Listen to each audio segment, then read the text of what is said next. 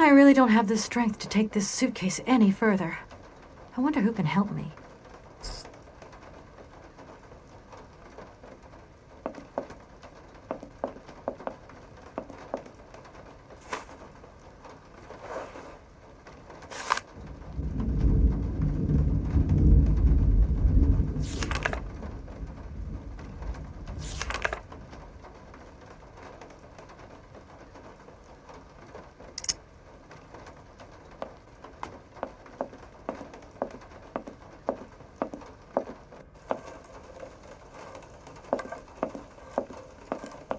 Hi there.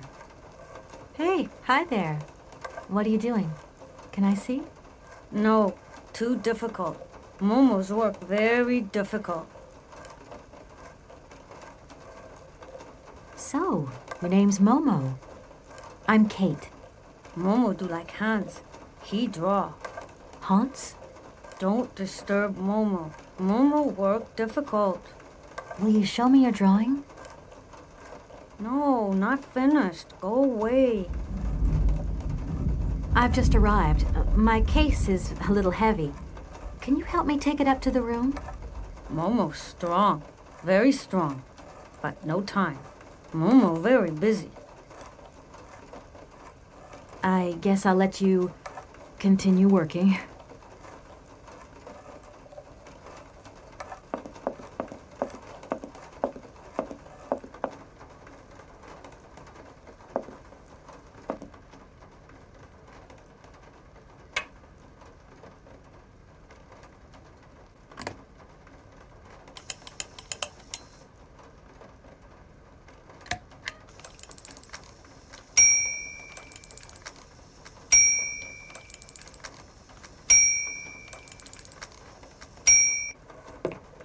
Okay, I'm coming. Hi there. Hello there, ma'am. I would like a room. My company should have made a reservation in the name of Walker. The company is Marson and Lormont Associates. The name is Kate Walker. Of course, Miss Walker. You are in room 6 on the next floor up. Thank you. Could you possibly take my luggage up, please? Please do excuse me, Miss Walker. We have been neglecting our duties. Guests are so rare these days that we forget our manners. So you're the American woman? Is it true what people say, that you've come to buy the factory? Not factory. Anna's house. Hans' house. Excuse me? Would you quiet down, you mischievous little boy? I imagine our little town must disappoint you. You see, today is very sad for us. It's a day of mourning. Today is the funeral of Miss Anna.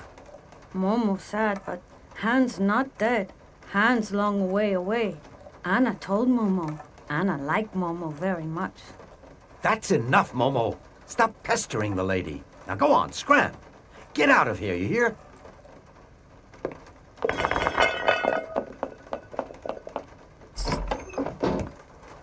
What was I saying? Oh, yes, Miss Anna.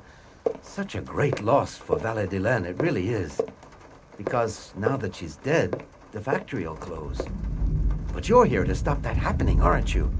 Our future is in your hands, Miss Walker. What? Anna Vorarlberg is dead?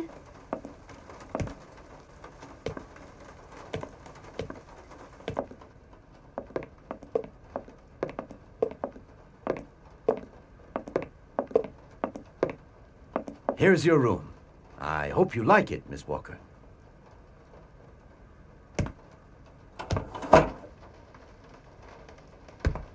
I'll leave you to rest for the time being. You must have a lot of work to do. You know, the takeover of the factory is very good news for us here. It would make us very happy to see life return to our valley. If only you had seen Valladolid before. It was delightful. People came from all over the world to buy Vorarlberg automatons. Ah, somebody has left you some mail, I see. Remember, if you need anything at all, we're not far away, Miss Walker.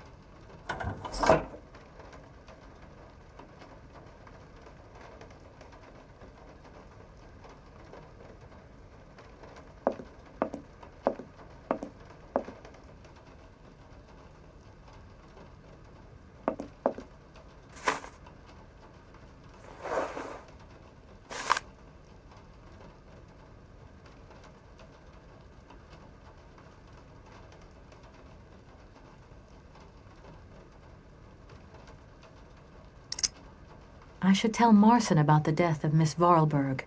I hope this isn't going to get too complicated. I can't see myself staying here too long.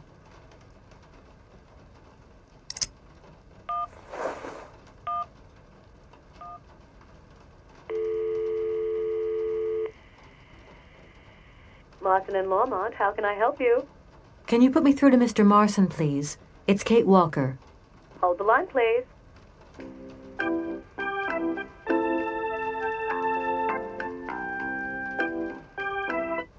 Hello, Kate. So tell me, how's the case going? I've just got to Valladolid, and there's a slight problem, Mr. Marson, I'm afraid. Mrs. Vorarlberg is dead.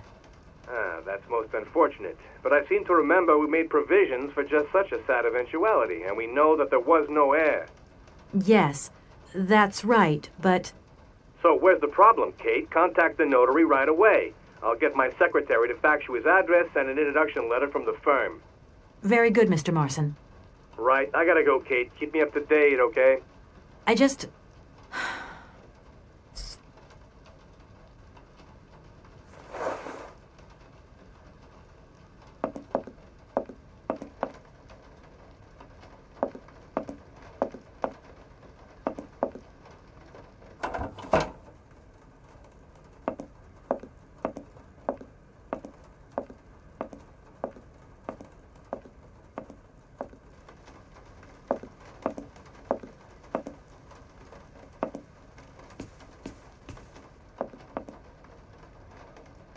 I'm back again.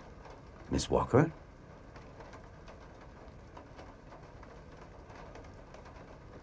A fax didn't arrive for me, did it? Maybe. I thought I heard the phone ring. Do you think you might want to go and check? Certainly, ma'am. Immediately. Thank you very much.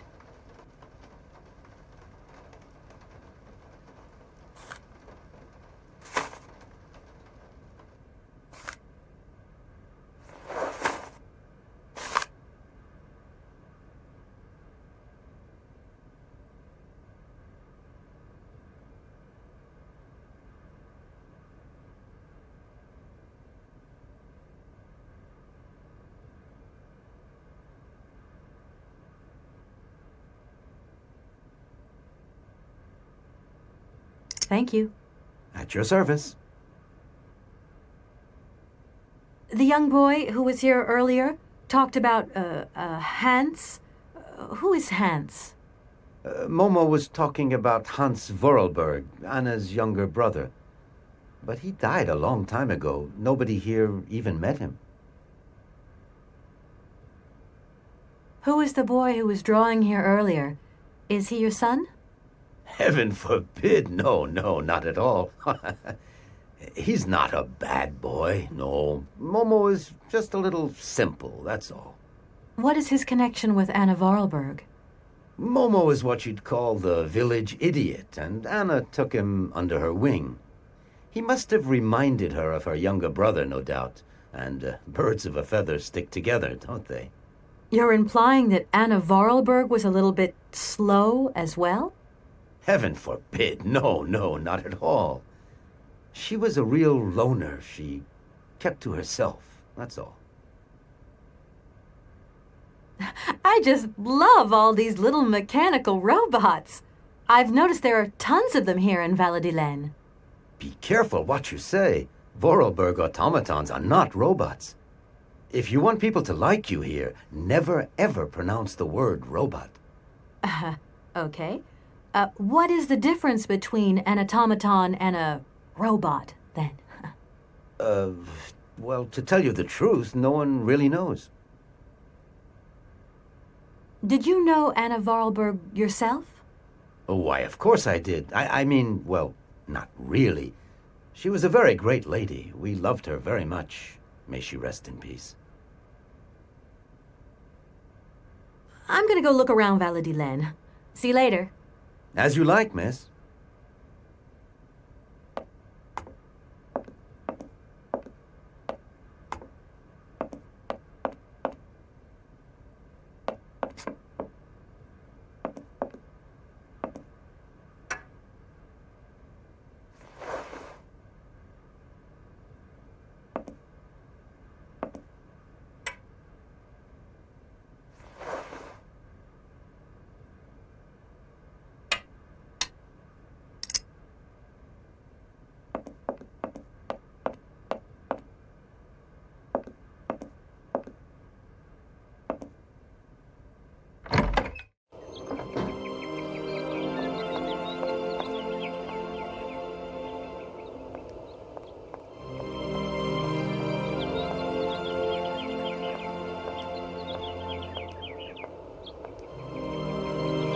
Good morning.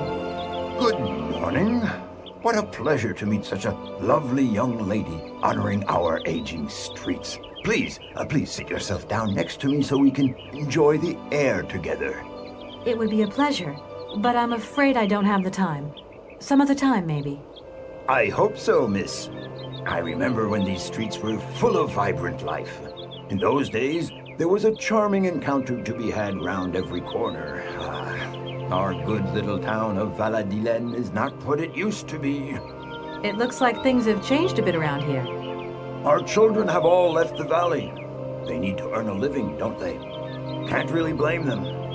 You have to move with the times, don't you? And it's not at the Vorarlberg factory that they'll find jobs. Being excluded from the world is not an easy burden to bear, believe you me, miss. But it's such a pretty little village. I can tell you're not from these parts. I hope you enjoy the pleasures that we still have to offer. Good day to you.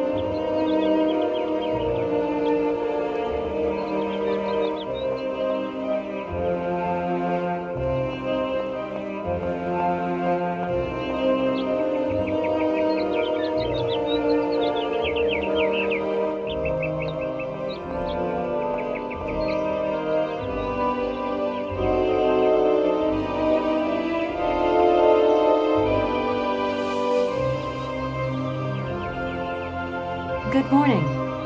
Are you open? Can I buy something from your bakery? No, afraid not. Not possible. We're closed. I can wait a while. You can wait, but we're closed all day. Day of mourning. I'm sorry. Please accept my condolences. Don't worry about it. Because of Madame Vorarlberg's death, all the shops are closed. Mayor's decision. Try tomorrow. Tomorrow I won't be here. That's a pity.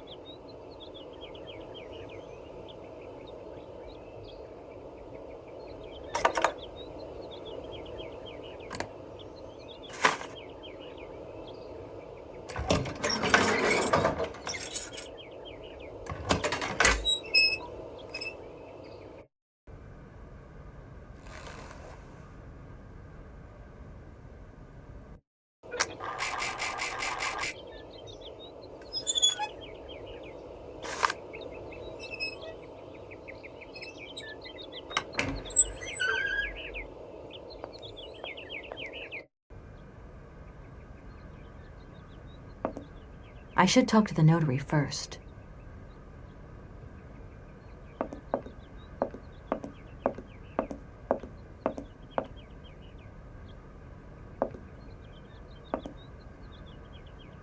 Hello, sir.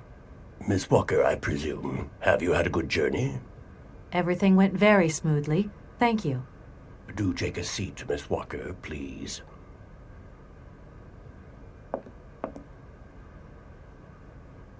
I imagine you are aware of the business that brings me here.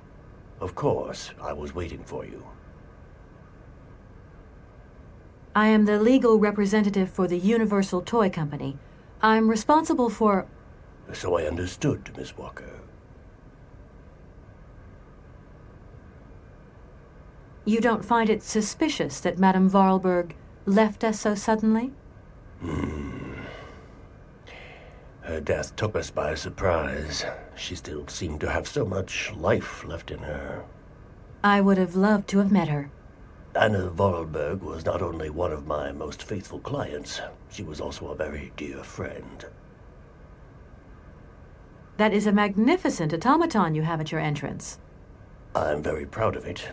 And since my health problems, it has become absolutely indispensable for me.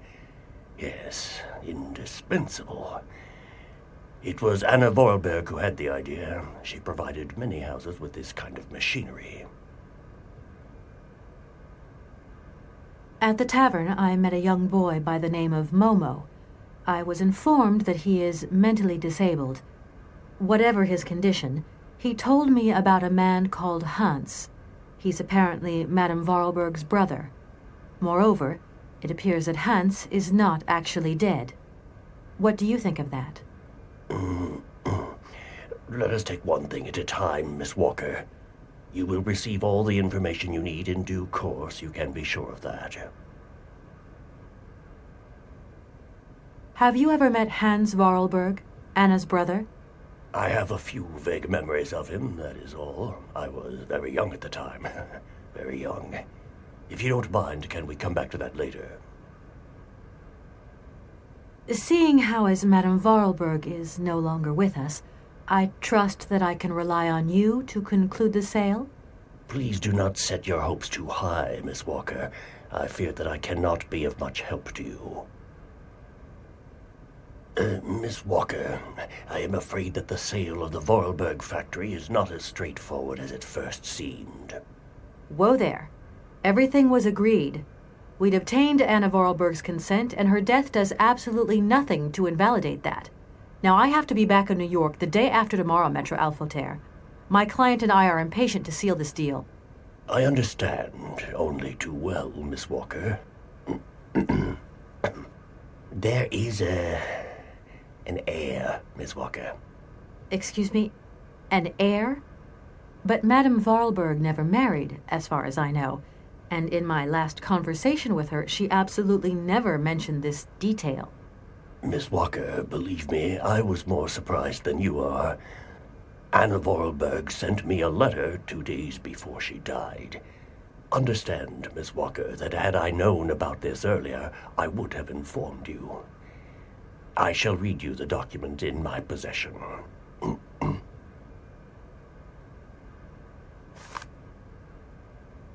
I am so very old. It seems that today life is slipping away from me more quickly than I imagined, and I fear that I will not be of this world to sign the takeover contract for my dear factory. So I must make this confession to you now. My brother Hans is still alive. It would not surprise me if you find this difficult to believe, but it is indeed the truth. You must remember his death, his funeral too, even though you were very young at the time. It was but a sordid charade dreamt up by our father. To him, the very idea that his only son should wish to leave Bas-le-Vilaine and abandon the family business was unbearable. When Hans left, he preferred to think him dead and make everybody else believe this too. He obliged me to bear this terrible secret as well. I repeat that Hans is still alive. So when I die, it is he who becomes the sole and rightful heir of our factory. Okay, I see. If Hans Vorarlberg is not dead after all, then I just have to sign the contracts with him. I suppose you've already contacted him? Where can I reach him? The second half of the letter informs us that Hans Vorarlberg is somewhere in Syberia. I will leave the document in your hands to read at your leisure.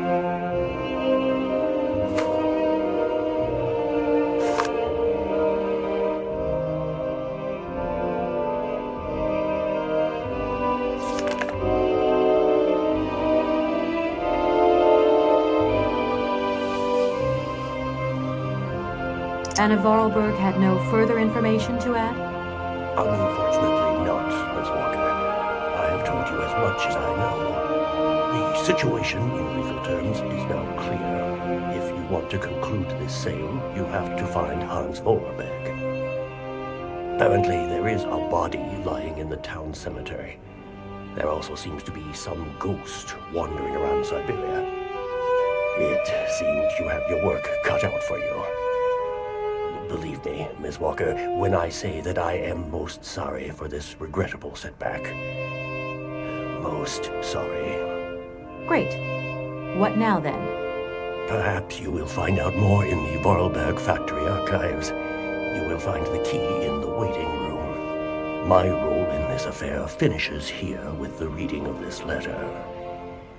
And now, if you'll excuse me, I must rest. You see, my health is not excellent at the moment, and my doctor forbids me from working for too long. I will not detain you for any longer, Miss Walker. Do not forget to close the door as you go out. Goodbye, sir.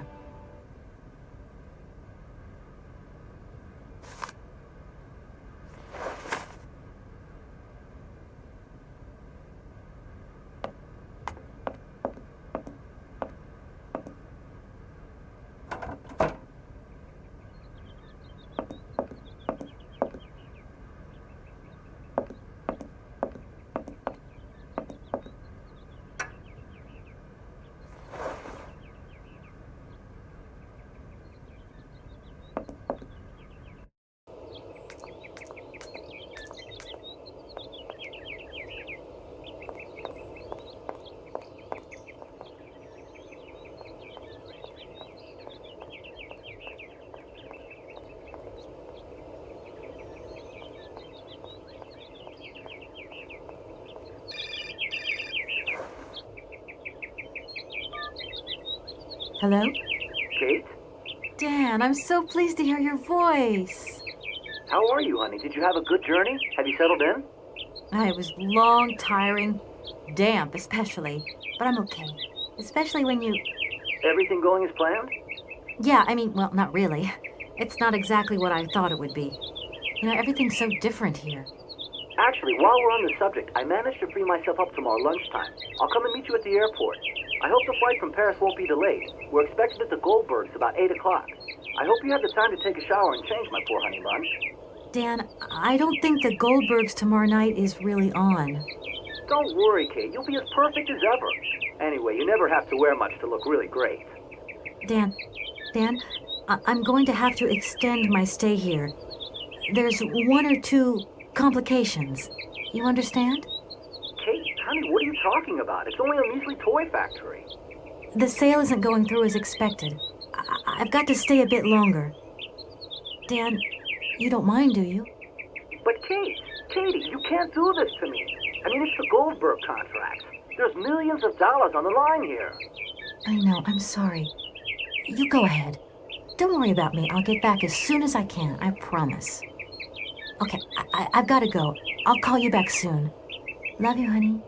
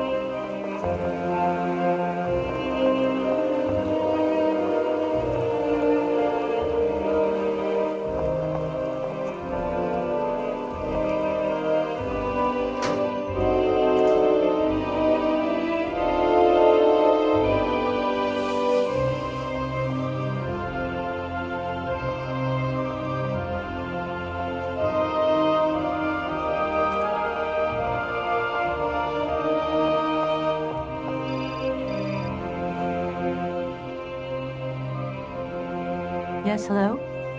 Kate, what happened to you, my poor munchkin? I've been trying to contact you for hours. I'm in Europe, Ma. Job thing. What? Europe? My God. Oh, I've got such happy memories of Europe. Some of them even involve your father, but that's enough of that. Tell me, where are you? Paris? London? Venice? Valladolid. Yeah, I know. It's a bit out in the boonies. What in the world are you doing out there? You know, business. I've got to see through the takeover of some old family business that's got a few debts. It's a really charming place, but there's one or two weird things going on here. I can't go into it now. Oh, well, that's right. Your old mother's too dumb to understand it. You really do take after your father sometimes. Mother. Kate, you'll never guess who I saw yesterday? Ma, I haven't got a lot of time, you know. Frank! Ma, please. I've got to go. Frank Malkovich, the Russian opera singer. Well, maybe you don't remember him. He was quite a star in his day. Listen, Ma, I really don't have the time. I'll call you back. He is as charming as he always was. We spent the... Mom, I really have to go. I'll call you back, I promise. Lots of love. Kate!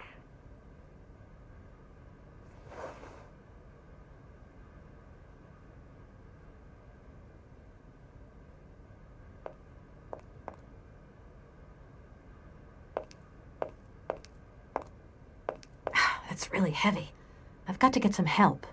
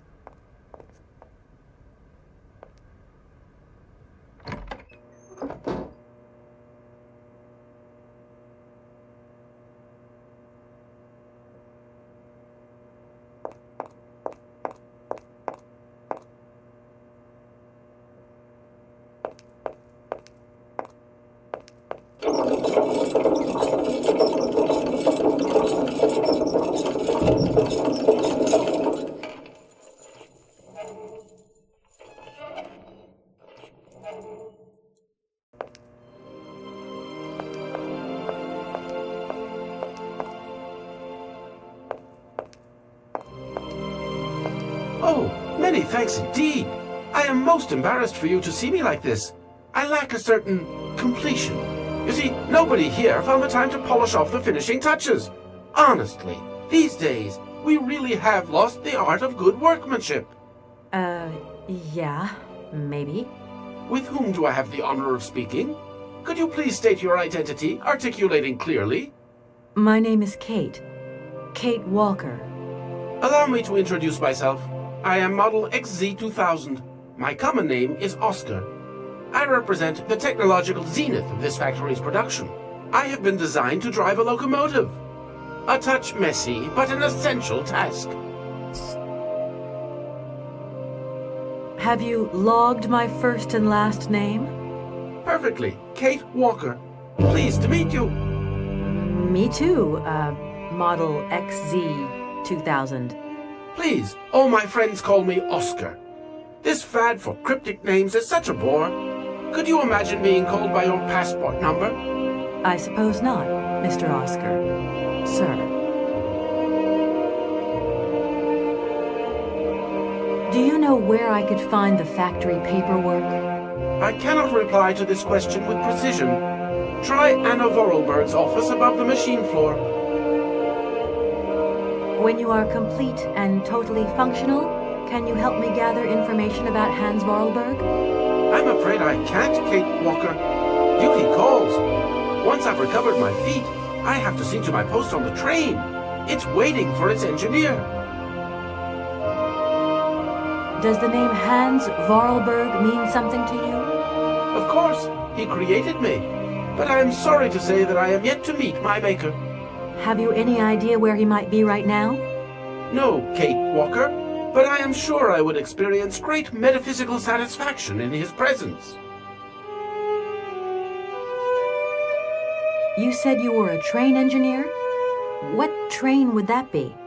But Kate Walker, you have not seen the magnificent train waiting at the station? And where is that train going, Mr. Oscar?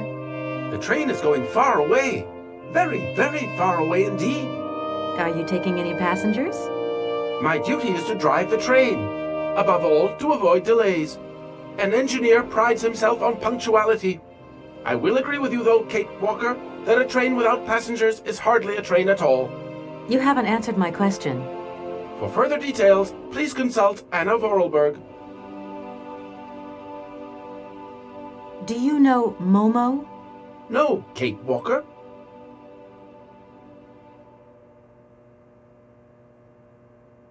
You are a very strange robot. Automaton, if you please. I'm sorry, I didn't mean to offend you. Automatons have an additional soul auxiliary, you understand? I think so. Has it been a long time since you last saw Anna Vorarlberg? 72 hours, 32 minutes, and 20 seconds to be precise. This regrettable absence explains the delay in my production process. Anna Vorarlberg is dead, Mr. Oscar. What do you mean by the notion of death, Kate Walker? Broken. Disactivated. Worn out. Damaged. Unplugged. Oh, that really is most bothersome. I'd rather counted on finishing my production. Can I be of use to you? Why, you certainly can. I absolutely must have my feet. My hands are Model XZ2003. My feet are Model XZ2005_B. Be careful. The Model XZ2005_A has evidenced some rather embarrassing performance failures. Like bugs? Automatons do not have bugs, Kate Walker. They simply display functional idiosyncrasies. I'm sorry, I didn't know. What do I have to do to get you a pair of feet? Use the assembly line to construct them. You will need a production punch card, on which is recorded my body design data. Here is my own punch card. Okay, I'll give it a go. Thank you, Kate Walker.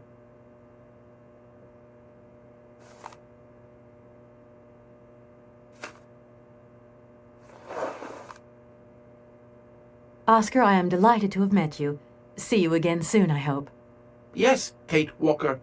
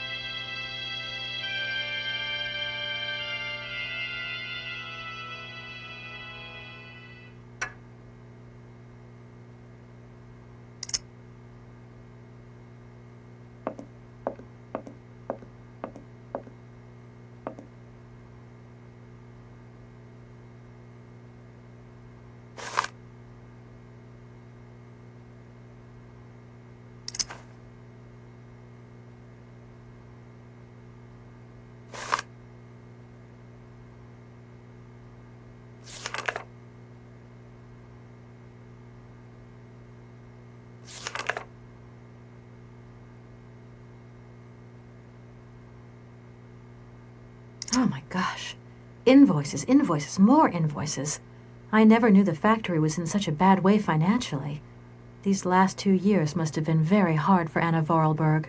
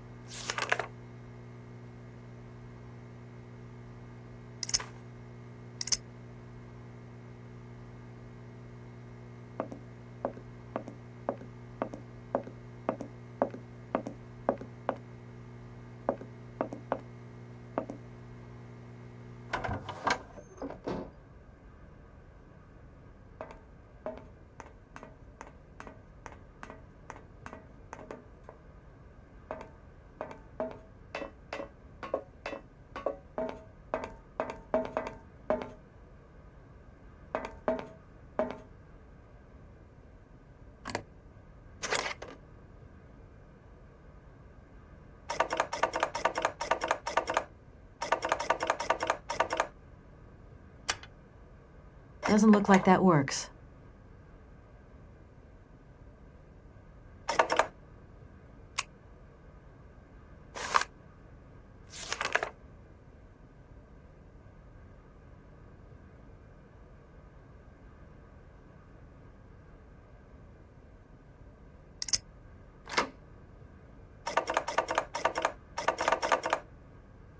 Doesn't look like that works.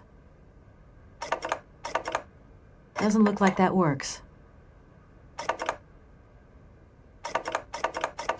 Doesn't look like that works. Doesn't look like that works. Doesn't...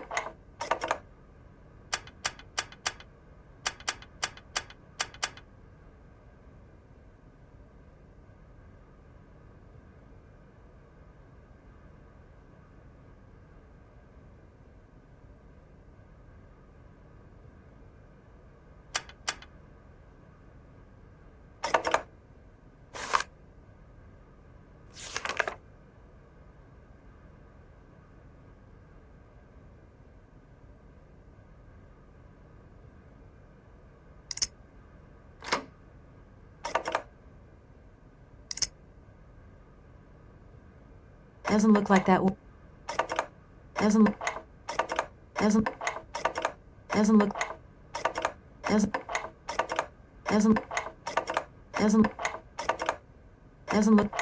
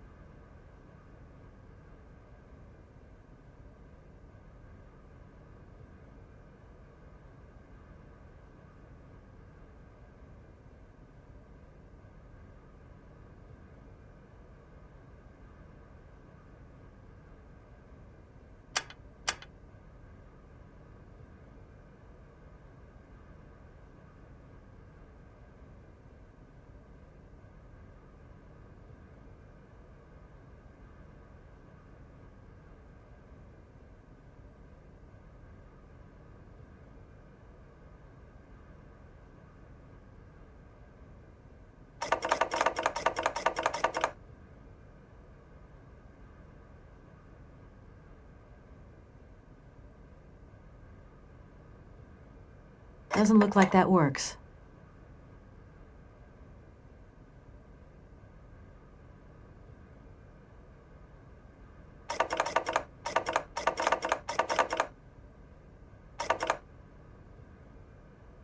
Doesn't look like...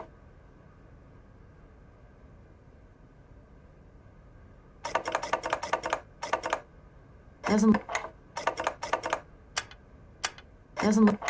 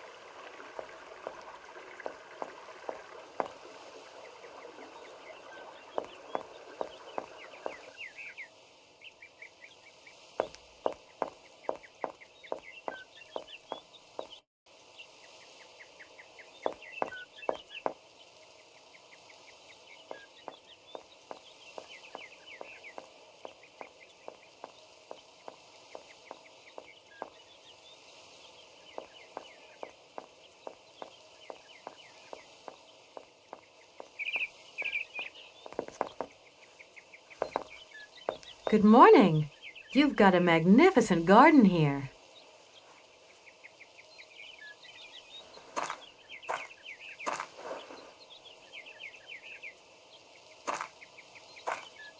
Oh, please don't talk about it. Since my gardener automaton broke down, there are weeds everywhere. You can't imagine how much work it takes me. I don't know whether I'm coming or going. We're not used to doing without our robot help here in Veladiland. But everybody says that we're going to have to get used to it.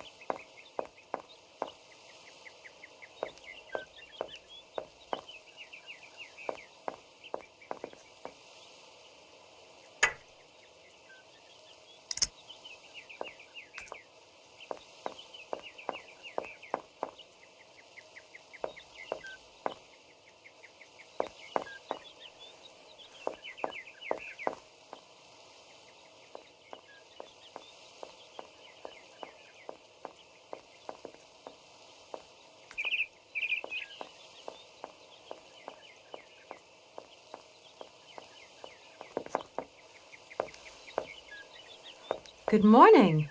You've got a magnificent garden here.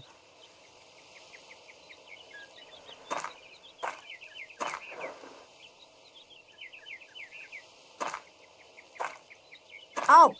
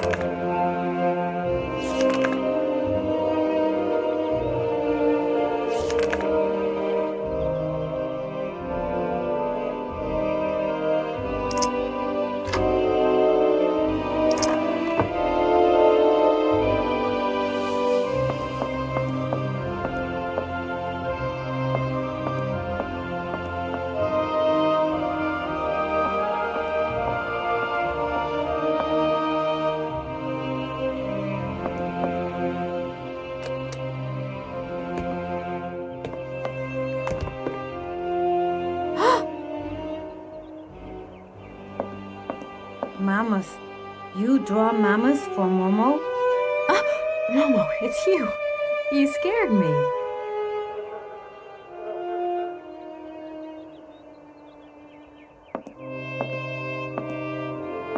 What are you doing in here? Momo want mammoth picture, like Hans' picture. Sorry, I haven't got a picture of a mammoth with me. Take paper and pencil and draw mammoth for Momo. You don't give up easily, do you?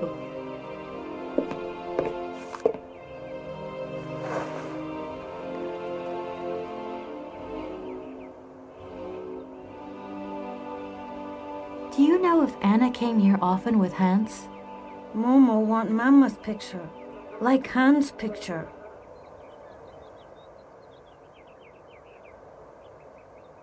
Tell me, Momo, I met someone real interesting in the factory, a kind of robot called Oscar. Now, he told me about a train. Anna didn't tell you where it was going, did she? Train! Train! Choo-choo! Choo-choo! Woo! Momo, it's okay, it's okay.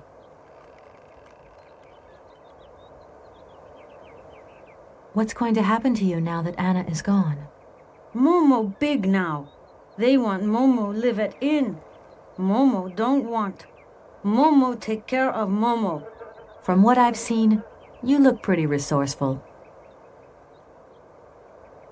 It must be fascinating to live in a village full of automatons. Automatons made by hands. Difficult work. When Momo big, he do like hands. Momo friend of automatons. Tell me, Momo, did you come here a lot with Anna? Mm-hmm. Anna like Momo. Anna like Hans. Anna on journey. You lived with Anna Vorarlberg, didn't you? Maybe you can tell me a secret or two about how automatons are made. Anna not want Momo in factory. You're a sweet kid, Momo, but I can't draw, least of all mammoths. Draw mammoth easy. Hans draw mammoth. Anna draw mammoth. Kate too. I mean, maybe I could do a quick squiggle of a box, say, that has a mammoth inside. No, Momo want a real mammoth. My goodness, you are one stubborn boy. Momo, I've got to go now. But see you later, maybe.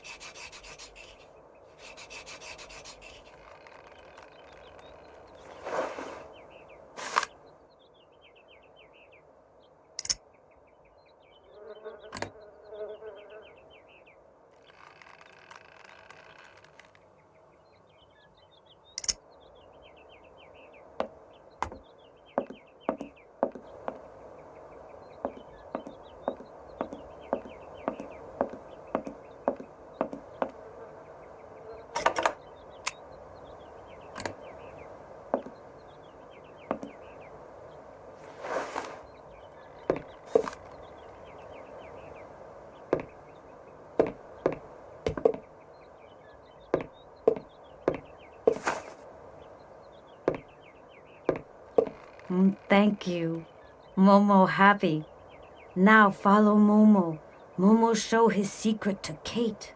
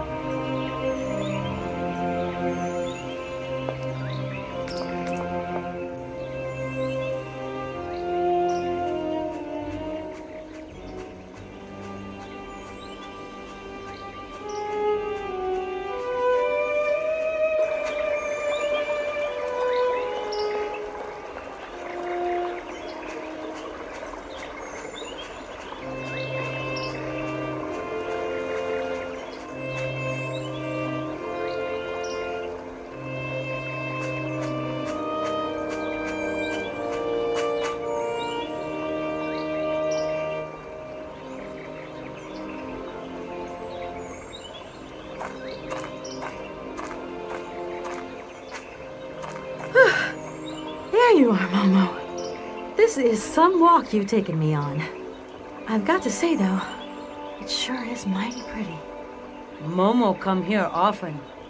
Momo like make splash in water. Why have you brought me here? Mammoth doll in cave. Very important for hands, Anna say. Cave? What cave? Where? Momo not liar. Momo, I've got to go now. But see you later, maybe.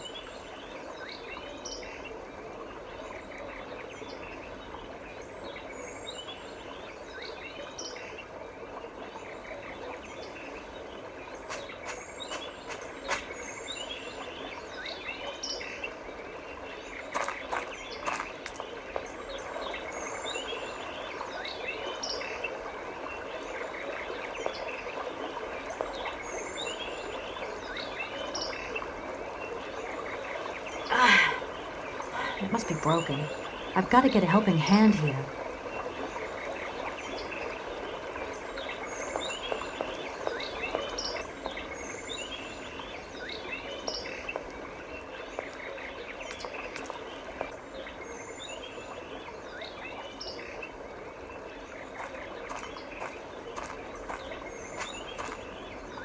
Momo, I've got something else I want to ask you. Momo listening. Can you help me, please? What do? Help me open the dam. Momo's strong.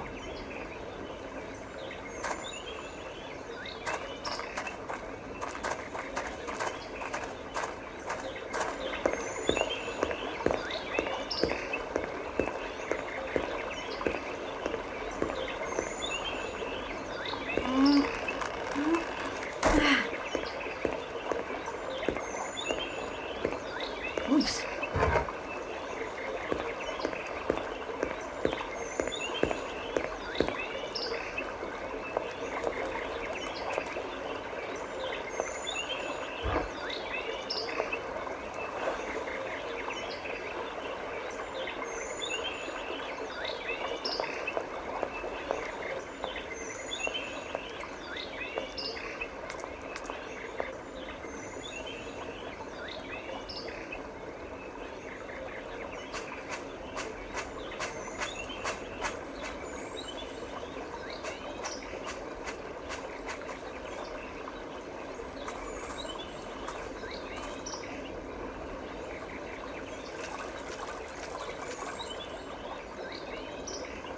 I could use one of the oars from this boat as a lever, but how am I ever going to get a hold of it?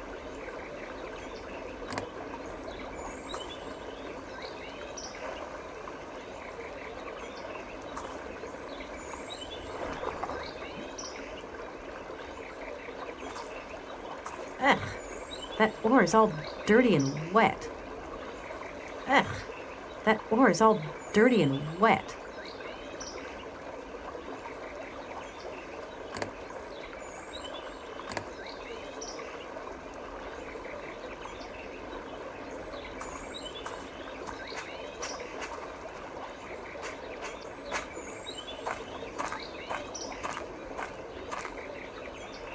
Momo, I've got something else I want to ask you. Momo listening. I've moved the oar nearer. Be a good boy and carry it for me? Momo say yes.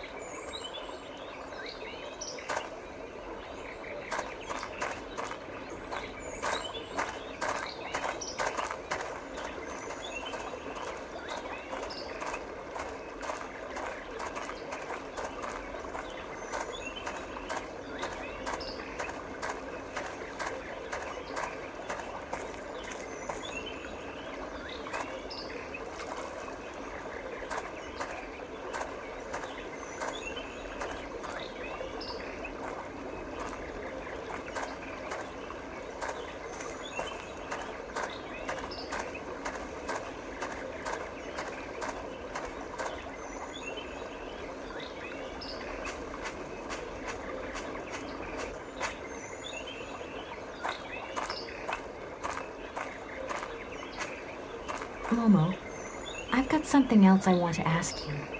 Momo listening. Can you help me, please? What do? I need a hand opening the dam. Momo say yes. Momo strong.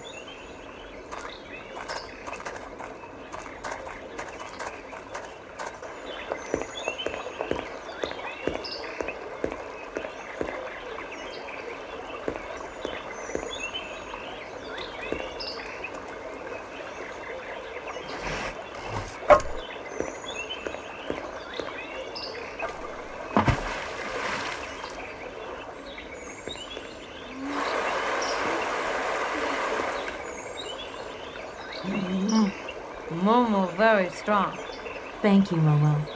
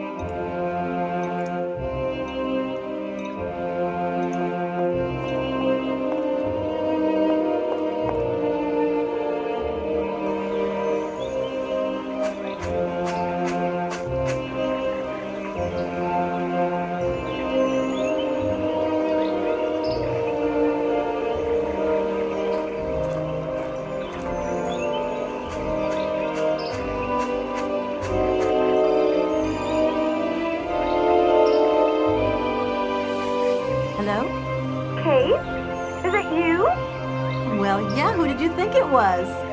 I didn't recognize your voice, that's all. Must be the distance or something. No, spill the beans. What's Europe like? You lucky lady, you. Honestly, I never get that kind of break. Well, so far all I've seen of Europe is this tiny village, and frankly, they're not very hospitable.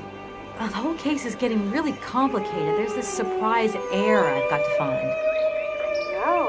I talked to Lynn who bumped into the job and she had coffee with the head honcho this morning. He didn't sound at all happy.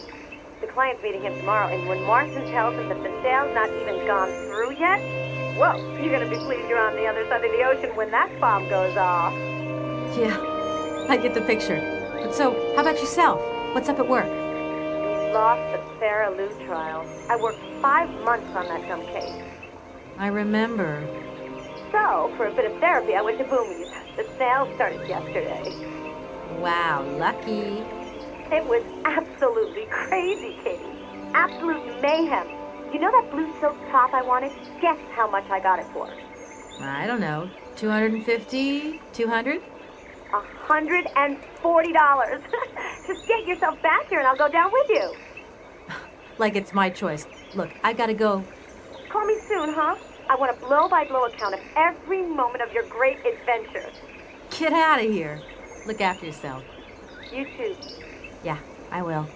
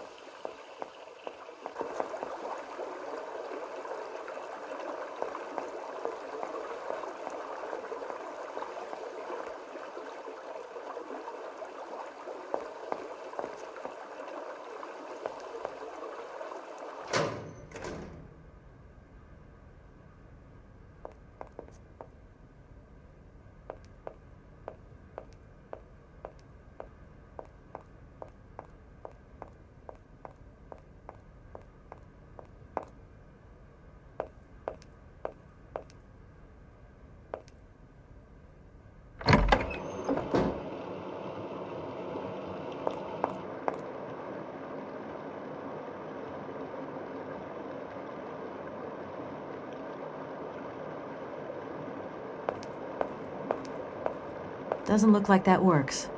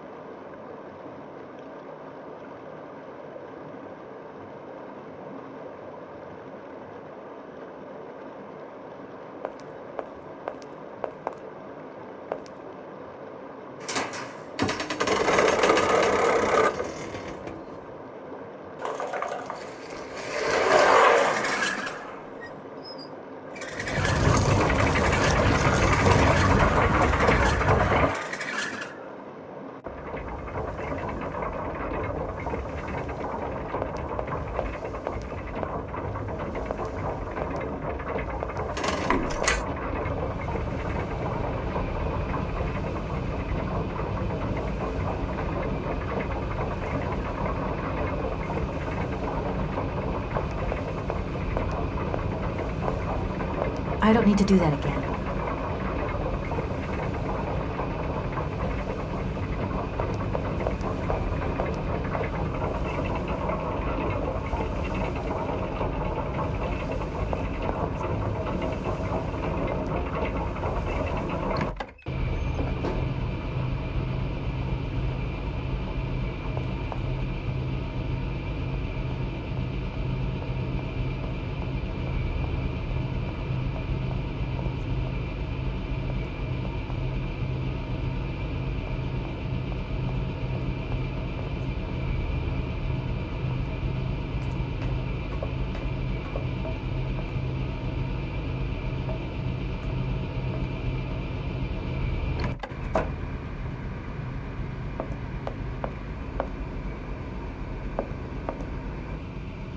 This thing's jammed.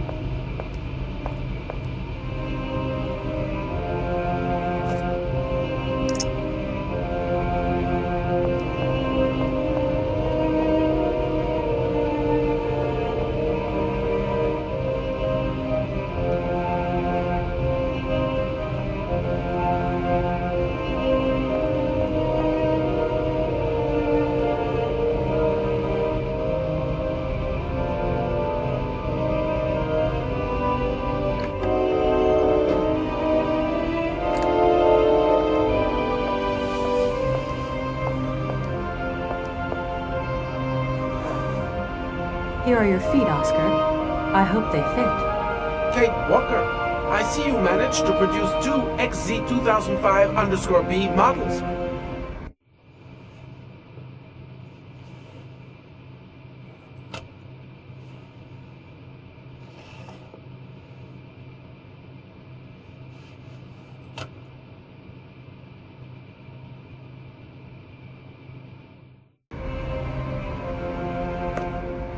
Allow me to express a real feeling of joy, Kate Walker.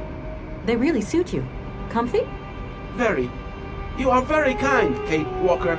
I am sorry to have to leave you. Where are you going? I must find my train. Its departure is imminent.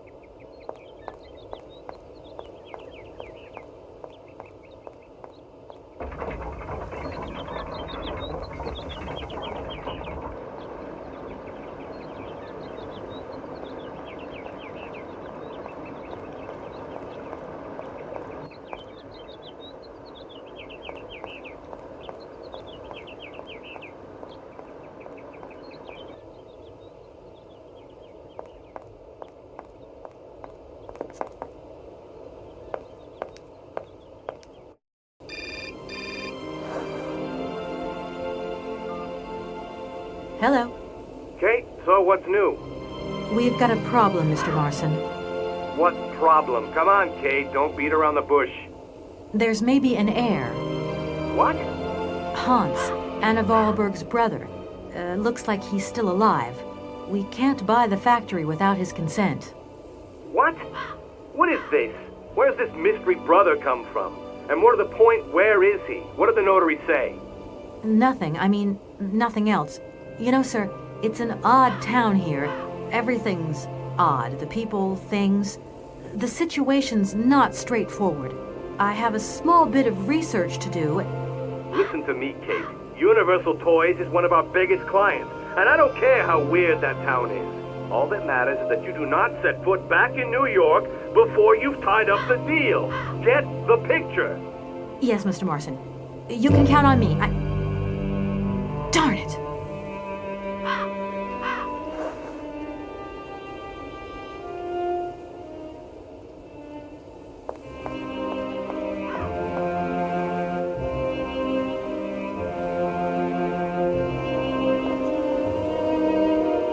Doesn't look like that works.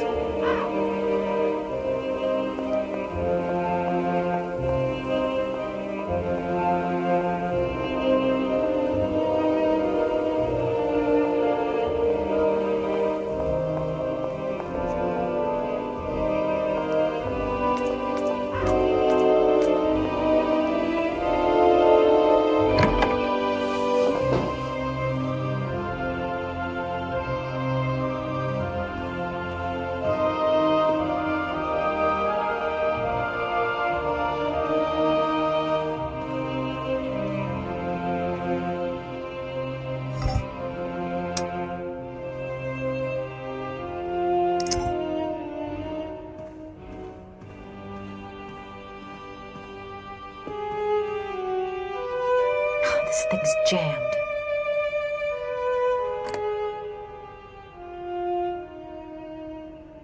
I can't open it.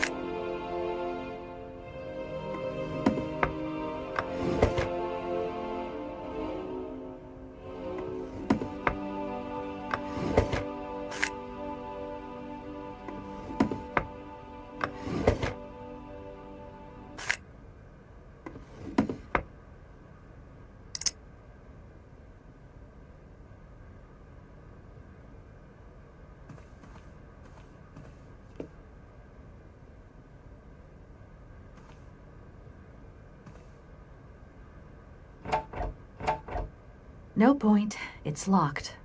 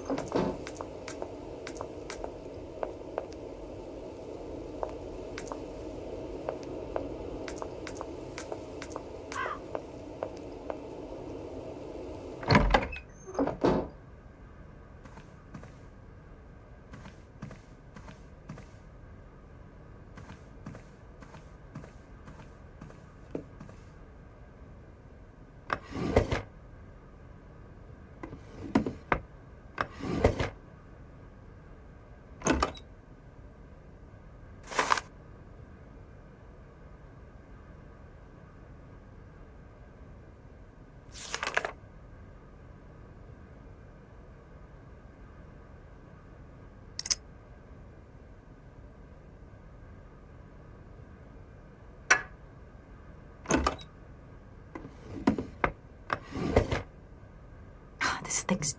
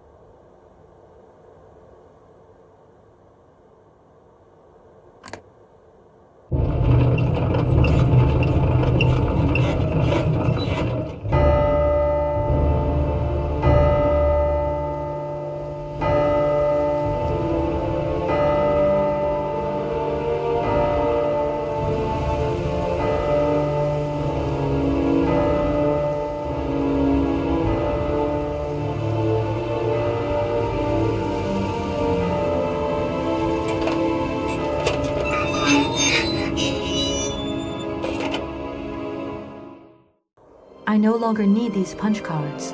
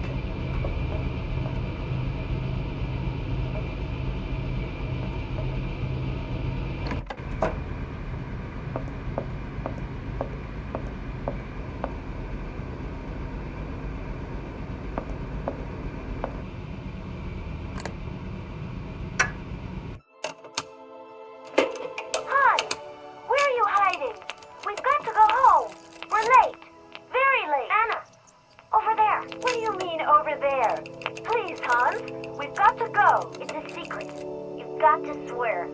Okay. I, Anna Vorarlberg, swear to my brother Hans to never ever mention this to anyone. It's right there. You see? But it's dark in there. Don't worry, I took a lantern. From the factory. Girls, honestly. You won't look so clever when Father notices you've stolen one of his lanterns. Oh, I'm all covered in mud because of you. Look, Anna. Look. I've seen paintings like this in a library book. They're like you swore, Anna. It's a secret between you and me. Hey, look. There's something else up there. Oh, come on. It's like a toy. I have to have it. Give me some light. But Hans, it's much too high. Do be careful, Hans.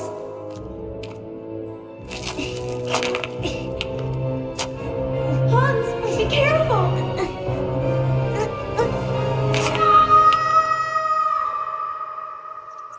For weeks, my brother lay in a coma, hanging between life and death. And then one morning he opened his eyes, but I knew he would never be the same again. We never did return to the cave, and to this day, I have never ever betrayed our secret.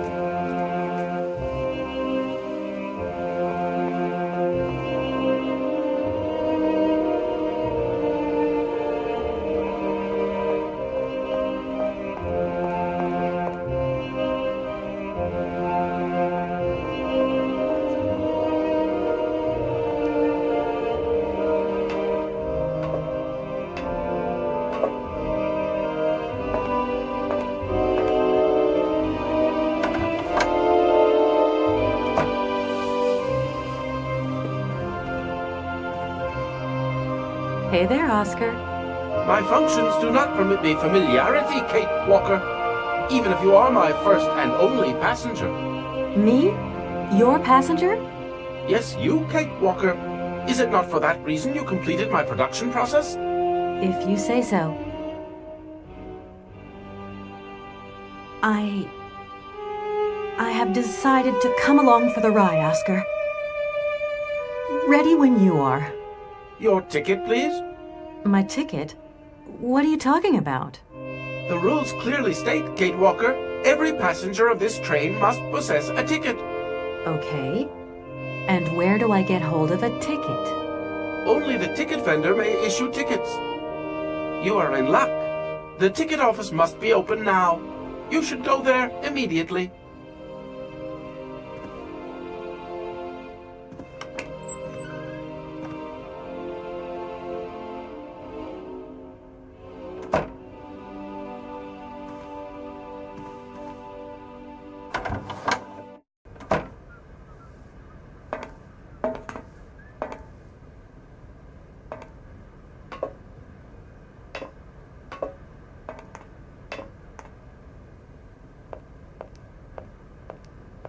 But it's you? What can I do for you, madam? But Oscar, it's me, Kate Walker. Correct. Your name is indeed Kate Walker. What can I do for you, Kate Walker? A train ticket, please. Why, do you sell anything else? The only function of this ticket office is to issue tickets. You are requested to accelerate operations. The office closes in exactly 3 minutes. What can I do for you? A ticket, please. 1 ticket? Yes. 1 ticket. What is your final destination? I don't know. It's you who told me I had to get a ticket. A ticket to travel, then.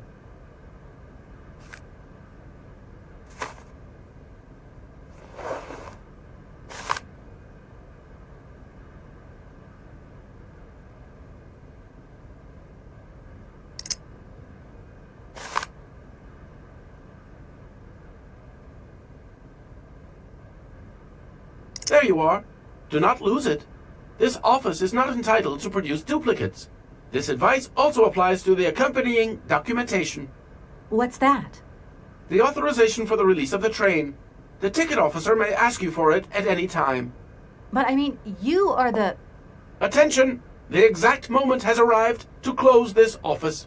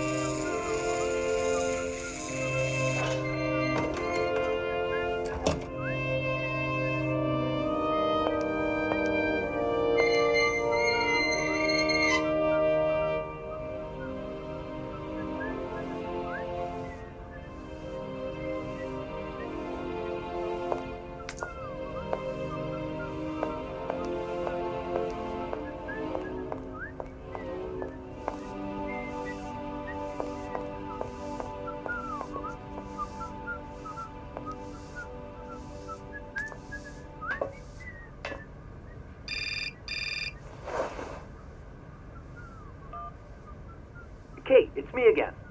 Dan, I was going to call you. Yeah. Are you mad at me? I've just called Marson and Lormont. They told me you weren't expected to return this week. Oh, yeah. So when are you coming home? I don't know.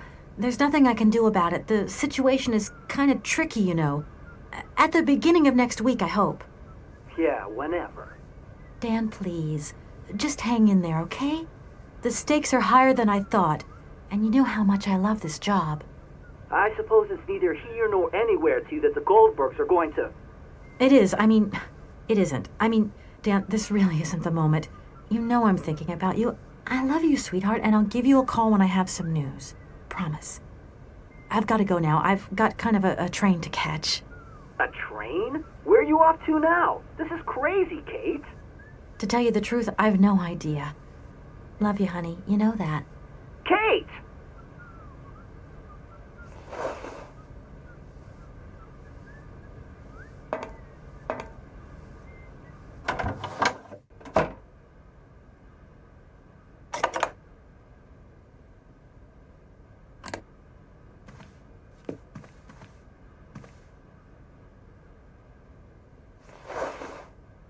Here. This is your stupid train release ratification, Oscar.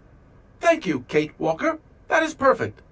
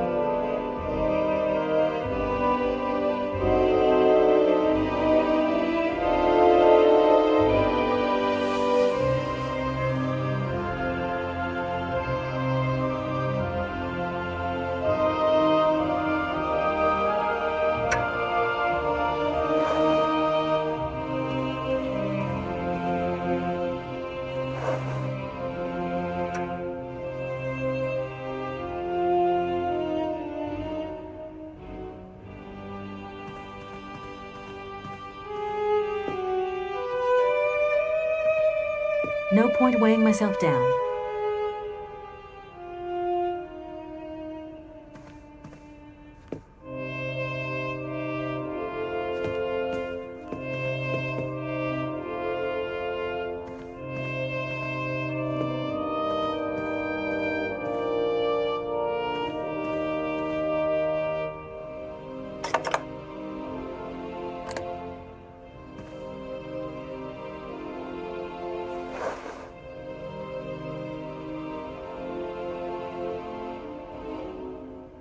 Right, everything is in order then.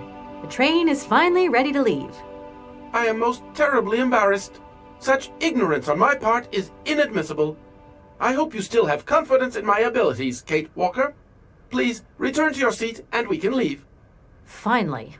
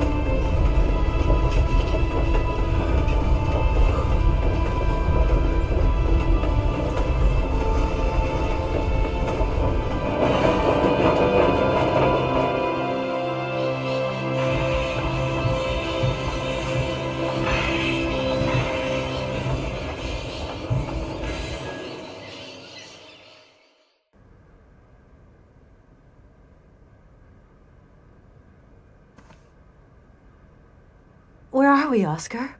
At the halls of residence of Barockstadt University. And do we really have to stop here? The situation is incompatible with the pursuit of our journey.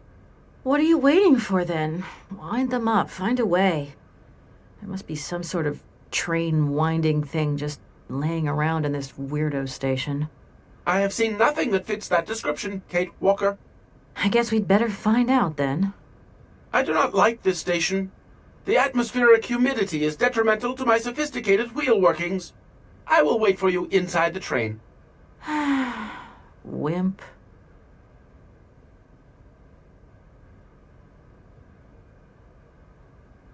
Oscar, see you later, alligator. In a while, Kate Walker.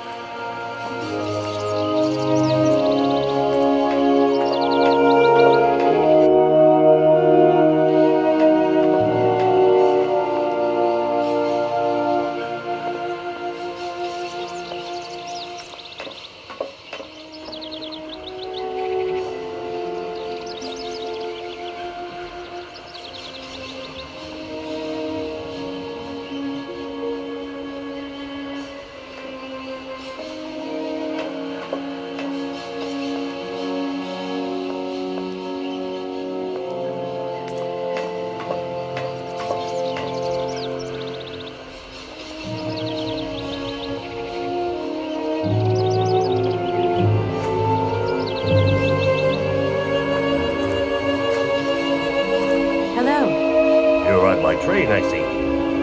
Yes, I've come from Valladolid. It's been a long time since I've seen a train here. Students, did you bring students with you? No, I traveled alone. Well, almost alone. I remember around the start of fall, trains would bring kids from all around the world here to study zoology and botany, paleontology and all that stuff. This was a great university. And it isn't still great today, then? Today?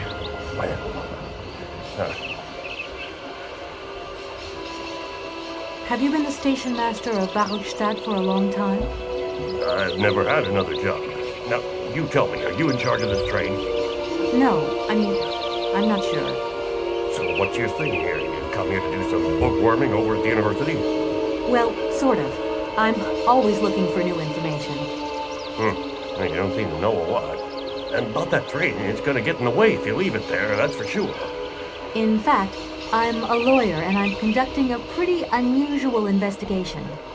Investigation, huh? Hey, I'm just a station master. I don't know too much about anything. Well, you never know. Anybody could be significant in this case. See, nobody actually tells me anything, so my hands are totally clean. I never implied they weren't.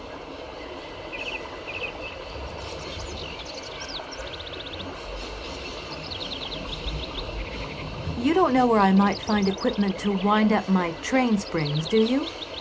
Not in this station, that's for sure. And I would know. You might want to try near the wall. So, thinking of staying for long, miss? No. I mean, I don't know, actually. 1 or 2 days tops. You see, I've got to wind my train back up so that I can continue my journey. It's just, if you stay here too long, I might get in trouble. The train should stop, then leave again. That's the rule. Besides, your machine's disturbing the birds. Maybe you could take me up to this wall? If there were 2 of us, we could find what I need to wind up my train even quicker. Miss, forgive me, I gotta stick to the rules. You know, I have to man the station. I don't want to get into trouble with my superiors at the university. You understand?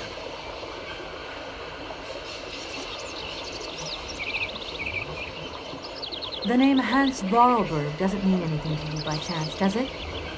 Oh, do you really think I'd remember one little name from the thousands that pass through this station? I'm sorry to junk up your station like this, but the spring mechanism on my train needs winding. A spring-operated locomotive. There's a thing. Yeah, and an impractical thing, too. Yeah, I always dreamed of taking a train, but now I'm over the hill. And someone has to take care of the birds, after all. All these birds in a station. It's amazing. This is no ordinary station, miss. Oh, no. These birds are part of the prestigious University of Darmstadt Ornithological Collection. Over the years, this aviary has housed some of the most fantastic species from all over the world. And I am not exactly your typical station master either.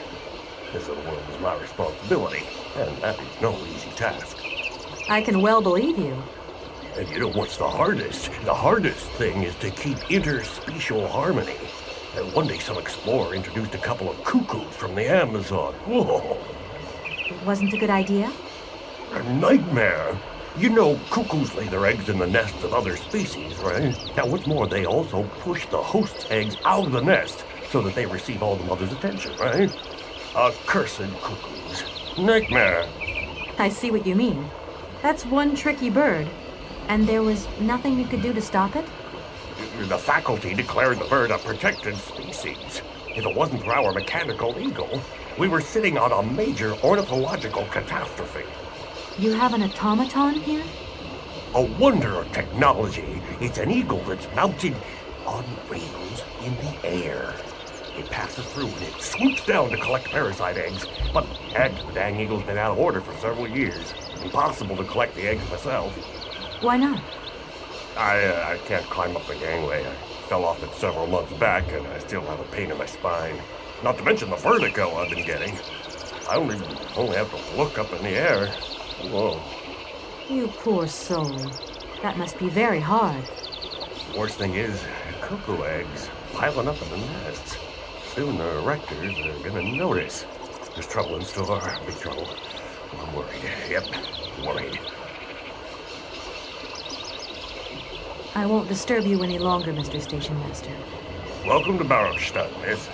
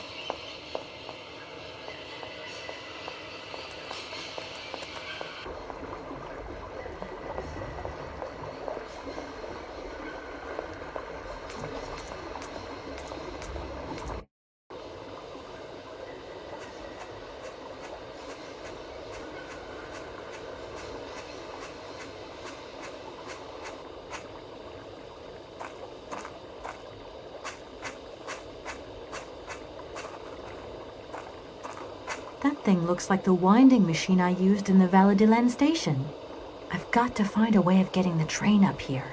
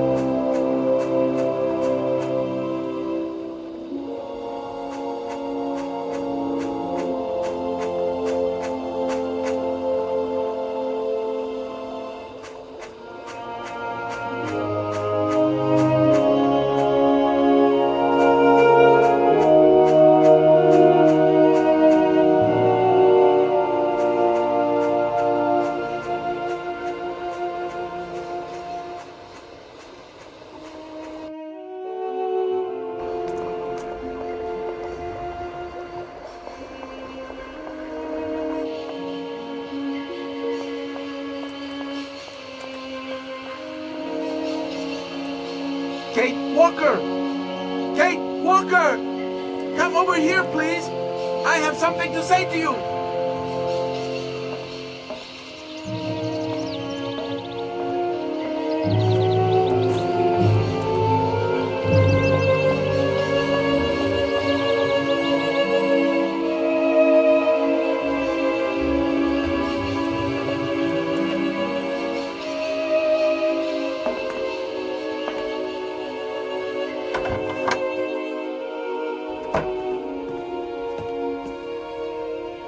Yes, Oscar, what is it? A message has arrived for you. A message? You have been summoned to see the rectors. They are the highest authority at the university. They want to talk to you. Talk to me? Yes, to the person responsible for the train. So, I'm in charge now, sure, okay. But why would these gentlemen want to see me at all?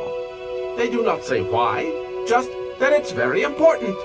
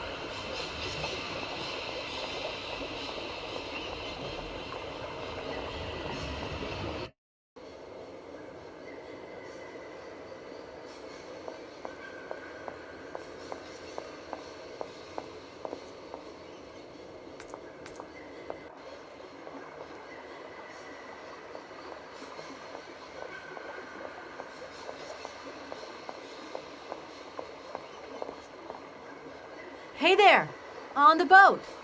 Guten Tag, schöne Mademoiselle. My husband say, hello, young lady. You want to talk to us? Are you from Bergstadt? Yes. So you're like me. Birds just passing through. I'm stuck here because of my train. Kleine Puskereisen mit uns, no? What did he say? Train kaput. No luck for you.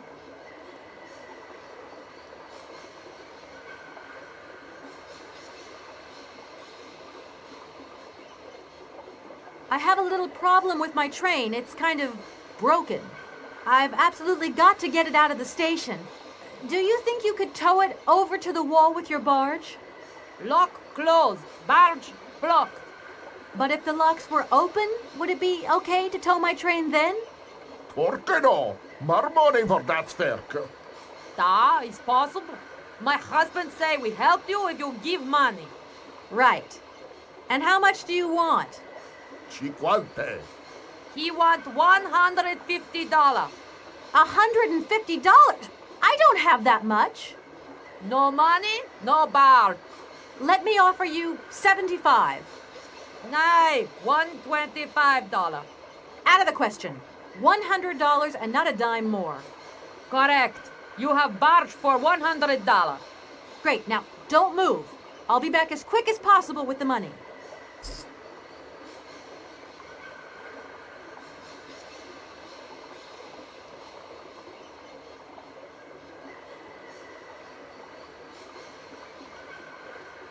You must really get to see the countryside. Do you know New York at all? We not understand. I'm looking for a funny little man who is supposed to live in Syberia. Can you imagine that? Syberia.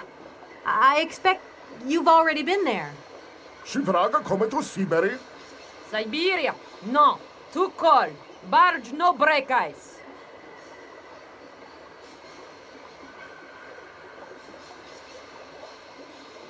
I hope my train isn't too big for your barge. Tis okay. Motorboat erste Klasse.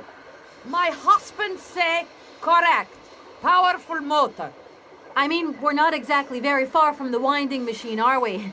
It's dumb, isn't it, all this effort to go a few yards? Put train in barge? Nay, not possible. Have you gone down to take a look around the station yet? It's amazing. You know, it's full of exotic birds. Me to Moigir? Ja. Ja, met plezier. We no leave boat. Husband is land sick.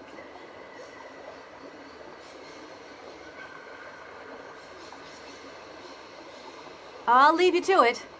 I won't disturb you again. До свидания.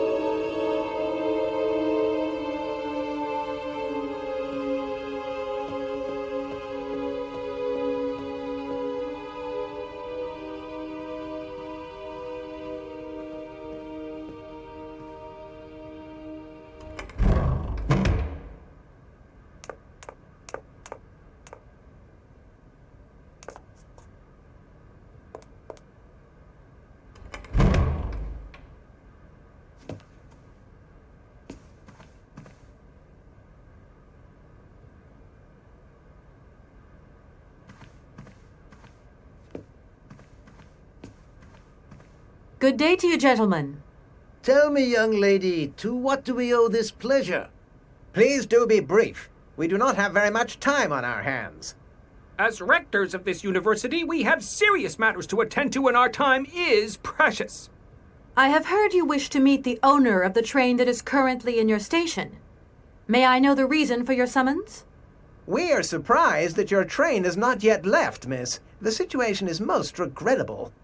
The rules do clearly state that trains are meant to come and go and not remain stationary at a platform. Trains should first stop, then subsequently leave. That is the rule. We agree then, dear colleagues, that what we're dealing with is deviant behavior. This matter really is cause for concern. It's a clockwork train, you see? So it needs winding up again. Unfortunately, there is no equipment in the station to do this. A clockwork train? That's strange. How very quaint. You mean it's some sort of mechanical toy? You are causing a hindrance to us, miss. I am very hopeful that I will find what I need along the wall. The wall? Miss, that really is not a suitable place for you to go. Especially for a young lady. You see, miss, we freely admit that every day we praise the existence of that particular edifice. We owe the integrity of our dear university and the fine education it provides to the wall. It protects us from harm and invasion from the unknown. May God protect us from what is beyond those ramparts, miss. Please believe me. I don't have any choice. I must continue my journey. Such a decision is a correct one since it's in line with regulations. Thus, your train will indeed be able to leave. And consequently cease to obstruct our station.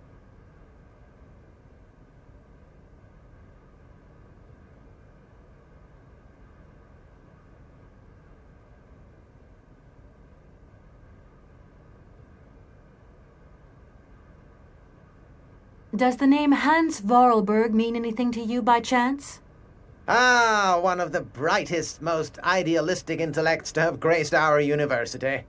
Hans Vorarlberg. I remember speaking to him once. I was still a student at the time. He just stared at me, lost in thought for a while. He scarcely ever said a word. But how can one forget him? Idealistic? I'll grant you that. But bright? Oh, don't go too far. He was completely incapable of passing any exams. All he ever did was to sit in on lessons, and not many of them either. Paleontology, mainly. He had an unhealthy passion for mammoths, which matched the state of his intellect perfectly. That is to say, prehistoric. Prehistoric? How dare you? A little far-fetched, maybe. But he did have flashes of intellectual brilliance, comprehensible only to high-minded scholars who hold no score by appearances. My dear colleague, your hasty conclusions are somewhat cavalier. My assessment is wholly accurate. The boy was a little odd. You must concur if my father, who was rector of the university at the time, had not shown great indulgence towards him. Hans Vorarlberg would have never attended this establishment. What about the bandstand, then? Is that the work of a deranged mind? Even after all these years, you are still jealous of it. My dear colleagues, I beseech you, let's show some decorum. We have a visitor. What do you want with Hans Vorarlberg, miss? Are you a member of his family? No, not at all. I'm looking for him to clear up an inheritance matter. Is he still here? What? Here? At the university? No, not at all. He left a long time ago. Yes, a very long time ago. The very year I was nominated to this position, in fact. Almost 50 years ago already. The poor soul moved on once he learned all he needed to know about mammoths. Ah, this establishment was never quite the same after his departure, it must be said. You mean to say it was never as bad? All that oddball brought to this university was his misplaced fantasies. Gentlemen, let's try to retain the calm and level-headedness that befits our position.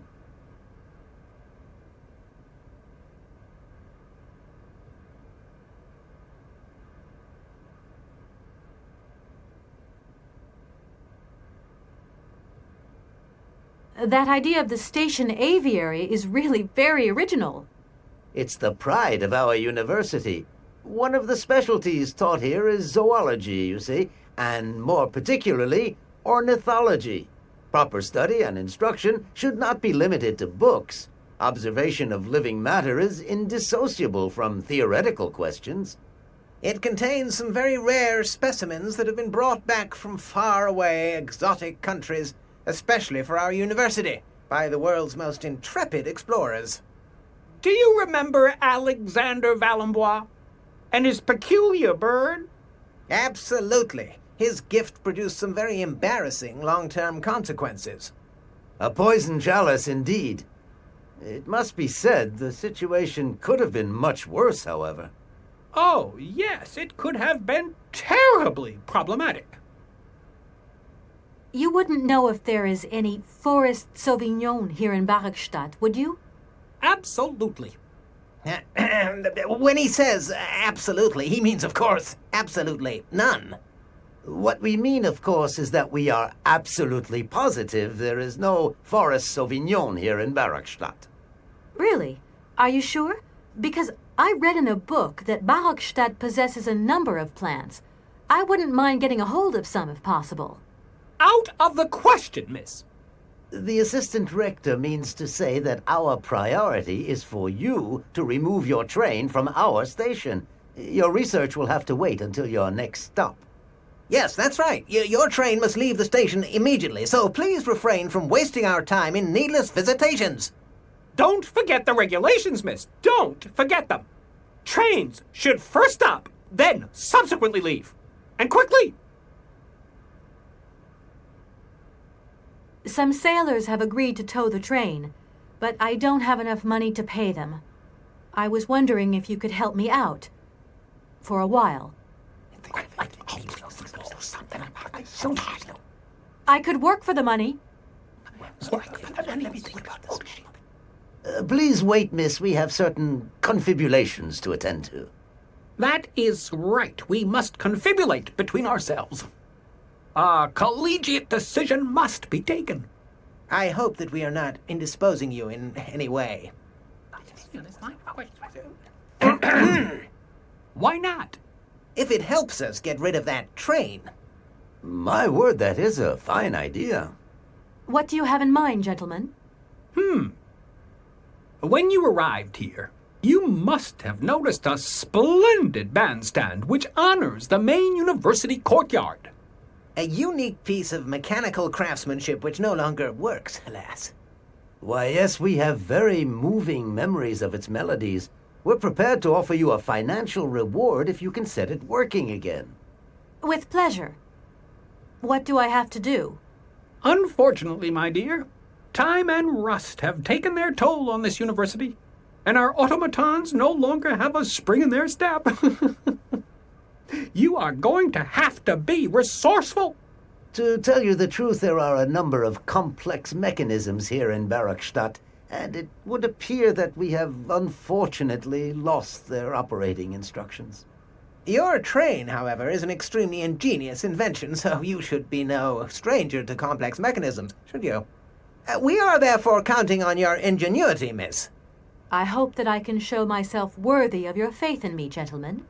Well, my dear colleagues, one more university matter nicely tied up. Here we are, busy chatting, and look at the clock. It's tea time. Already? My word, doesn't time fly by? Thank you for a charming visit, miss. And thank you, gentlemen.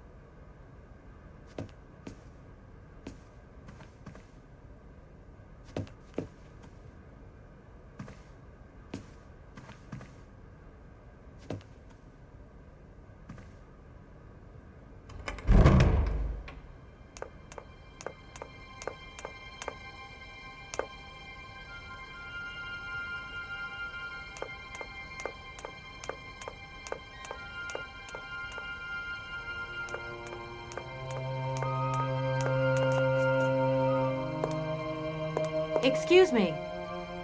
Sir, please, just a moment. Yes, what is it? I'm not deaf, you know. I am sorry to disturb you in your work, sir, but This young Mammothus primigenius is barely 40,000 years old. Fantastic, wouldn't you say, miss? Yes. Probably. What do you mean, probably? I don't know. You don't know? Oh, you don't know, I see. What can I do for you, my dear child? To tell you the truth, I'm looking for Mr. Hans Vorarlberg. He's the sole heir of a very unusual factory. My company is in charge of negotiations for the takeover of this factory. At last word, he was living in Syberia. So, as soon as my train is ready, I'll be continuing my journey eastwards. Syberia. Ah, Syberia. But what was it you said again? Said what? You mentioned a name. The person you are looking for. Vorarlberg. Hans Vorarlberg. Do you know him? Hans Vorarlberg. How could I forget him? Such an extraordinary fellow. So inventive. We shared a passion for mammoths, you know, and we bonded over this passion. Without it, I confess, I would have had little to do with an odd, ageless retard like Hans. At the time, we were both students. Well, sort of. Put it this way. Hans had special permission to attend paleontology lectures. You see, he didn't really have the necessary qualifications. In exchange, Hans did a few odd jobs around the university. Your Hans Vorarlberg sounds uncannily like the one I'm looking for. I'm not sure, my dear. Hans was above all questions of money and business. Just to imagine him running a factory, perish the thought. Can you tell me a little bit more about him? He was always a mystery to me. He never said very much. He never quite seemed to grasp what you said to him. He expressed himself instead through his incredible mechanical contraptions. His inventions, I admit, have been much appreciated by the university. The few times we really did talk, it was about his strange interest for mammoths and a doll. Some sort of doll that obsessed him. A doll, you say? Yes, he kept talking about it. One day he described it to me. A sort of children's toy. A miniature mammoth mounted by a mount.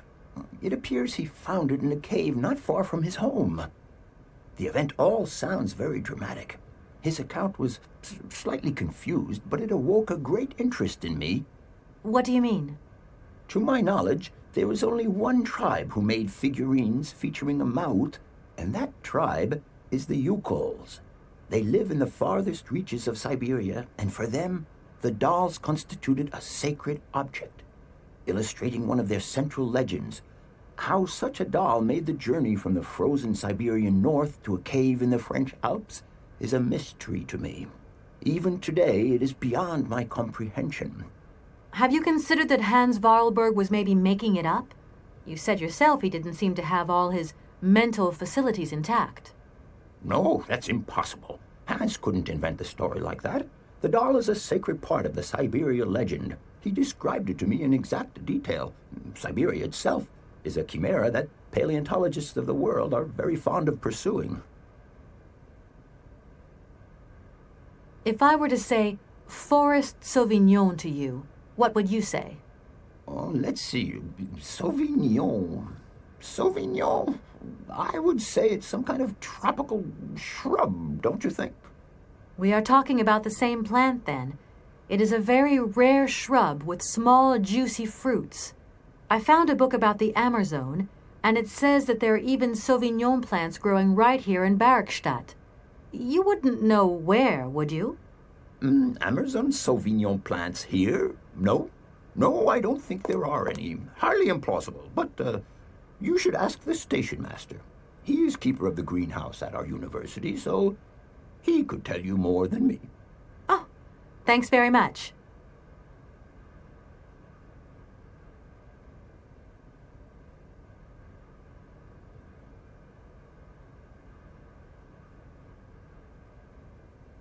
I'll leave you in peace. I hope I haven't disturbed you too much. Sorry? No, not at all, my dear child.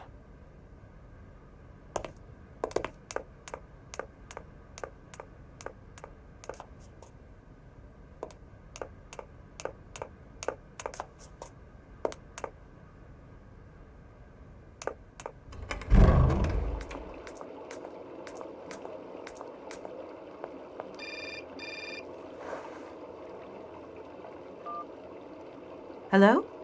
So, you got him then, this air? Ah, it's you, Mr. Marson. Good day, and how are you, sir? I'll feel a whole lot better when this whole business is over and the sales contract is signed. Where the hell are you? I'm in Barkstadt. What? What in God's name are you doing there? It's a magnificent university town. It would appear Hans Vorarlberg once passed by here several years ago. So if he isn't there anymore, then there's no point hanging around. I hear what you're saying, sir, but I have good reason to believe that Hans Vorarlberg is still alive. For the time being, I'm trying to gather extra information from people who have known him. What's your next destination? I'm not exactly sure yet. Doesn't sound like you know too much, Kate. I just need a bit of time, Mr. Morrison. Yeah, well, time is what you ain't got. Keep me posted.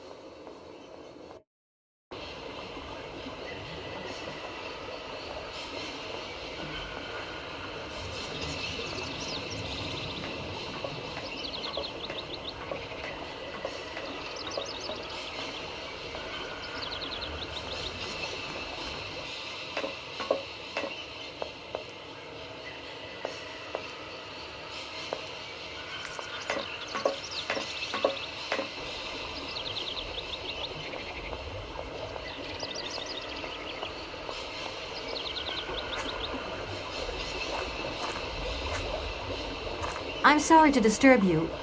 What can I do for you, miss? Where might I find some forest Sauvignon plants, please? No place around here, that's for sure. I don't know what you're talking about. That stuff's from the Amerzone. You know, for someone who knows nothing about the plant, you seem pretty well informed about which mysterious faraway country it comes from. Oh, well, Amerzone, Peru, Papua New Guinea, it's all the same to me. Gotta go. Gotta work. Wait, don't go. You know what? I don't think he was being totally straight with me.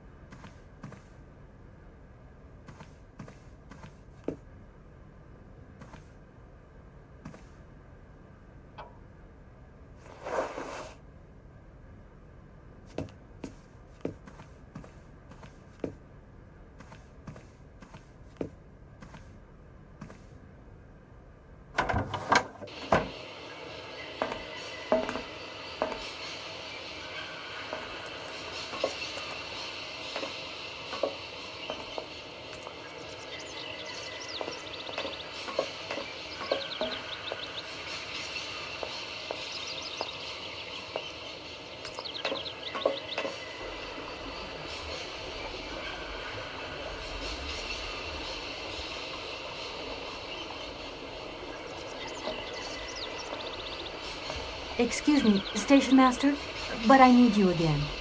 Can't you see I am very, very busy? No. Well, I am. Very busy indeed. But, okay, I think I can give you a minute of my time. I'm looking for a kind of little juicy berry. You don't know where I could find some? Look, lady, the station doesn't have any Sauvignon berries, not even forest Sauvignon. Funny you should mention it. That's exactly what I was looking for. Forest Sauvignon. Sauvignon, raspberries, red currants, they're all the same to me. And we don't grow none of them here. But you see, I have just read a very interesting book which says that the rare Sauvignon berry is actually cultivated here, in the famous Barkstadt University aviary itself. Well, if it's in a book, then don't believe everything you read, miss. I don't know why, but I don't think you're telling me the truth. What do you mean? I don't know. How should I know where to find your stupid grave? Go ask your professor, what's his name, Pons, the paleontologist. But you're the master of this station, so you should know better than anyone. Nobody tells me anything. I don't know. Go see the old guy with the fossils. I won't disturb you any longer, Mr. Station Master. Welcome to Barrockstadt, miss.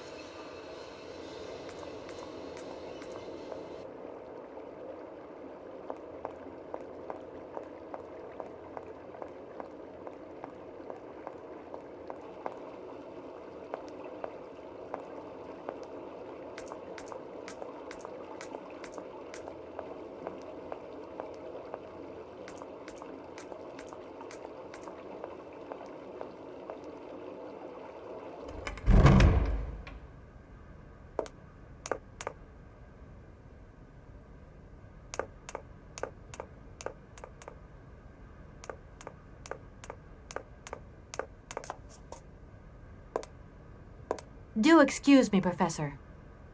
Professor, sorry to disturb you again. What is it you want to know, miss? You wouldn't know where the forest Sauvignon plants are kept in Barrockstadt, would you? Why do you think there are Sauvignon plants here? I read about it in a book at the library. Try going to see the station master. If such a shrub exists, he will have a better idea than anyone. It's actually he who sent me to you. I thought it a little strange, but he definitely said ask the paleontologist. You're the only one here, aren't you?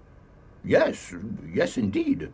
What a strange way to behave. Well, I think he must have made a mistake, that's all. Nobody tells me anything here. Maybe you should ask the rectors. After all, they are in charge of the university. All right, thanks. I'll leave you in peace. I hope I haven't disturbed you too much. Sorry? No, not at all, my dear child.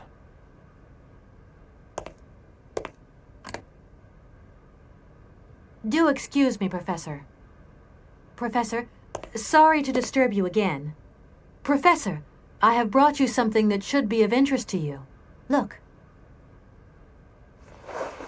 What have you got there, then? Let's see. An effigy of a mammoth. But this is Hans' doll, is it not?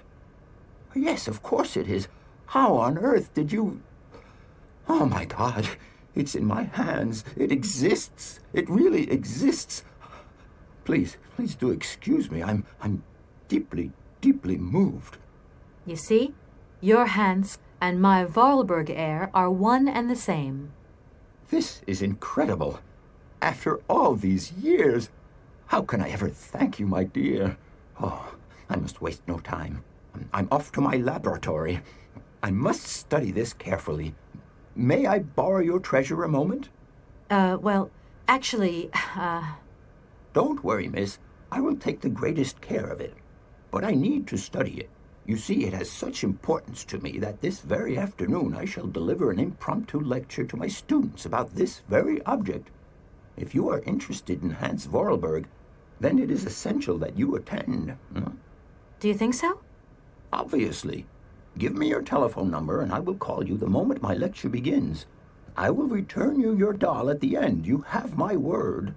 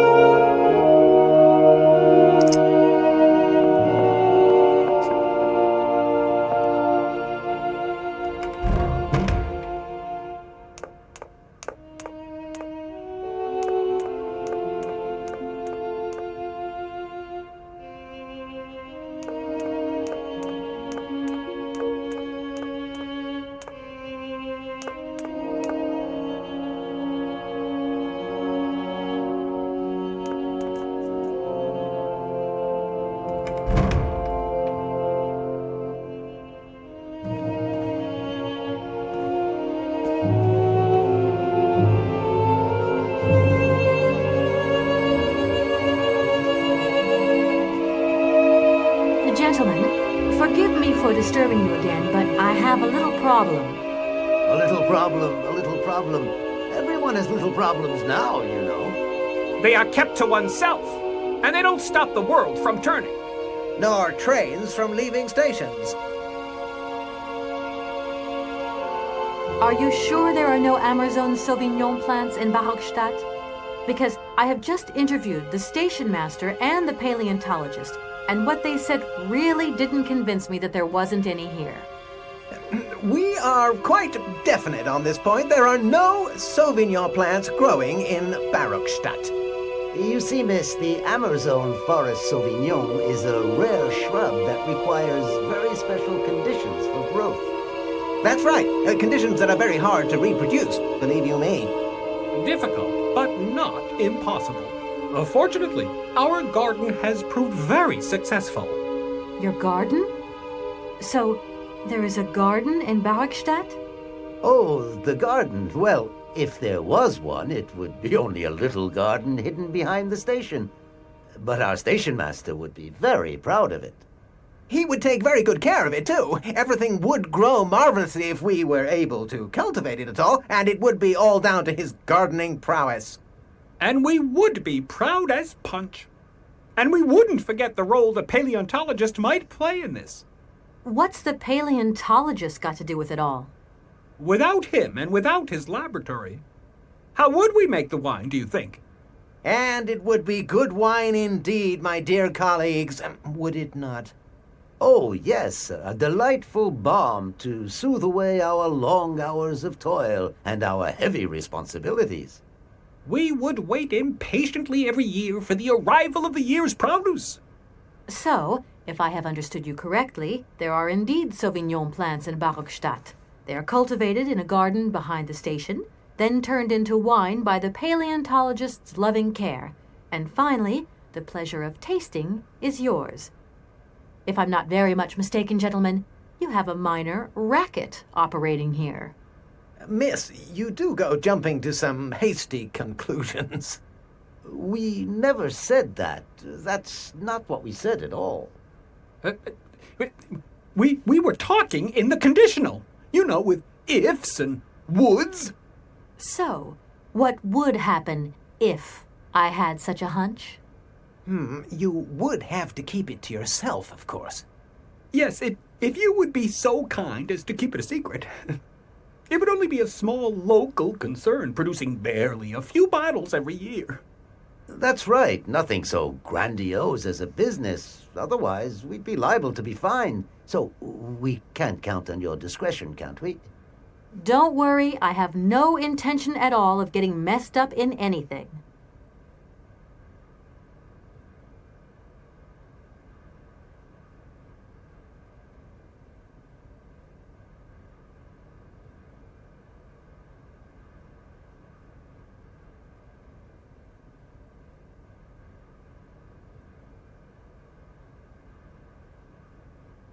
Here we are, busy chatting, and look at the clock. It's tea time. Already? My word, doesn't time fly by? Thank you for a charming visit, miss. And thank you, gentlemen.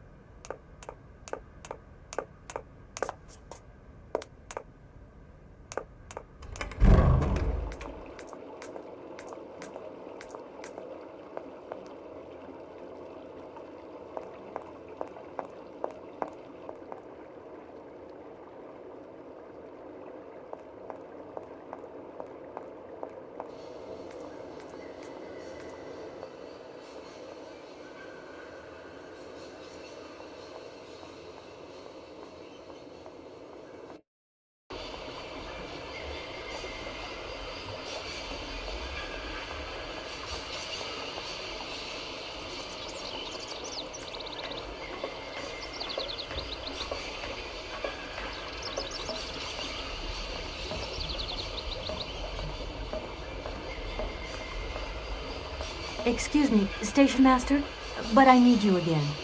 Can't you see I am very, very busy? No. Well, I am. Very busy indeed. But, okay, I think I can give you a minute of my time. You have been playing with me, haven't you? You knew very well there were forest Sauvignon berries in the station garden. No, not at all. I've never seen your Sauvignon thing. You don't have to lie to me. I know all about it. You and the rectors are in cahoots, and the professor's lab has been turned into a distillery. You've all got a nice little smuggling racket on the side. Smuggling racket? Hey, lady, you're going a bit far there. It's just a little on-the-side thing we got going, that's all. It's just for ourselves. Hey, be honest. You should be ashamed of yourselves. Aren't you worried about the reputation of this fine university? The authorities should be informed of this. But we haven't done anything wrong. It's not a crime. Can you open the gate to the garden, please? Sure. No problemo. Right away, miss.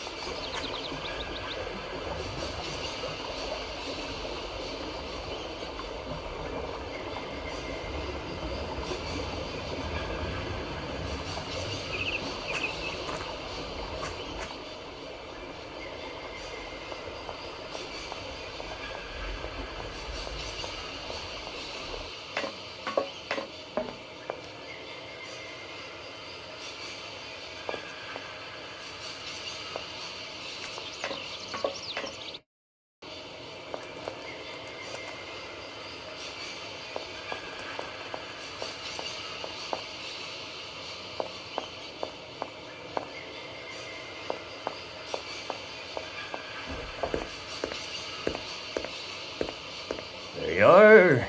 Please feel free to visit the garden at your leisure. And there was just one thing. I'm not a liar. Not really. Just mum's the word. There is the reputation of the university to think about. I have superiors, and I have to do what I can. I understand. Don't you worry. Thank you, miss.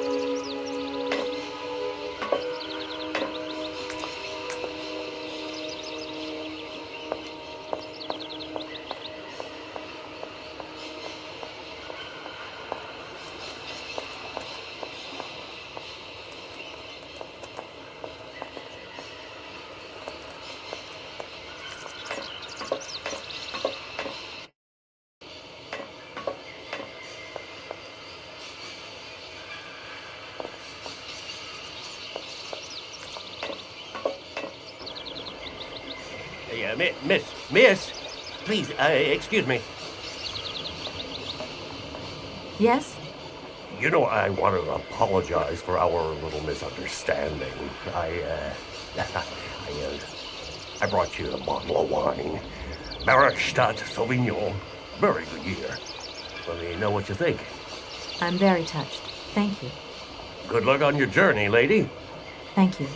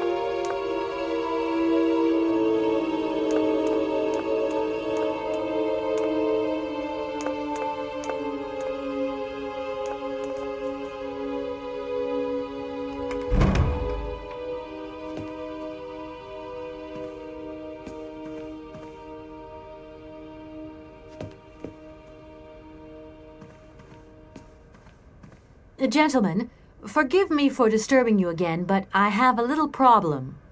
A little problem, a little problem. Everyone has little problems now, you know.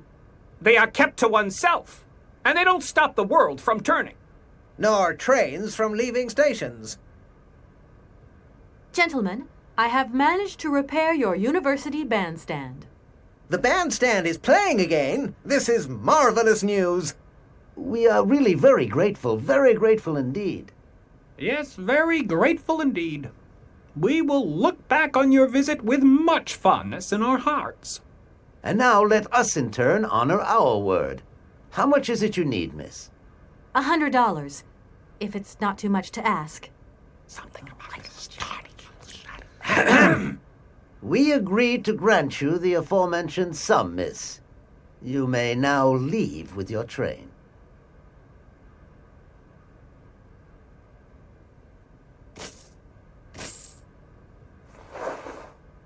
And while we're on the subject, when will you be leaving?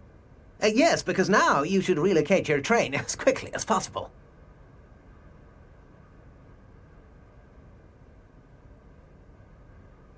Here we are, busy chatting, and look at the clock. It's tea time. Already? My word, doesn't time fly by? Thank you for a charming visit, miss. And thank you, gentlemen.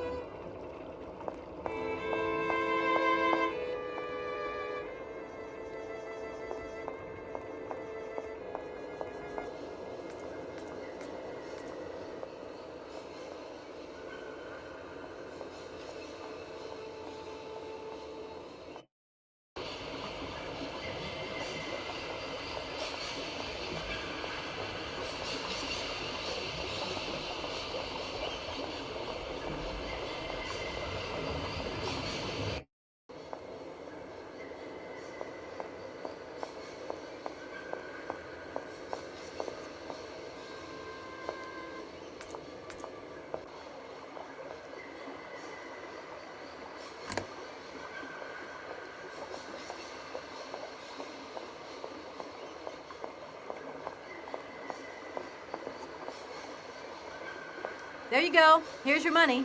I've checked it. It's all there.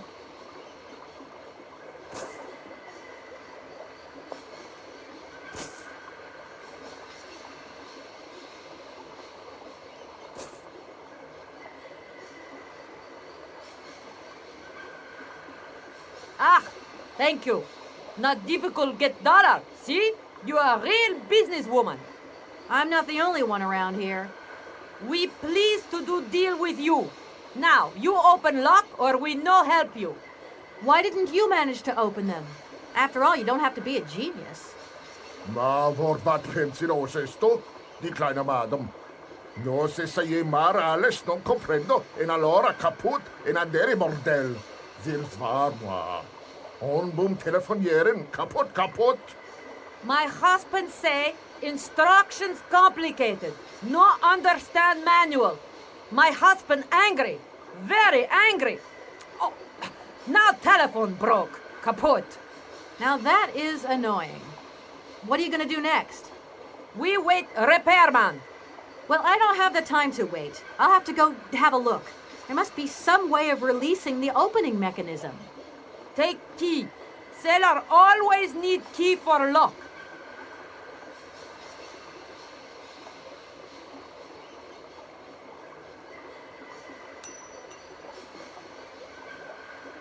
Okay, thanks.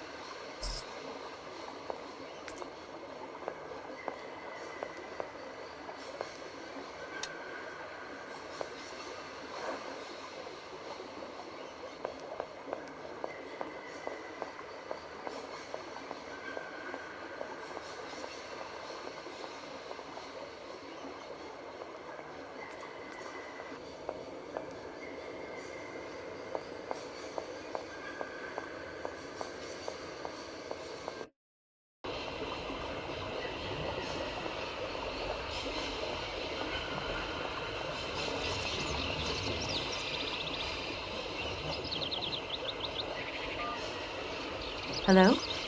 Hey, how's my little baby girl? I was thinking about you only yesterday because I saw this fantastic fur coat. You are wrapping up warm, aren't you? I mean, people in foreign countries never know how to dress properly for the weather. Mom, it's so sweet of you to worry, but I'm fine, really.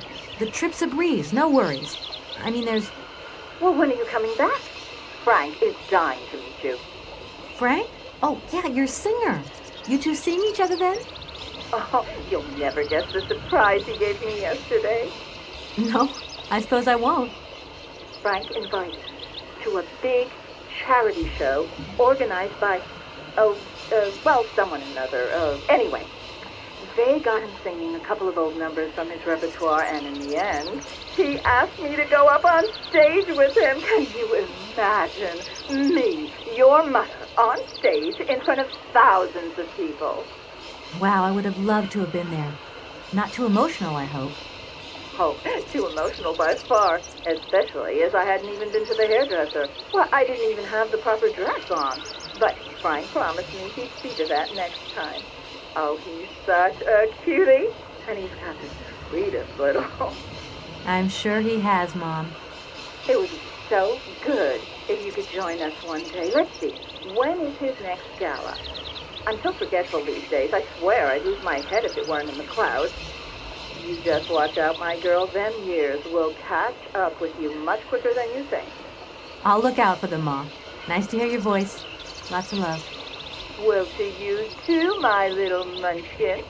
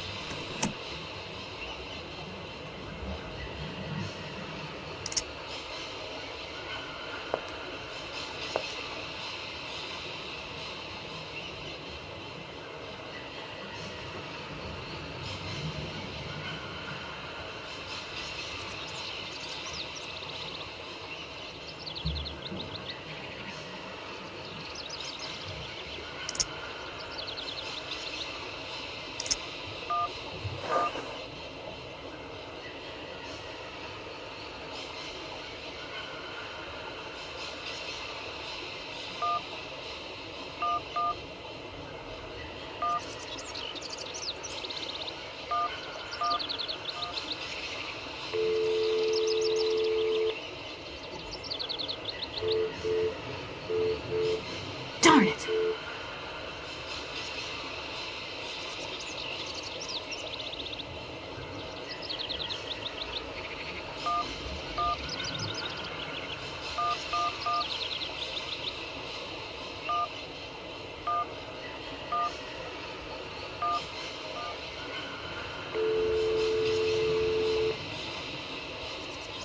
Welcome to the East Block Control Center. To start, press the number sign.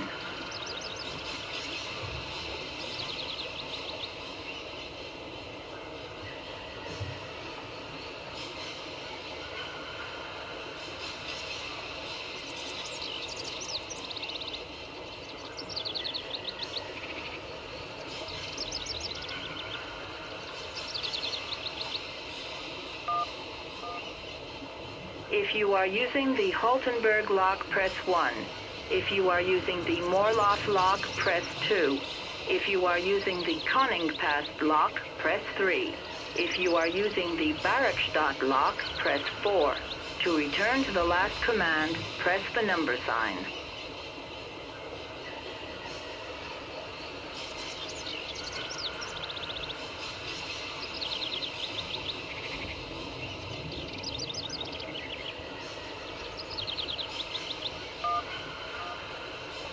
If you want to raise the water level, press 1. If you want to lower the water level, press 2. To return to the last command, press the number sign. You want to lower the water level in the Barakstadt lock? To confirm your choice, press star. To return to the previous command, press the number sign. Your request has been logged. Unfortunately, our regional technician is currently on holiday, and no replacement is available.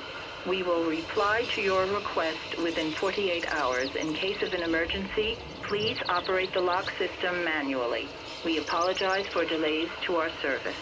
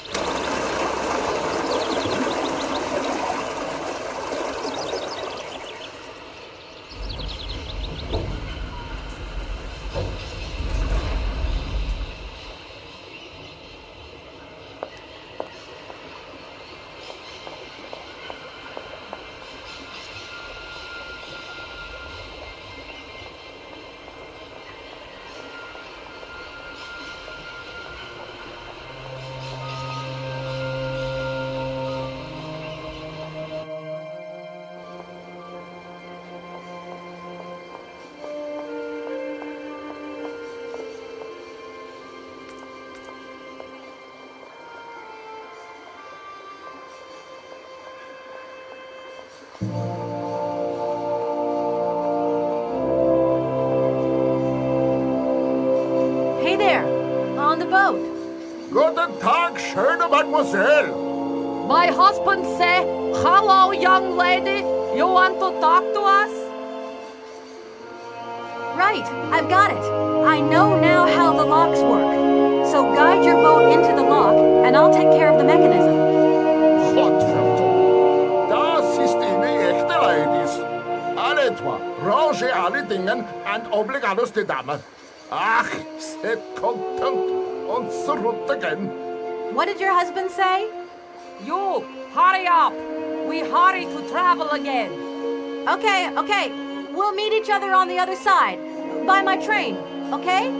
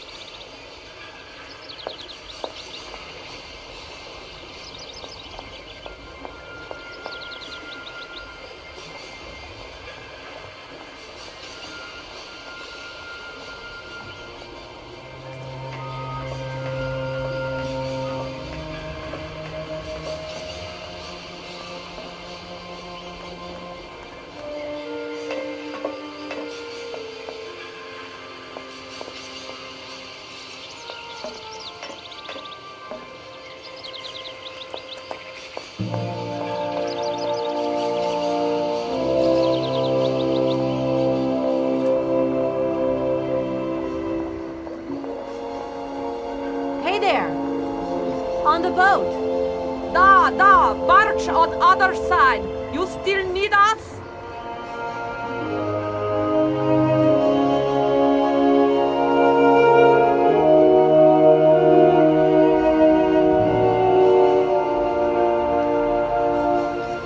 What do we do now to tie my train to the barge? Mademoiselle Takatak, loco coco mitchen. What did your husband say?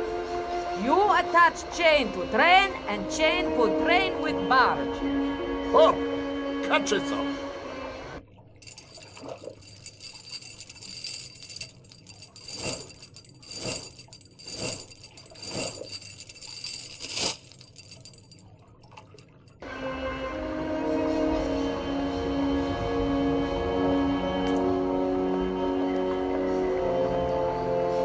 If that's going to work, it looks like something's missing.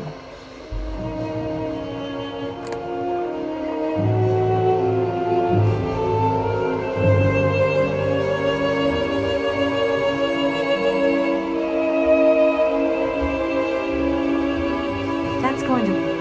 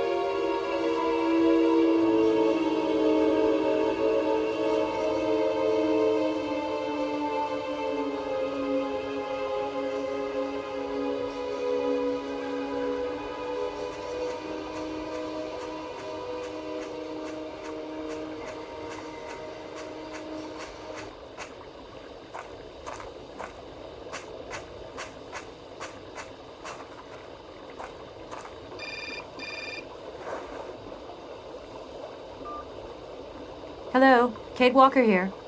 Miss Walker, this is Professor Potts. I'm about to start my lecture on the Yukold at any moment. Please make haste to come. Okay, I'll give it my best. Excellent. We'll be in the main lecture hall. See you soon.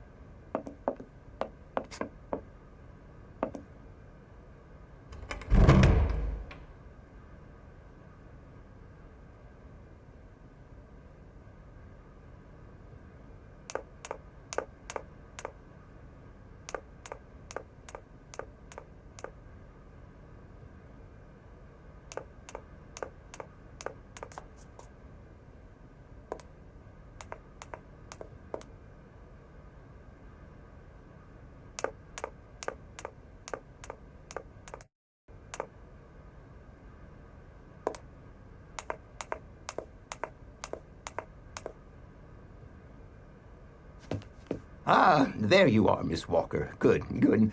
Take a seat quickly. I'm impatient to start my lesson.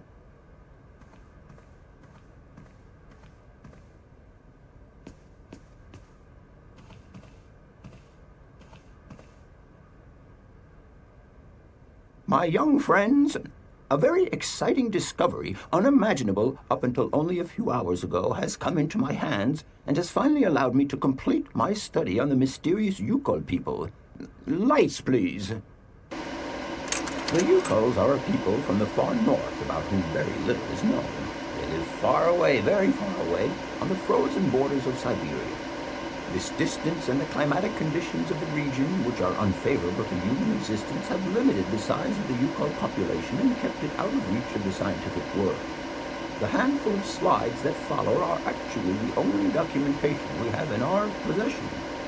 It was a Russian explorer who made these drawings and took these photographs 100 or so years ago. Today, we owe what we know about the Yukol people and their culture to him. We know that the origins of the Yukols date back to the last ice age. And curiously, evidence of their presence has been found in Western Europe, and more precisely in the prehistoric caves at the heart of the Alps. This people, it seems, undertook a long migration over centuries towards the far north of the globe. The reasons for this migration are due to the importance of the mammoth in their craft, trade, and culture. They used them for transportation and as beasts of burden. The mammoth brought them meat, skins, fat, and ivory. Man and animal lived in symbiosis. There's no doubt about it. Mammoths started to drift away from the region due to changing climatic conditions, and the Yukols followed them to the north, to the edges of Syberia. Prehistoric cave drawings, identified as Yukol in origin, first led me to the extraordinary hypothesis that the Yukols had managed to domesticate the mammoth. They are, to the best of our knowledge, the only prehistoric people to represent a man riding a mammoth. Today, because of this genuine mammoth skin effigy, identified by myself as an authentic Neolithic object, I can confirm this hypothesis. Yukol forebears managed to tame mammoths. Prehistoric man uses little imagination. He draws what he sees and represents scenes from real life. This familiar day-to-day object is actually a children's toy. As we have seen, Yukol existence was inextricably linked to that of the mammoth. They used its skin for clothing and to make the roofs and walls of their houses. They used the tusks to build the frameworks of their homes, as well as weapons, tools, and jewelry. Curiously, the disappearance of the mammoth 12,000 years ago had no immediate effect on the Yukol's way of life. It seemed that for a long time after, the people maintained their strong bond with the mammoth through the centuries.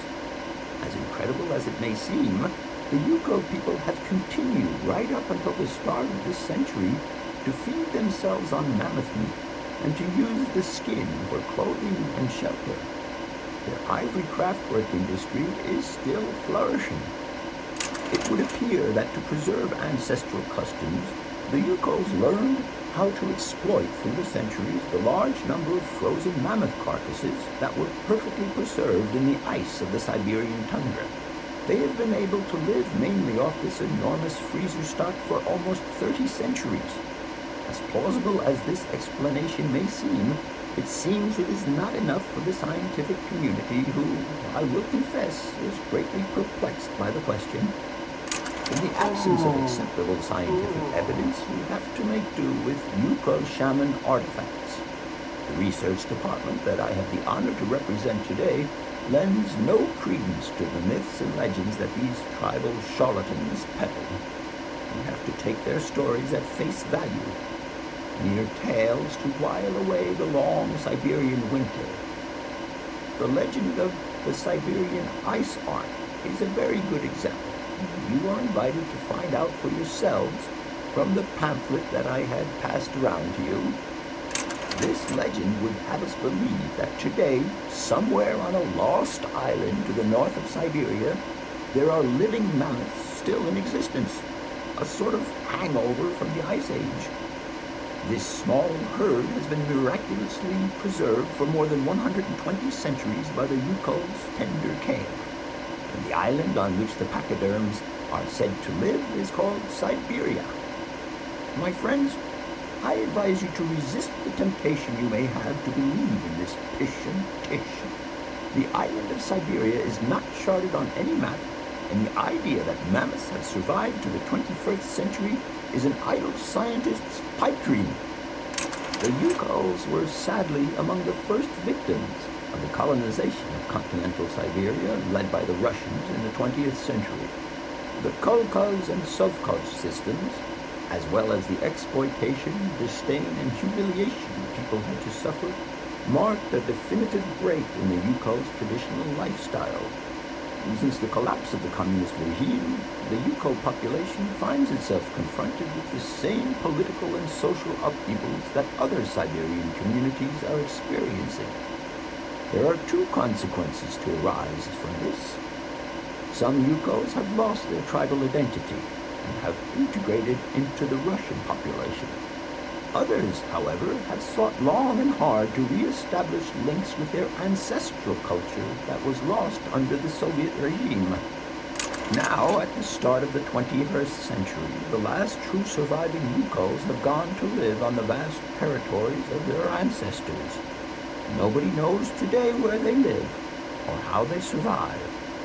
Their very existence would be a matter for speculation if they did not turn up periodically at the tundra's most isolated fur trading posts to exchange mammoth tusks for essential items. There ends my lecture for today. Thank you for being among us today, Miss Walker. Please make your way to the laboratory where you will find your mammoth doll. There are also photocopies of my lectures should you so require them.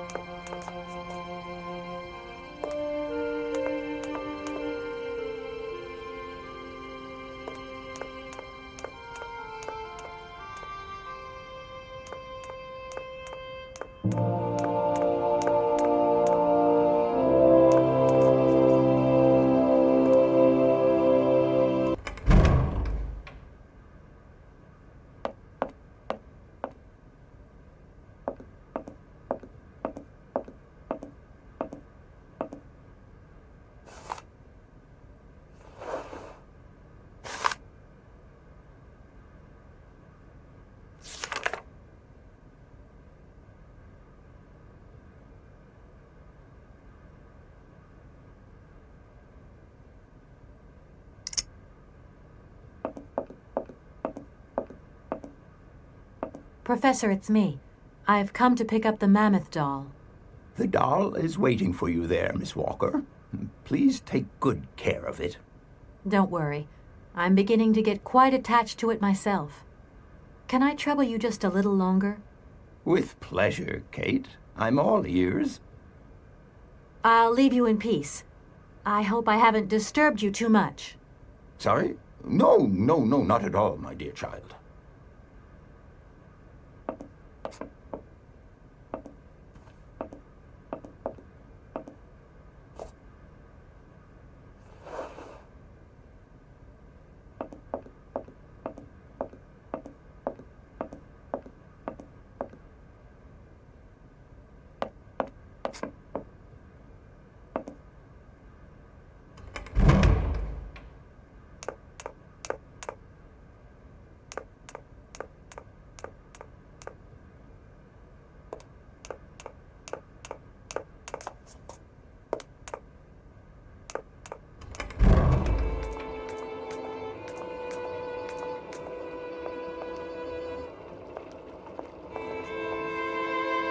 Hello. Hey, baby, you party? You sure looking mighty fine. Love those big round eyes. Just who do you think you are? Hey, spunky. I like that in a lady. Okay, I'm hooked. Come on, Zol. I'll let you buy me that coffee. I don't remember ever asking. Hey, don't play hard to get. I know you like it big time. Listen, kid. Go back home and play with your toy cars and forget you ever saw me.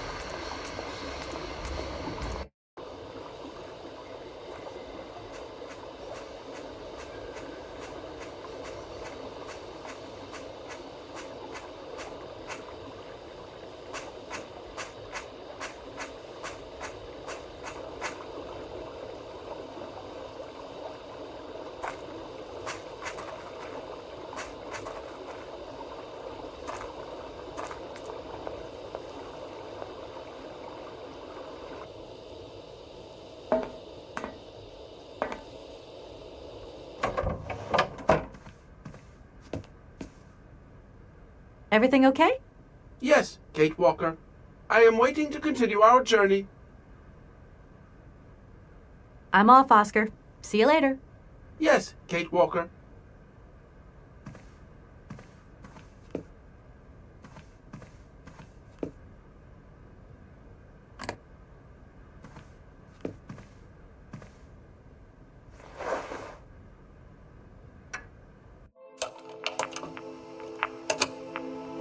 Hans, I have some very sad news. Our father is dead. He passed away peacefully last Sunday in his sleep. I feel so lonely now. Father had been but a shadow of himself since your departure. I had to take care of everything for him. Housework, factory paperwork, the workforce, clients, everything. And now, today, well, I really don't know who or what I'm fighting for. Times are so hard, and this terrible war is destroying everything. Nobody cares for our automatons anymore. I just think about you returning. And when you do return, I will have turned this factory into a palace worthy of your genius. Please take care of yourself. I love you so much, Anna.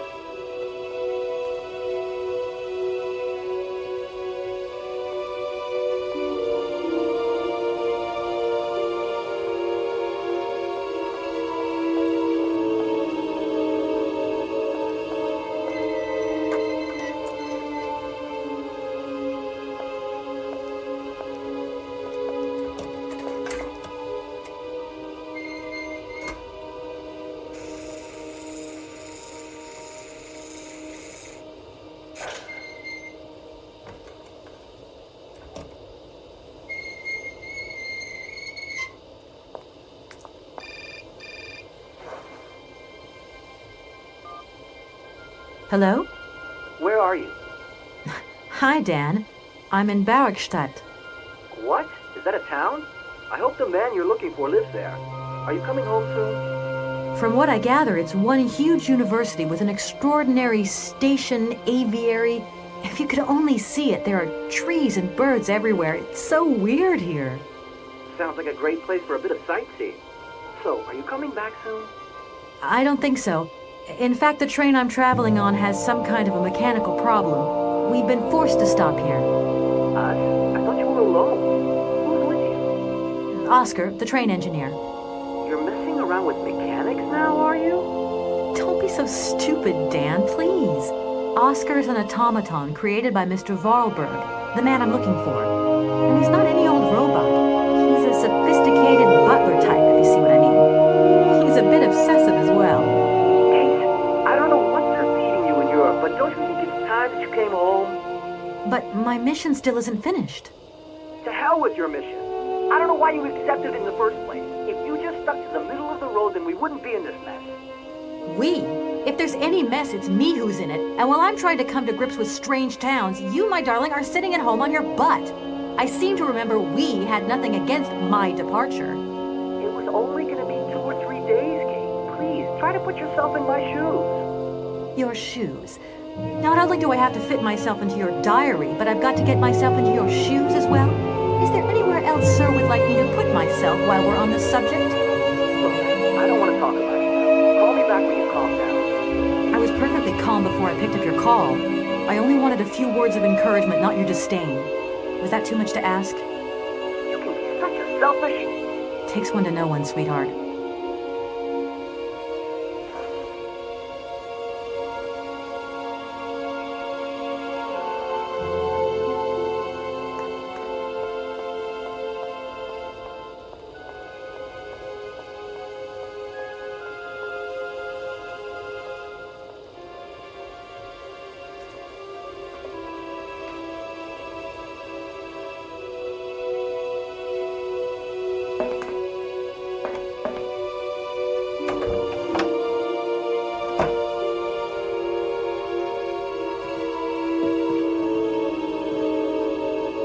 Everything okay? Yes, Kate Walker. I am waiting to continue our journey. Oscar, if you tell me one more time something's missing, I'll... Everything is ready. Take your seat, Kate Walker. We are leaving. I'll... Okay...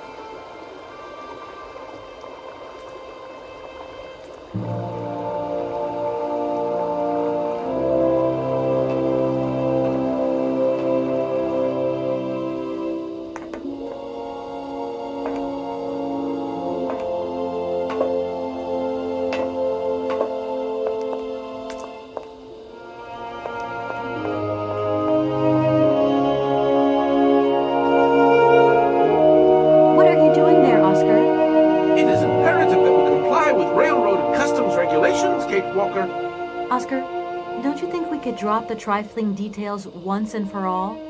We need an exit visa to get beyond the wall, Kate Walker. And you wouldn't know where I could get one of them from, would you? There is usually some form of authority stationed at a guard post that is strategically positioned to issue such a visa. Oscar, don't you think we've wasted enough time already? You neglected to find the clockwork winding mechanism for the train with sufficient haste, Kate Walker. What nerve! And you refused to lend a helping hand. Help that could have been invaluable to me. I agree, Kate Walker. If you weren't so obsessed by procedure, we wouldn't have had a hitch. I am not entirely convinced, Kate Walker. Oscar, please, let's get in the train and leave, can we? Yes, Kate Walker. Give me the visa. Okay, see you later, Oscar. Yes, Kate Walker.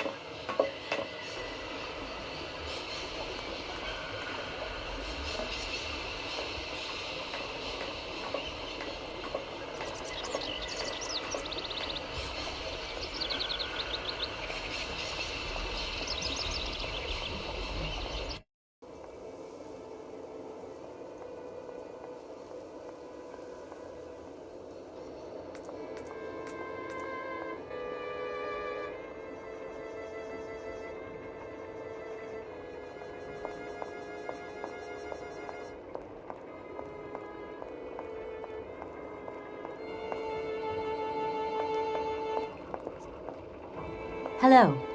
Hey, baby, you party? You sure looking mighty fine. Love those big... Just who do you... Hey! Listen...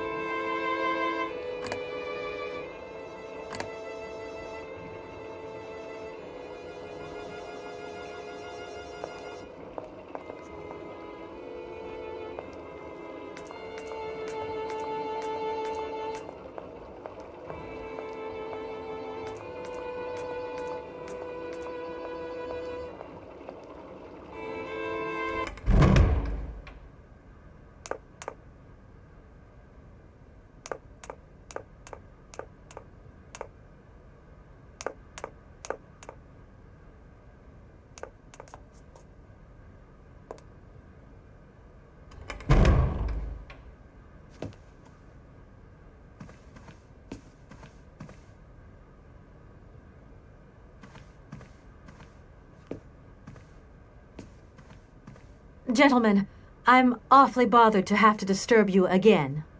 A bothersome disturbance indeed. Which, I may add, disturbingly bothers us. No bother, my dear. We're listening. I want to express my gratitude. Thanks to you, I can carry on my journey. We would also like to thank you for repairing our bandstand. It was beyond all hope. Allow us to wish you good luck. And see you next year at enrollment time, perhaps. I doubt it, but thanks anyway. Can you possibly help me out here? Miss, your insistence is almost verging on indecency. We cannot constantly be at your disposal. We have many other requests to attend to. If you don't mind, could you not disturb us all the time? Thank you. I finally managed to get my train out of the station. everything may return to normal. I hope you're happy. Yes, we are now very satisfied, and we thank you, miss, for respecting our regulations. A train should first stop, then subsequently leave to leave space for other trains. There we go. One more little problem we've managed to tie up, and now we can return to some highbrow concerns. Here we are, and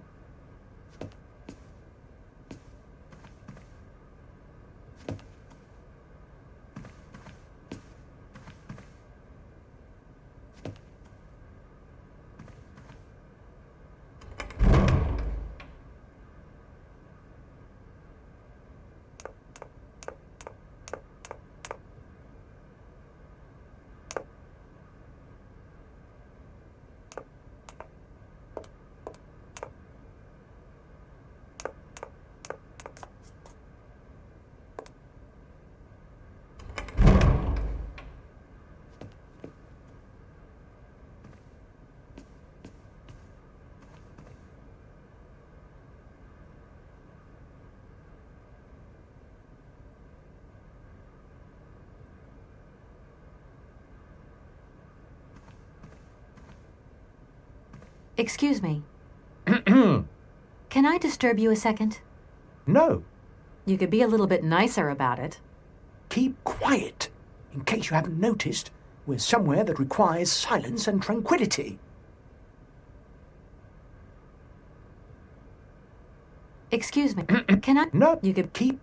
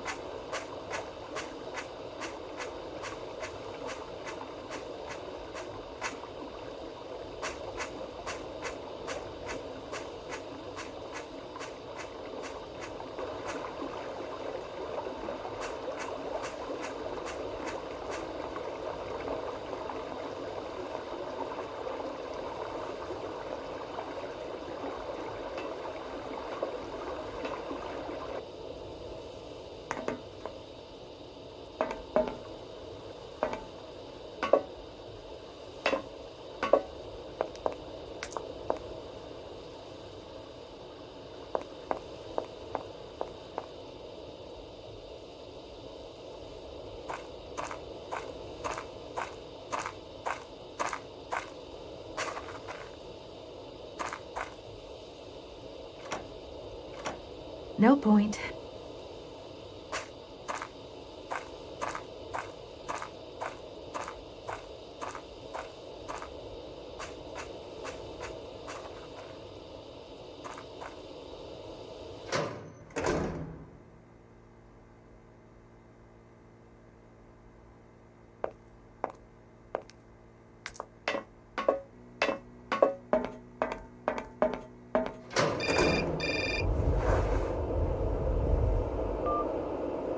Hello? Kate! Oh, is that you? What's going on? Well, I finally got the mechanical train wound, and I hope it's going to take me to Hans Vorarlberg. I had to sort things out with a couple of weirdo sailors, and they probably ripped me off. But now I'm blocked behind this massive wall. You should see it. It's huge. I'm not talking about that. I want to know what's going on with Dan. What do you mean? I bumped into him at Maggie's stew, and he said you'd argued. That's a bit over the top. Things got a bit heated the last time we called, that's all. No need to go overboard. I don't mean to be melodramatic, but he didn't seem in such great shape. He had his down-in-the-dumps head on. Like Dan has a down-in-the-dumps head. Well, yeah, when that shock of hair flops over his forehead, and his eyes mist up, and his eyebrows kind of creased together. I'd never noticed. Maybe I did go a bit too far, but he's got such a goody two-shoes image of me that sometimes I just lose it. And this case is taking up a lot of headspace. I was just looking for a bit of compassion. Well, you sure got mine. So, what's going down? Like I said before, I'm kind of getting somewhere, but it's slow. This Hans Vorarlberg guy is getting more and more fascinating by the day. Okay, well, anyway, it doesn't sound like you're bored. Not like back here in the office. Every day is boredom day. It's just no fun without you. When are you coming back? Shouldn't be long, I hope. Look, I've got to go. See you soon. Well, call us again real soon. And be easier on Dan next time, huh? I'll try.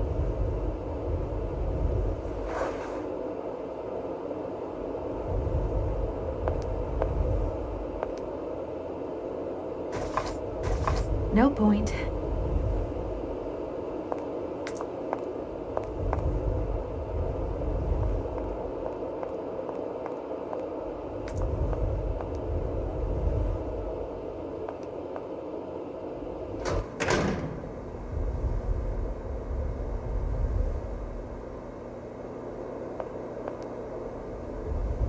Good day to you, sir.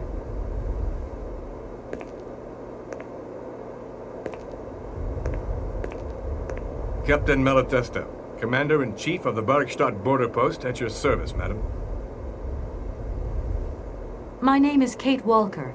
I've been assigned by my company to find a man who is supposed to be living in Syberia. What a peculiar mission. Taking so many risks for such a futile goal. Captain, to my mind, the military zeal with which you insist on guarding this meaningless wall strikes me as equally futile.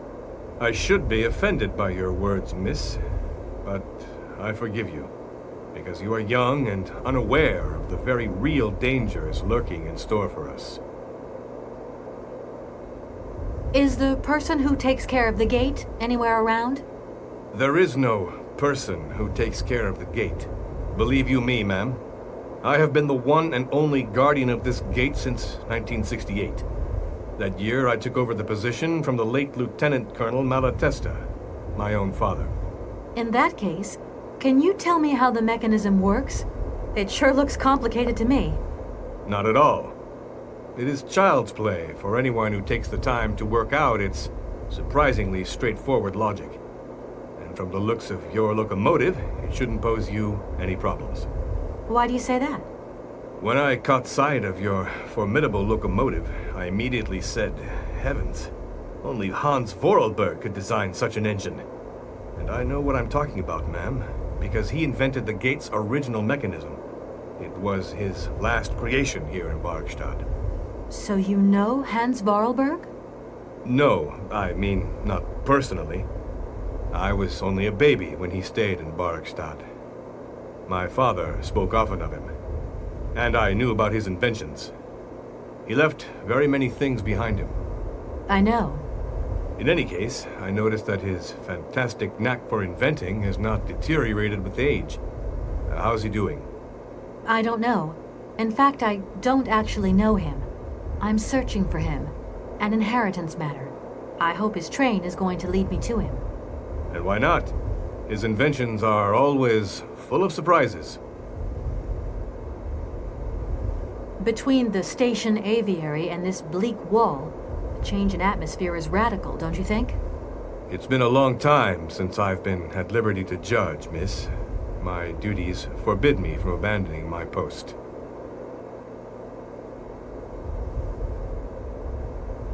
I need a visa to cross the wall and to continue my journey to the east. They told me that you are the only person in a position to issue such a visa. Indeed. This responsibility is part of my duties. However, I am not currently issuing visas because nobody must venture beyond the wall. And why not?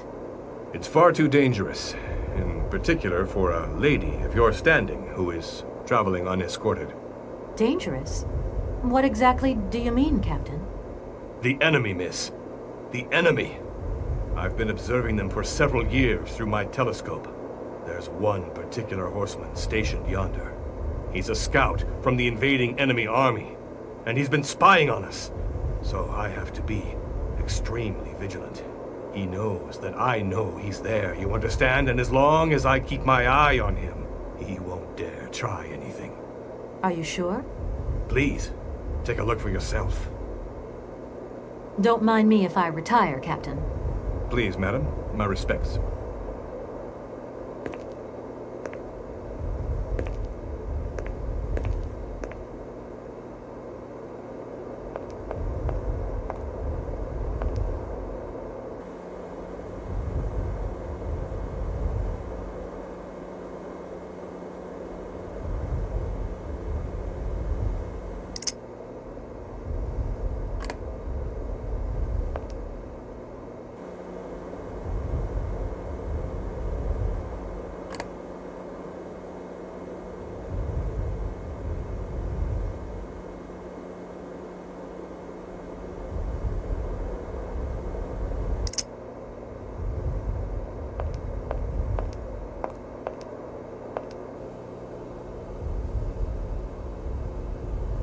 Look, broken glasses.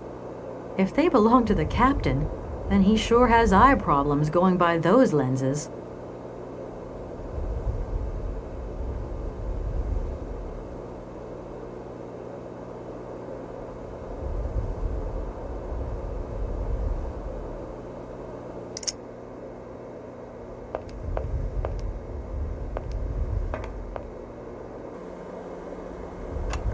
How strange.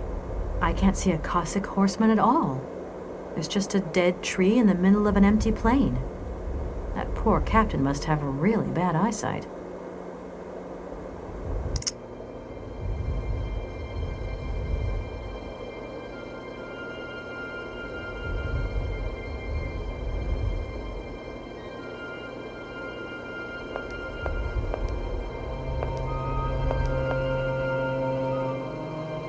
Look.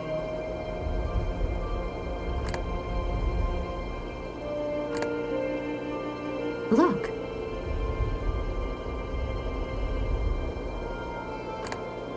Look.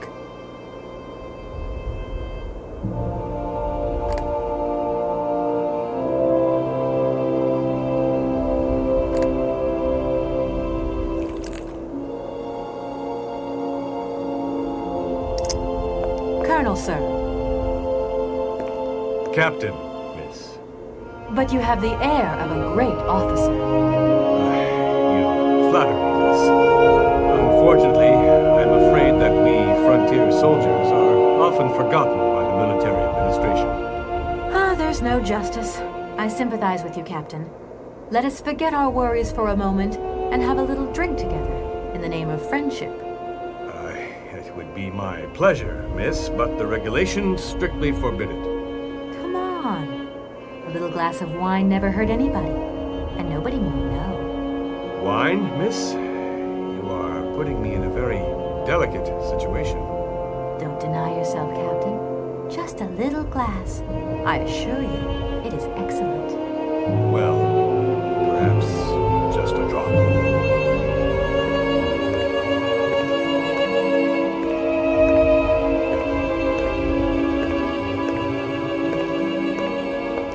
your glass. To your good health, Captain. And to yours, miss.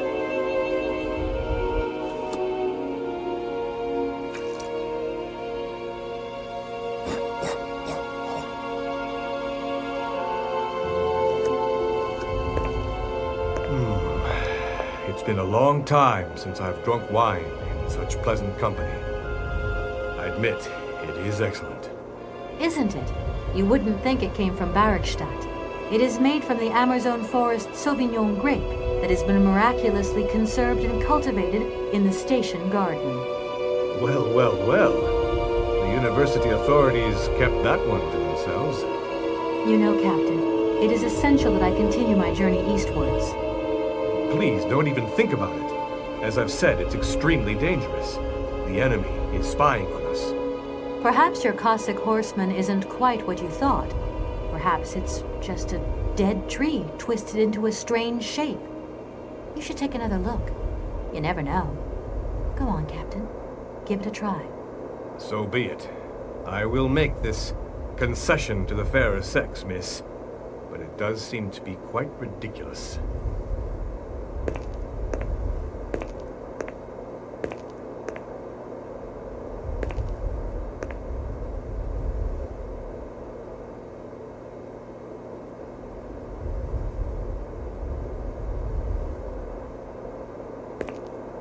Incredible. How is this possible? By what strange magic? How could I have been so wrong for so long? The enemy was only a tree. I'm so ashamed. It's not that bad, Captain. It's only human to make mistakes after all. A tree. Nothing but a dead tree. Pull yourself together, Captain. It's okay. And now I suppose there's nothing stopping you from issuing me a visa? Yes, of course. There is no more danger. All these years. And now the Cossack has gone. There is nothing left to watch. Captain, you should be delighted. From now on, you don't have to stay pinned to your watchtower. Travel can start up again normally. You will be able to resume your regular duties like issuing entrance and exit visas. You're right. I will sign you a visa to cross the wall frontier immediately. 1,000 apologies. Here, miss.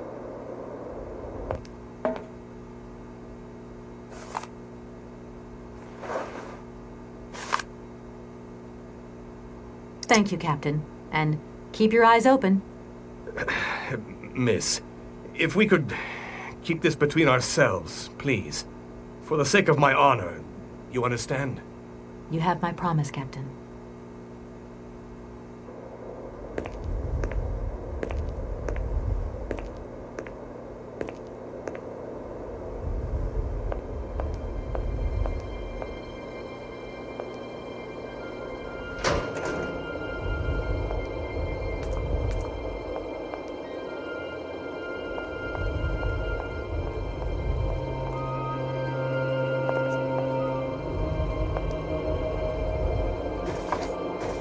Nope.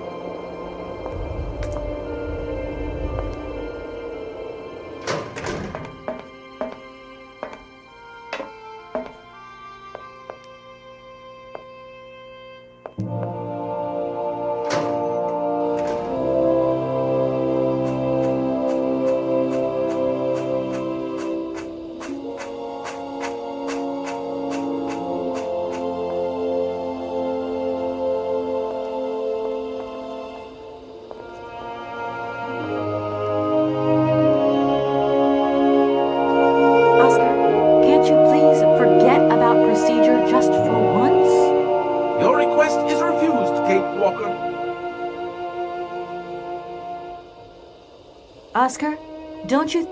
I am... Yeah. Yes.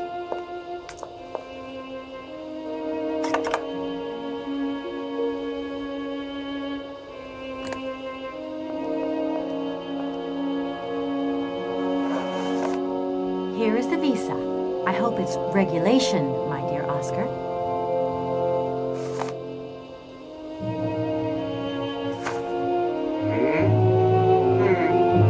It is regulation. Here is your ticket.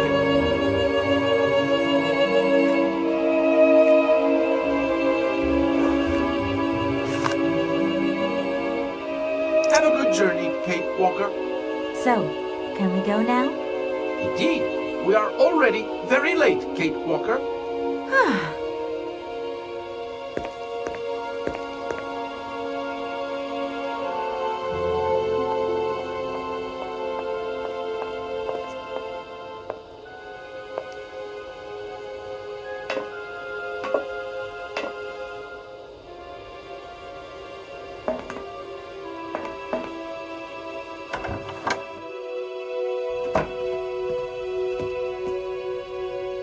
Your ticket, please.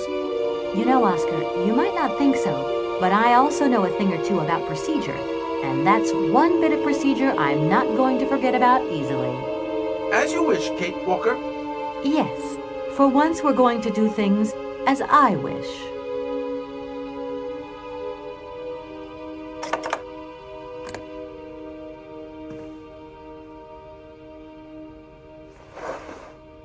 Here you go, Oscar.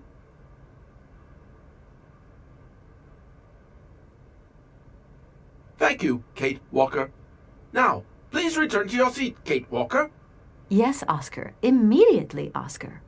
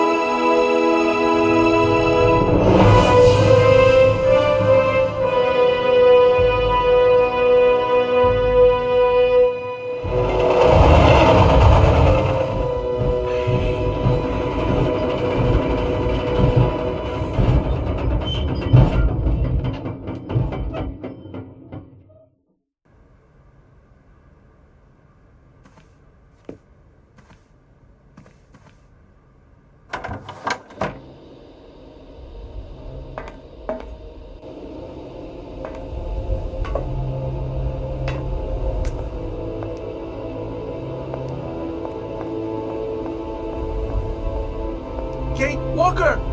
Kate Walker! Oscar, what's going on? Why is the train stopped? Where are we? The springs of the train are unwound again, Kate Walker. As for the question pertaining to our geographical location, I really haven't the slightest idea. Well, we'd better get looking for a winding machine, my dear Oscar. I hope that this place actually has one. The air here is so polluted that I could not possibly risk leaving the locomotive. My joints might corrode irreparably. Right. Let's see.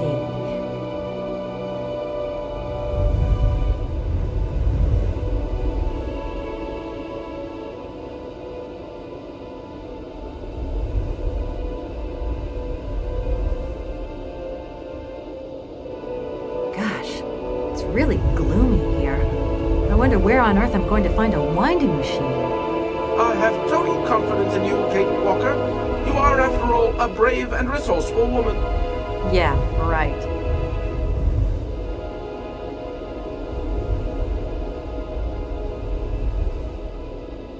We just keep stopping. When will we ever get to the end of this journey? Simply wind up the spring and we can set off immediately. From your mouth to God's ears. See you soon, Oscar. I shall stay right here, Kate Walker.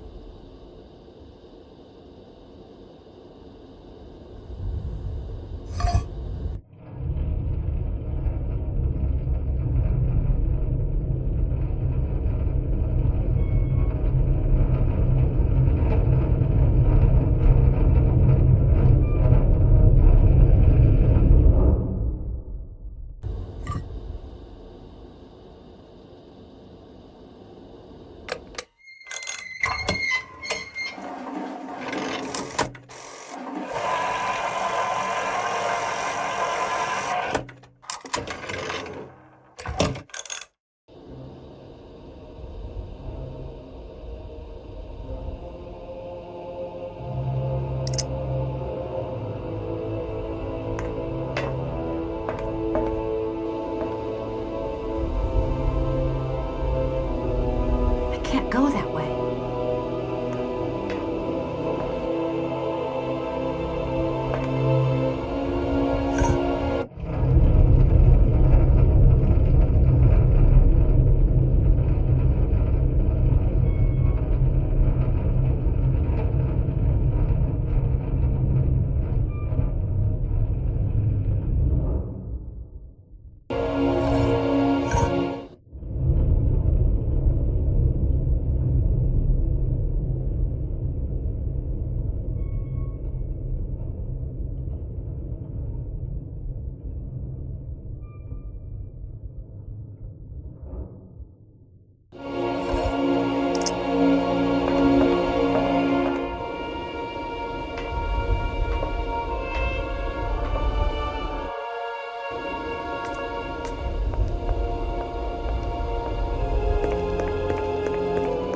Hey, you there!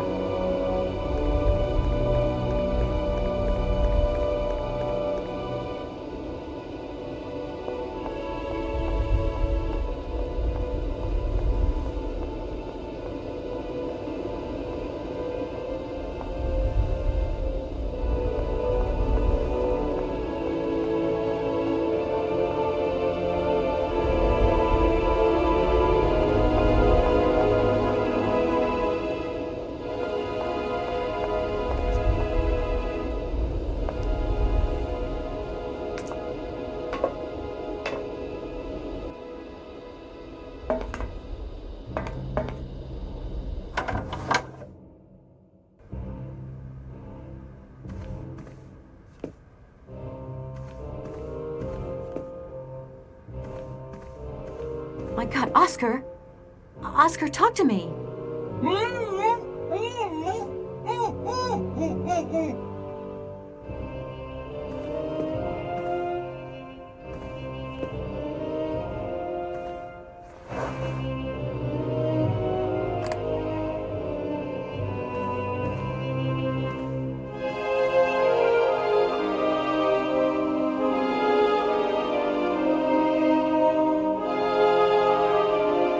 Are you okay? Why, it is absolutely inadmissible, intolerable, and indescribable. I have been attacked. What do you mean you've been attacked? My hands!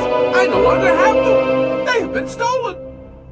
God, you haven't got your hands! But who did this? What's going on here?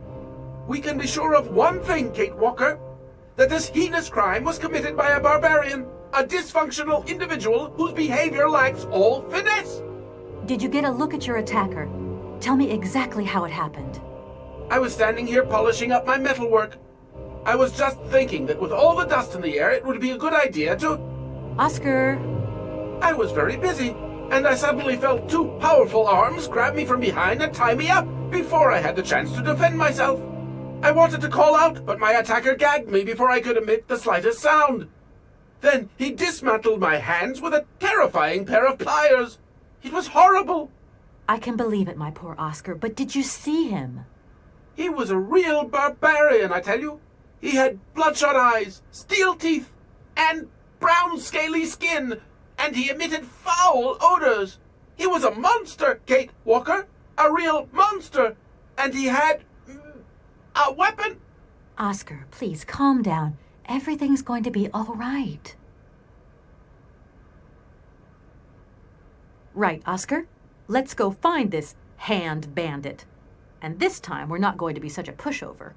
Kate Walker, please do not think that this problem does not concern me. But if it's all the same to you, I would so much prefer to stay here, just to be on the safe side.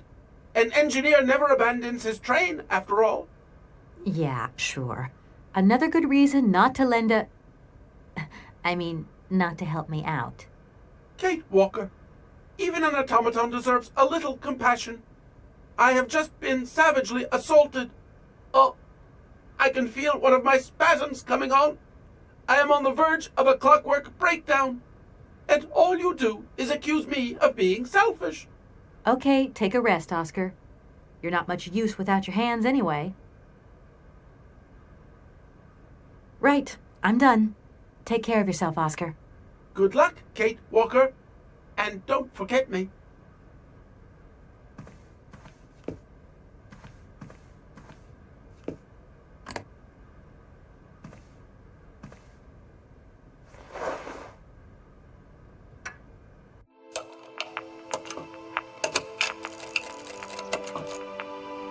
My dear brother, what joy to have news of you after your long silence during the war years.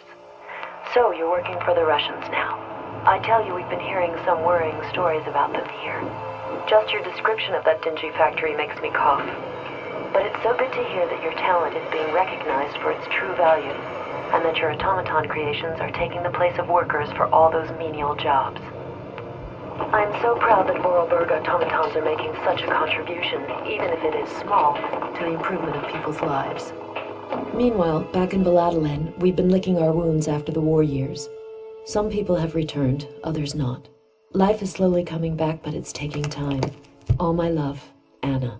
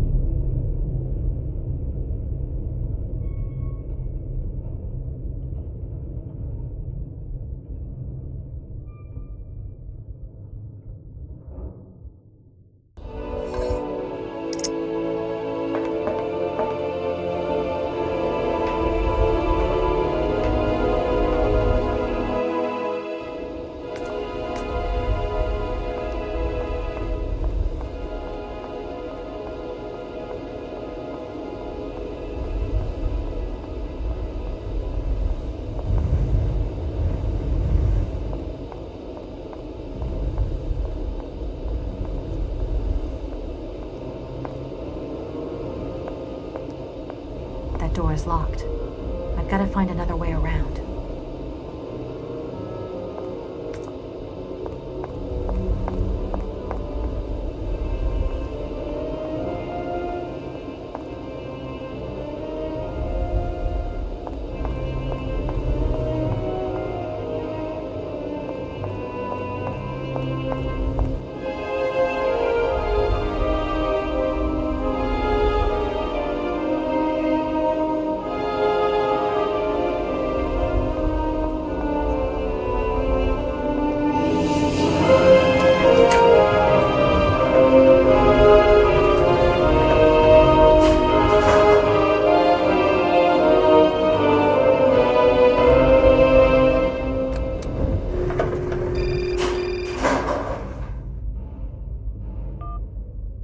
Hello? Hello? Kate? It's Dan. Can you hear me? Dan, is that you? I can't hear you so good. Dan? Hey, Kate, talk. This is the last conversation. Are you still mad at me? Come on, it's important. Dan, you're breaking up. I'll try and call you when I get out of this mine. You... Kate! Come on, what's happening? Listen, we've got to talk. Look, the line's just getting worse and worse. I'm hanging up.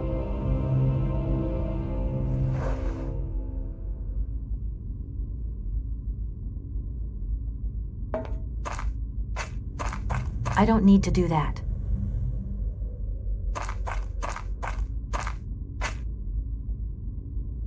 If that's going to work, it looks like something's missing.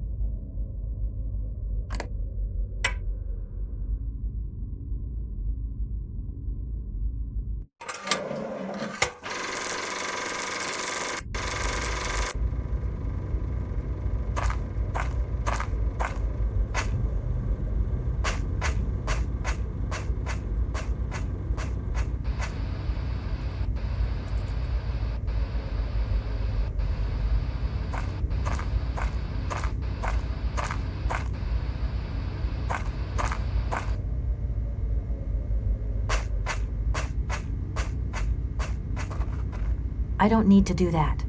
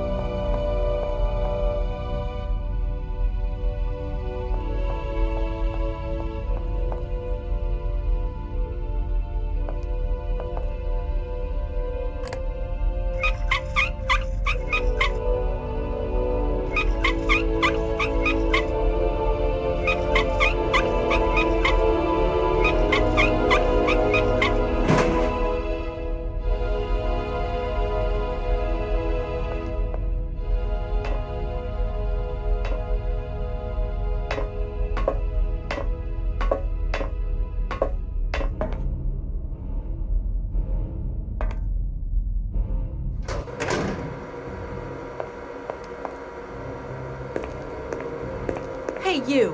Who are you? Careful, I'm warning you. I'm not afraid of you, okay? What do you want? Why did you do that? There must be some Misunderstanding. Because you reckon theft is all about misunderstanding, do you? Give me my hands back, now! Your hands? And what are those on the ends of your arms?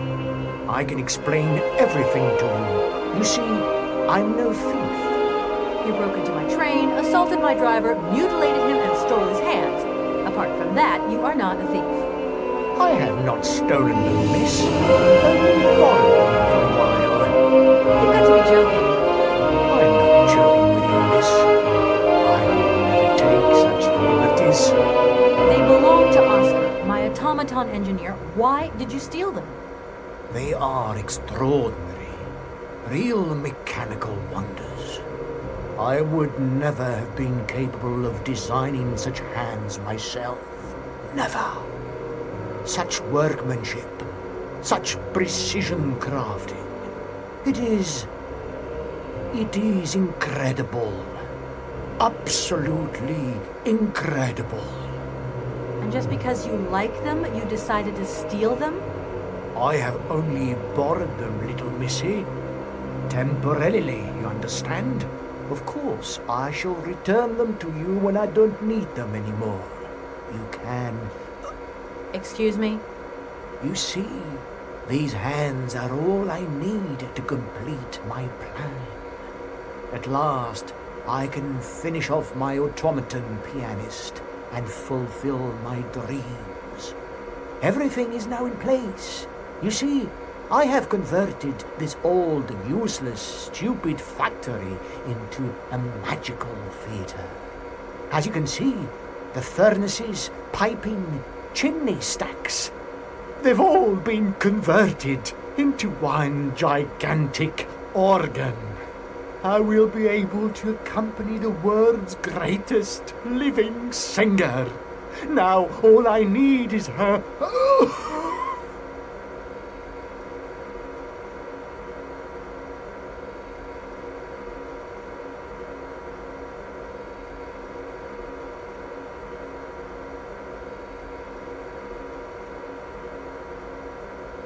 And what if I helped you to make some other hands, just for your automaton?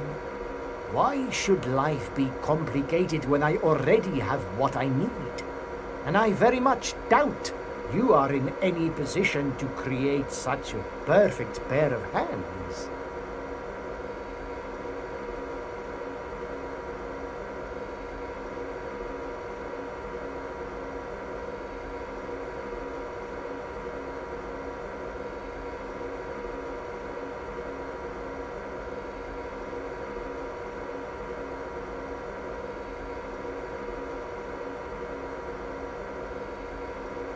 I'm sorry, I can't make heads or tails out of your story at all. Without my engineer's hands, I'm stuck here, you see? Everything I have designed, all that I have invented, everything is for her. Do you realize? Her. Oh, to hear her sing one more time, here in my factory! But who is she? Who are you talking about? Helena. The one and only Helena Romansky. Her voice is so pure, like an angel. One day she came here to Komkolsgrad. She sang here, you know, when our industrial city was in its heyday. Oh, so long ago now. It was almost unreal. It was magical. I remember it like it was yesterday. Then, later, a long time later, she saved my soul. She saved my life and gave it meaning. When I was told that the mining program was to be abandoned, that this industrial city was consigned to oblivion, that I, its director, would from then on be nothing but a guardian of these rusting remains of a bygone age, that is when I first formed my plan to bring Helena Romansky back to this factory. But this time, she would sing for me, and me alone. And is she okay about this? Sure. Once she finds out that I have done all this for her, when she realizes how I converted this vast network of pipes and tubes to create one of the most impressive organs ever made, then, you know, this was no small achievement, miss.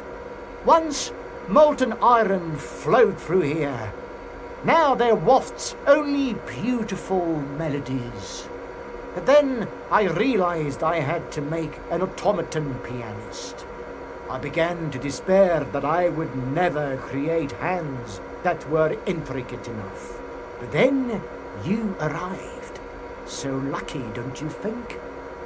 Yeah, that must have been a happy coincidence for someone around here. So, when will this Madame Romansky come back?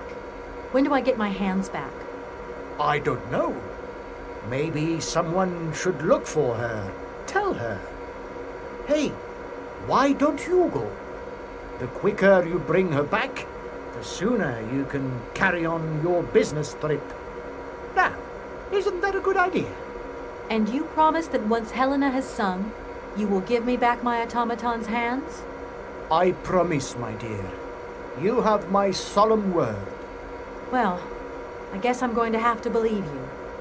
Where should I go hunting for this singer, then? I have no idea. But for a woman of the world like yourself, finding her should pose no obstacle. Helena Romansky was a world celebrity, you know. I have collected many objects, souvenirs of her that I keep in a room. A shrine to her glory. It's like her own personal museum in a way. You should take a look.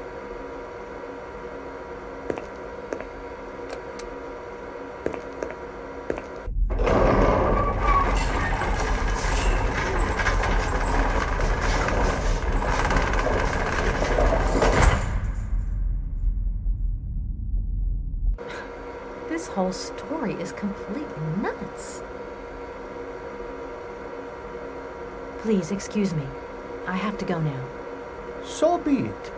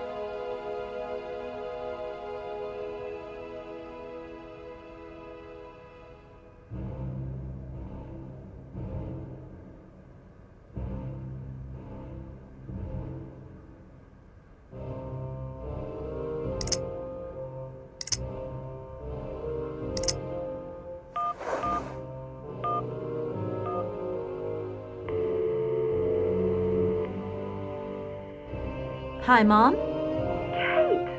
What? Have you seen the time? Why are you phoning me in the middle of the night? Sorry, Mom. I forgot about the time zones. Did I wake you? Well, of course you woke me up. I was sleeping deeply, too. I simply gotta get my hearing straight. I've got an absolutely crazy day tomorrow. I'm sorry. It's just that it's real important and urgent. I haven't got a lot of time. Well, you can't wait till tomorrow. Come on, tell your mom what's up. There's no way I'm calling there. Mom, listen, please. I seem to remember you're seeing a Marovich or something like that at the moment. No. Malkovich, Munchkin. Frank Malkovich. Yeah, right. So, but he's an opera singer, right? That's right. They say he had the finest voice of his time, my dear. Imagine that. That's just great. So then he must have known a famous singer called Helena Romansky. She's Russian too. Please, if you can ask him if... Listen, honey, if it's stars you're after, Frank knows them all. I'll just wake him up and let him tell you himself. You mean he's... Oh, you do? Oh, Kate, listen, you're still there. Frank tells me he did hang out with a Romansky once, but it was platonic. You know those singers. She's a great soprano. Great. Does he know where she went? Does she still sing? Where does she live? 1 second, Munchkin. Do you know? Frank says she was very ill and she withdrew from circulation. Really? Oh, what is... Oh, okay. She went to rest in some spa somewhere. He thinks it was called Arlbad, but it was 15 years ago and he's not sure. And well, honey, when Frank wakes up, he always takes a little bit of time to get going, you know. Thanks a bundle, Mom. And Frank, too. You're both fantastic. Love you both. And thanks again. Catch you later.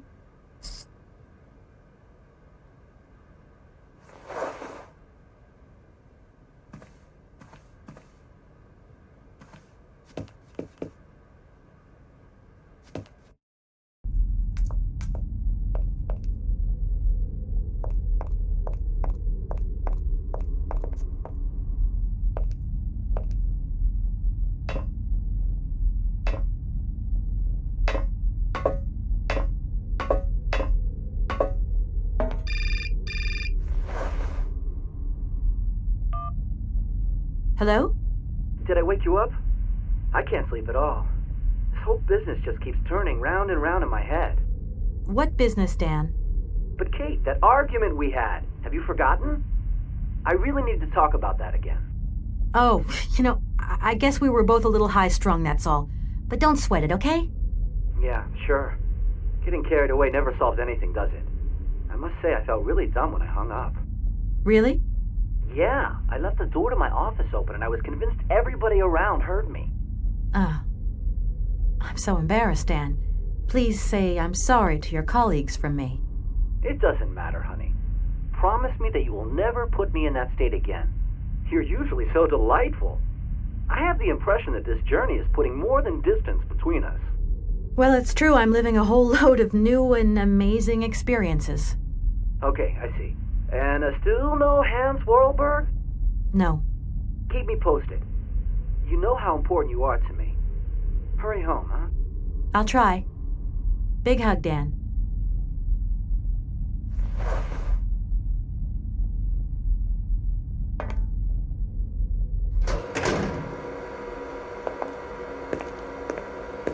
Director.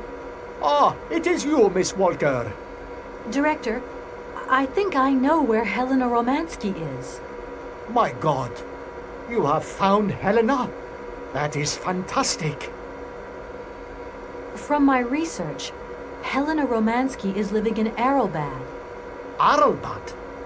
Helena Romansky is in Arlbad. You know the town then? You know where it is? Of course. It was a famous spa resort. In its heyday, Arlbad welcomed all the big wigs of the regime.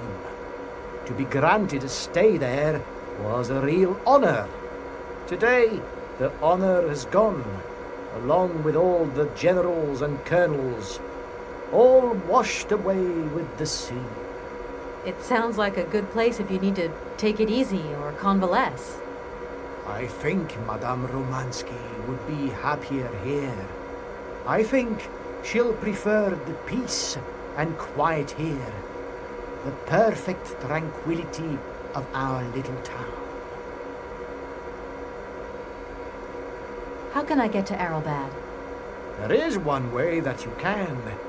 Here in the city, there are no suitable vehicles left. But that drunk old fool living up there, he'll have something. What drunken old fool? You mean you're not alone? What's up there? You mean you haven't noticed the space compound on the plateau? There's still some pathetic old soldier guarding it. But he's more interested these days in reaching for another bottle than reaching for the stars. And you think this gentleman could have a vehicle for me? I haven't the slightest idea. If you catch him on a good day, then maybe. But good days for him are far and few between. I wish you luck. How do I get up to the space compound then? There is a monorail that leads up to the Cosmodrome. When you are inside, I will activate the automatic pilot. Okay, I'm going. Wish me luck. I am counting on you, Miss Walker.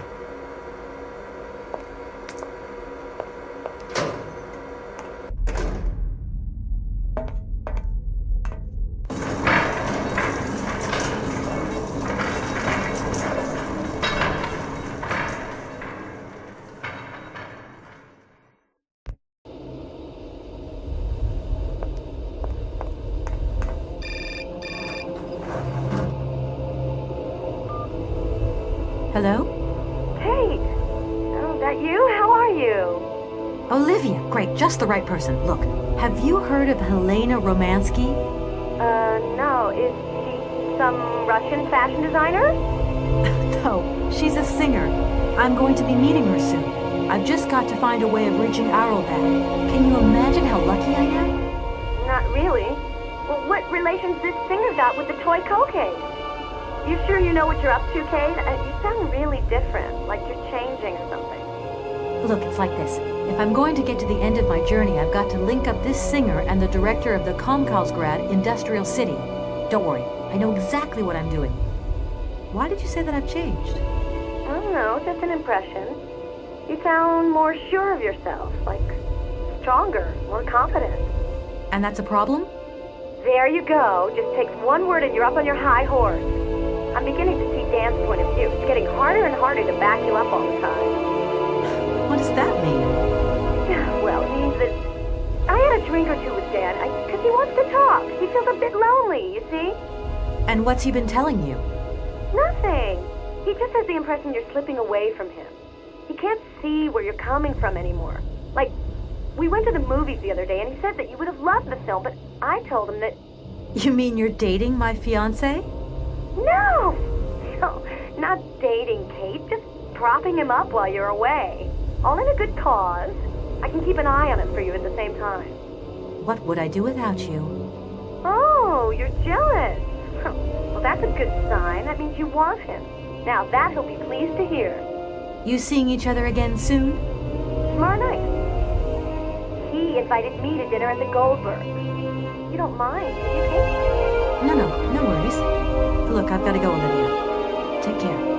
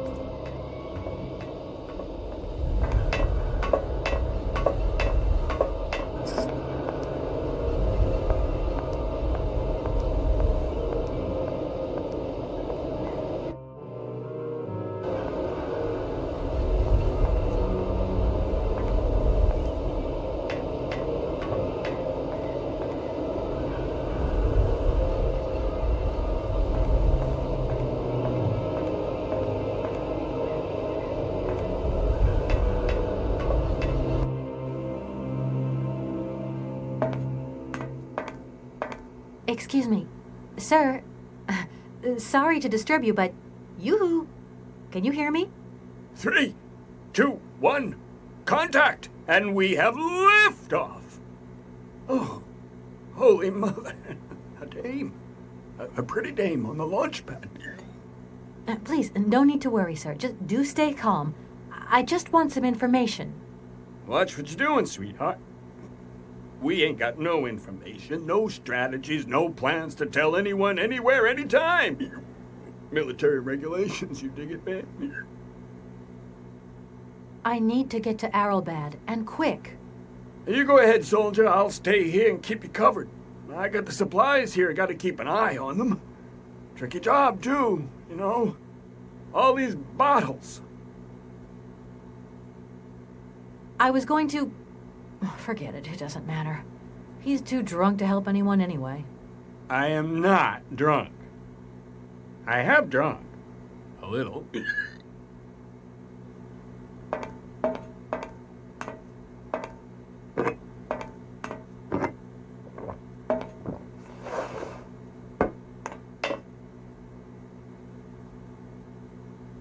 Strange. Sure, I left a bottle or two around here. I gotta get some air. Wall's getting pretty tight. We'll think about that blast off later, huh? Are you okay, Colonel? Are you sure you're all right?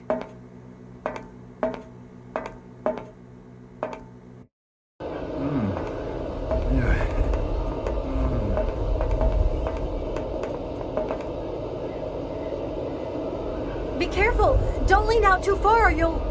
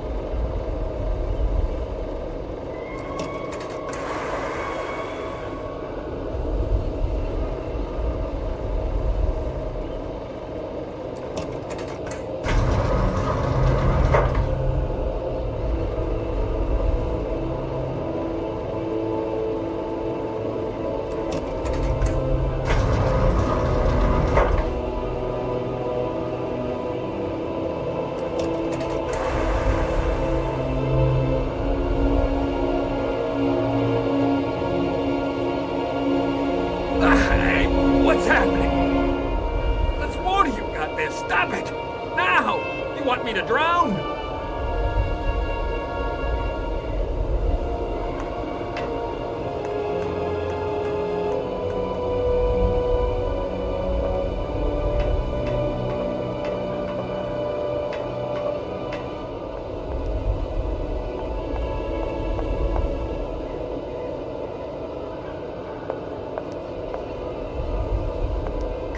down. It's all right.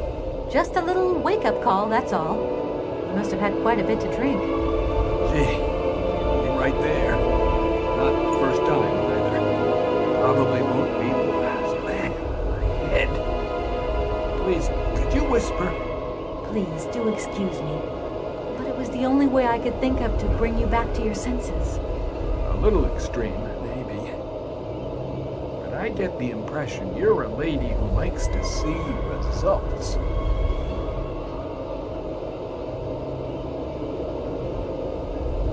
I came here by train, but unfortunately it broke down. I've got to get to Arrowbad immediately. Someone told me you might have a vehicle to lend me. Someone? Who might that someone be? I hope you're not talking about Sergei Borodin. Well, yes, I am. The director of the industrial complex below. Be careful, ma'am. He is not a rational man. He can be mean and very dangerous. He suggested I come and see you, actually. But I get the impression that he doesn't care much for you either. They don't care what I say to you is, watch out for him.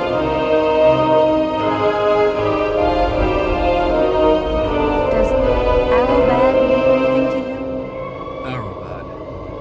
It's been a long time since I heard that name. It's a spa resort, ma'am. Top brass of the regime would go there. As well as convalescing soldiers, tired politicians, profiteers and racketers, the whole caboodle. You'd go live it up, all expenses paid. One privilege I never got. Just 2 steps away from becoming the nation's hero and no free holiday for me. And where exactly is this place? Further east. We never had to know where exactly. The airship was programmed to take vacationers there. From here.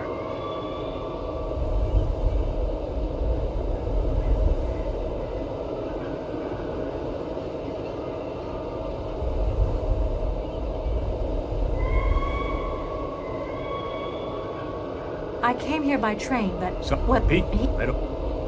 There aren't many vehicles on this base. When they decided to close the Cosmodrome, they towed all the useful equipment away. It doesn't matter. I'll find some other way. If I can help you, please, just ask. Thank you so much for helping me. I'm sorry to have woken you up like that. It's been great talking to you, ma'am. I think I'll take 40 winks right now.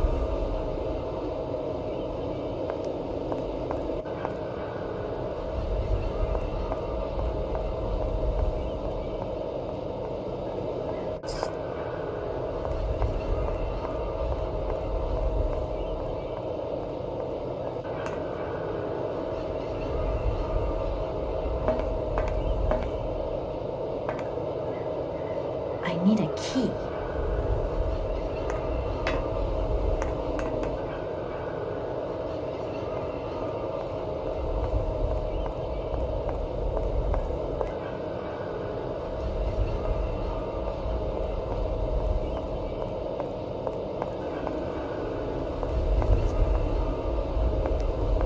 Sir?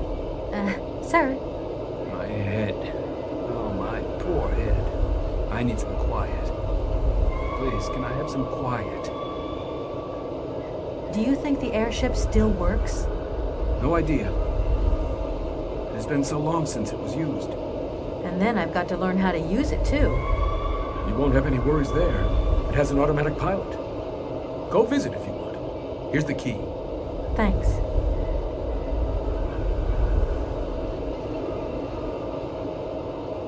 Right, I'm off. See you later. Don't you worry about me.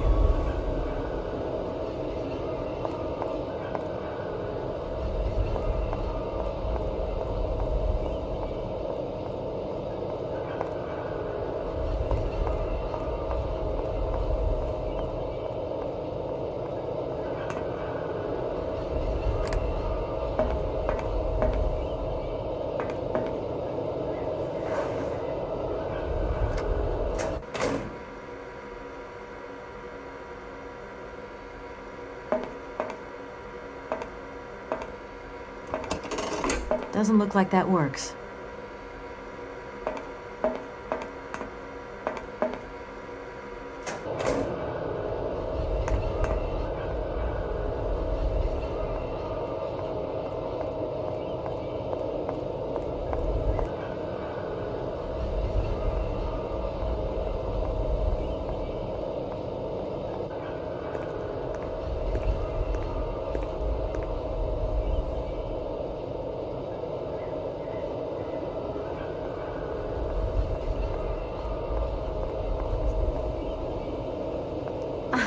There you are.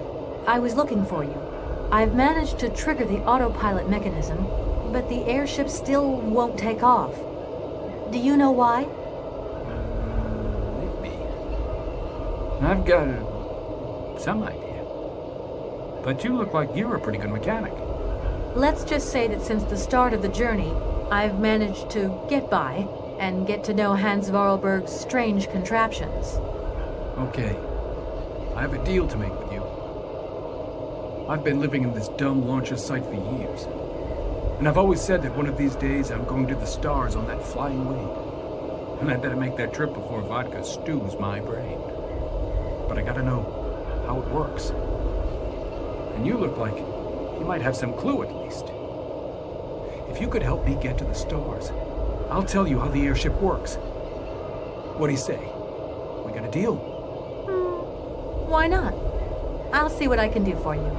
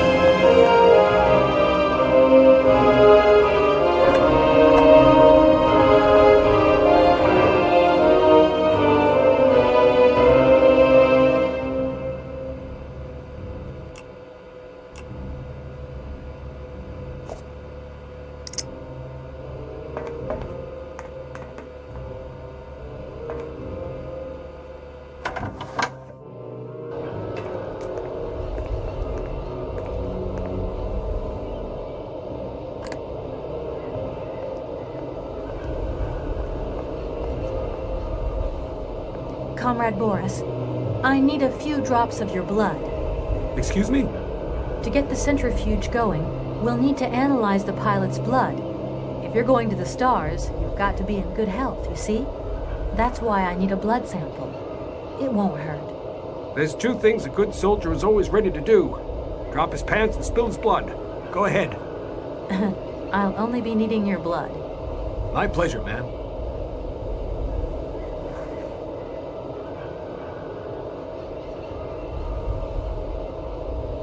Ow!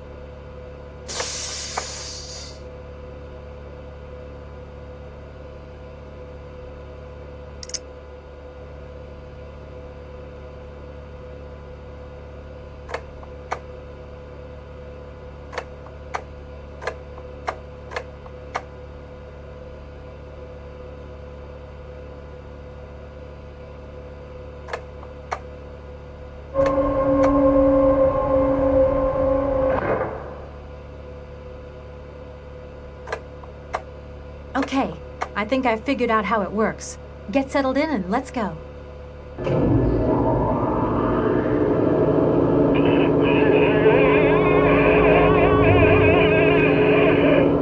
Colonel, are you all right? Never been better. Head's spinning a bit, but I am used to that. I'm a professional pilot.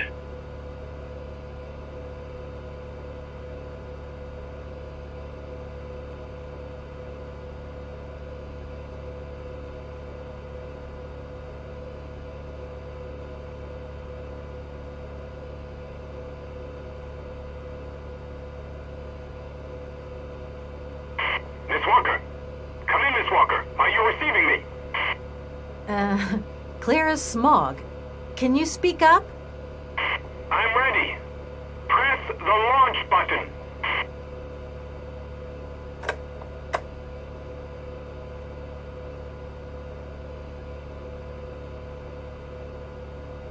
Takeoff procedure engaged. Countdown commencing. Colonel, you've forgotten to tell me the secret of the airship. What do I have to do? The airship will need to be right up.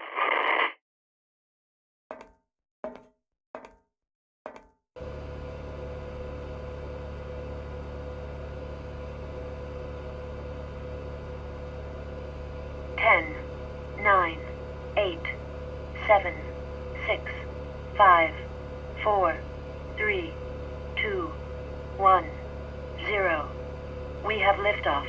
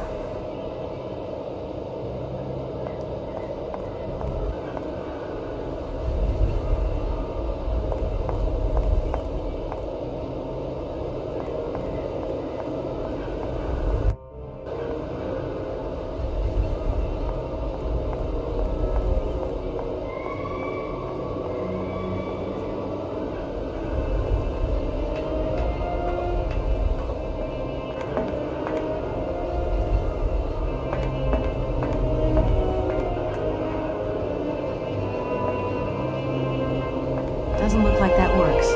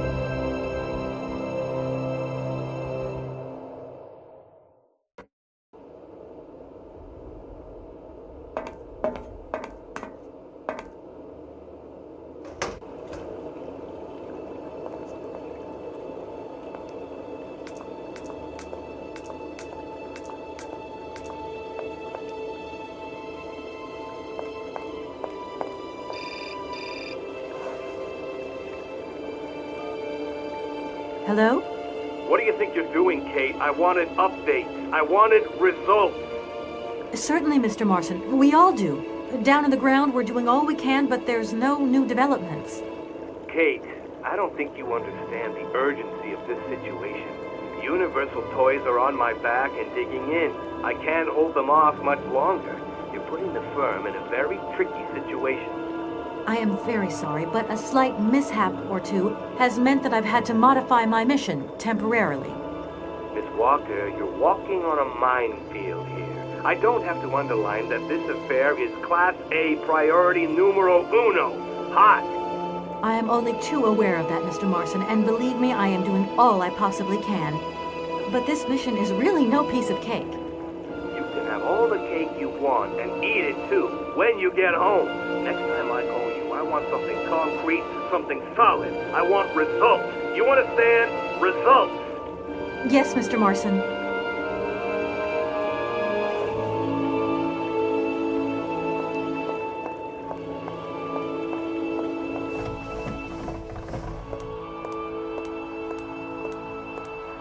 Good morning, sir.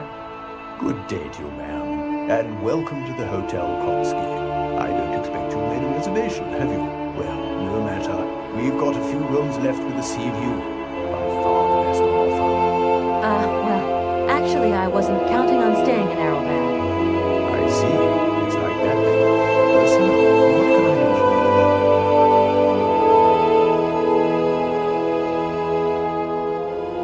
tell me if a certain Hans Vorarlberg has ever been here? On a spa holiday? Yes, that's it. I'm sorry, but our hotel register is strictly confidential. Come on, please. It's not like it's a state secret you're telling me here. And if I just let you consult our register, what am I going to get out of it? My eternal gratitude? That's just what I was expecting. Adieu, as the French say, madame.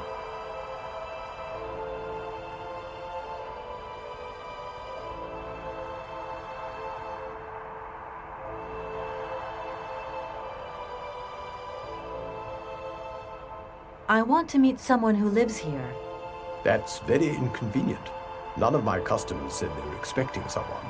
You can't just turn up like that. We've got a very strict policy. In this day and age, the hotel ain't too open to, impromptu visits from any Tom, Dick, or Harry. Please, I absolutely must speak with her. It's very important. If it was that important, all you had to do was ring the hotel. People come here to rest, you see, to get away from the world, which ain't turning so good these days. Don't let me keep you. Good day to you, ma'am. Honestly, if I could have called, I would have called, but I couldn't. So please, can you bend the rules just a little, sir? Ma'am, in this hotel, we don't bend nothing for no one. With respect. Well, thanks anyway. At your service, ma'am.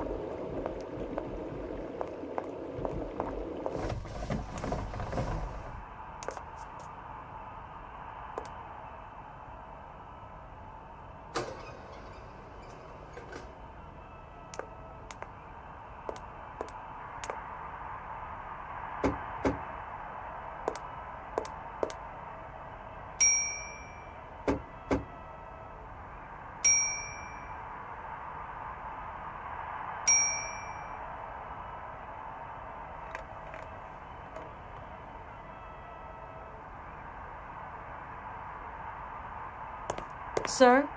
You again? You're beginning to really overstep the mark. I warn you, one more and I'm going to... But what the hell's going on over there? Why is it me gets hell to pay when there's already too much work to do?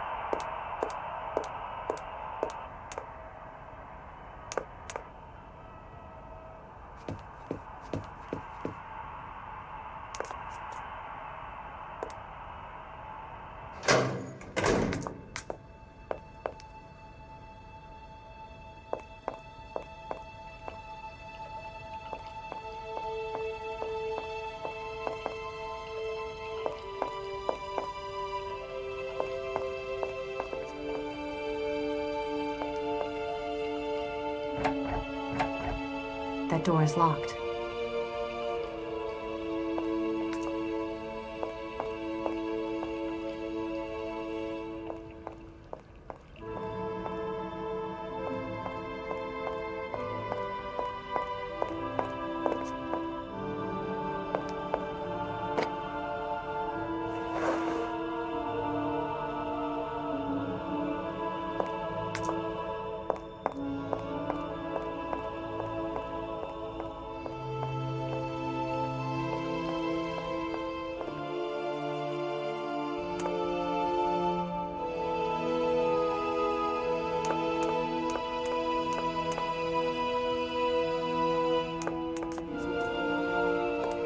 Hello there. Good afternoon, miss.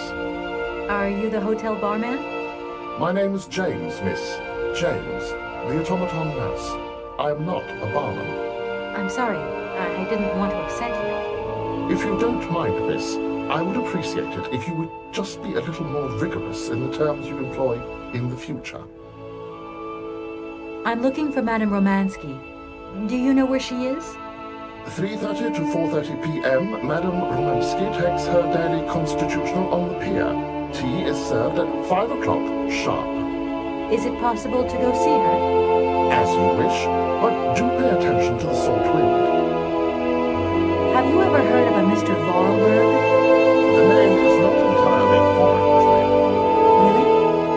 You know Hans Vorarlberg? That I cannot say, miss. Madam has forbidden me from talking about him and even mentioning his name. Why?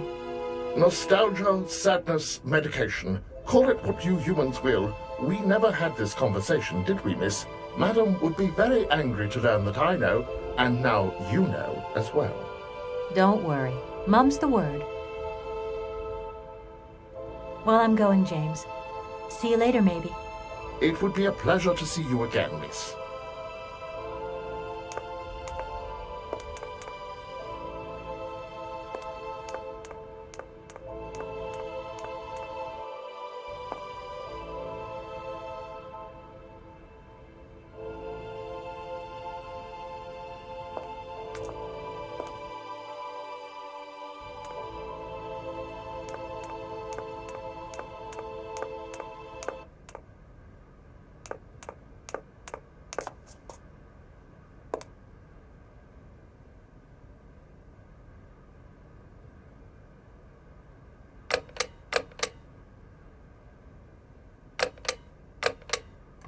Darn it! That doesn't work. Just as I thought.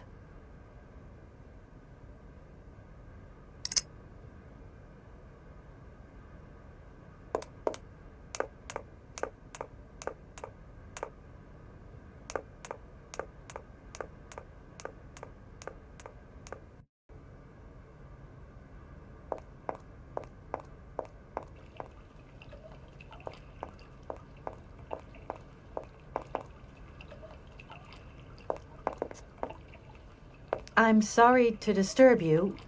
Yeah, I think I can thrust with my queen through there. Unless... I can see that I'm disturbing you. Hey, no. Checking two moves. Maybe I'll squeeze him with my bishop instead. Nothing like a good squeeze from a bishop. Okay, I wouldn't like to disturb you any longer.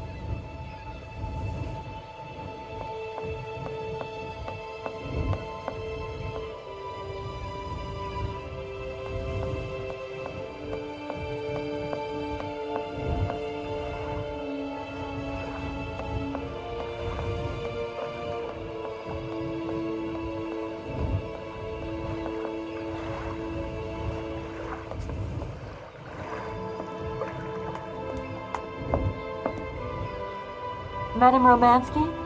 Madame Helena Romansky? Who are you? What do you want? I'm sorry to disturb you, ma'am. My name's Kate Walker. I've come on behalf of Frank Malkovich. Ah, Malkovich, the old son of a gun. Are you one of his relatives? Not exactly. He's a good friend of my mother's. He told me you might be here in Arrowbad.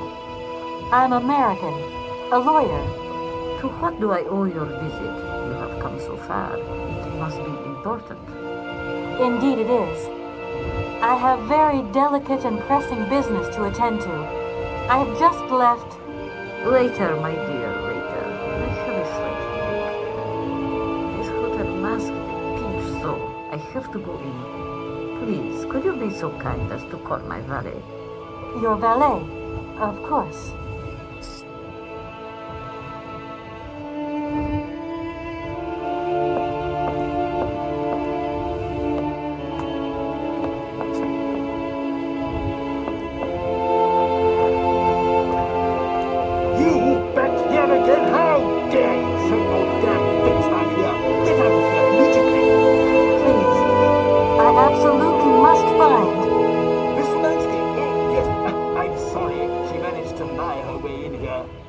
How vigilant you are, there's always one. But it won't happen again. She'll be out on her ear before you can say, I hope she hasn't upset you too much.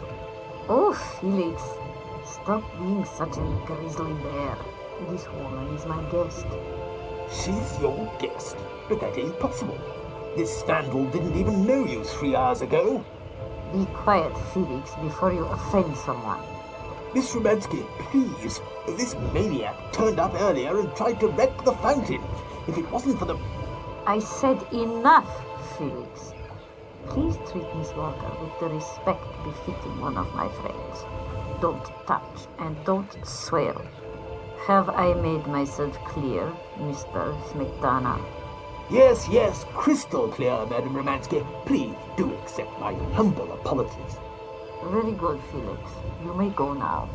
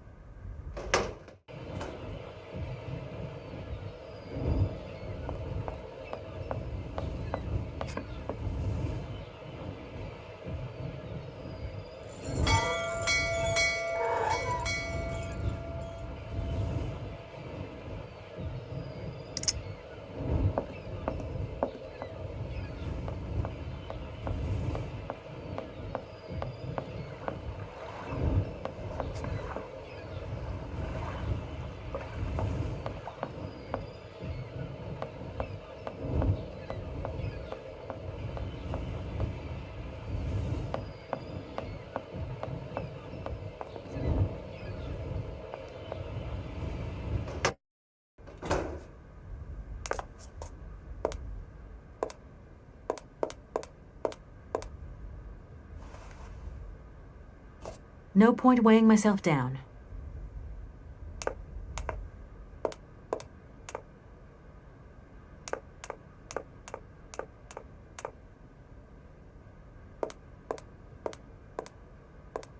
James, what are you waiting for? Don't tell me you didn't hear the bell this time.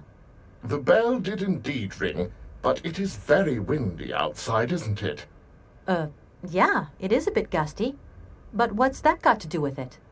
Madam doesn't understand. She says an automaton doesn't need protection, but my insides don't like the salty wind. I'm afraid to go out, you know. And if you wore my mask to protect you against the salt, would that help? Oh, most certainly.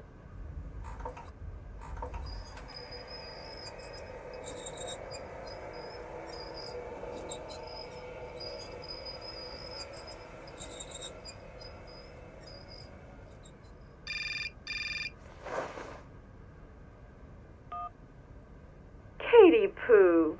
So, have you met her yet? This Helena person? What's she like? Does she remember Frank? Hi, Mom. Yeah, sure. I met her, and yeah, she's living in Arlbad. You can thank Frank for me again. I'll remember too, honey. So, what's Arlbad like? Maybe Frank can take me there one day. It's this seaside resort, Ma, but it isn't what it used to be. You'd be real disappointed. Maybe you're right. So, when are you coming home? Is that mission all over then? Not really, Ma. I still haven't found the heir I'm looking for to wrap up the case.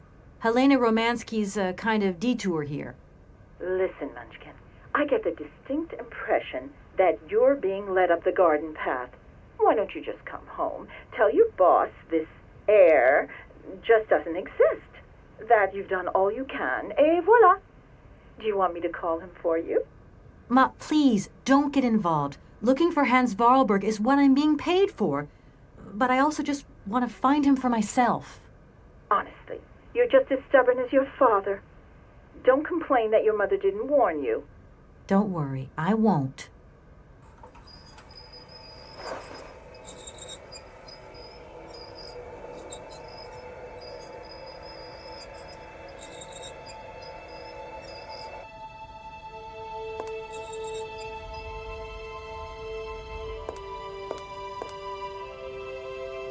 It's a real honor to meet you, Madame Romansky.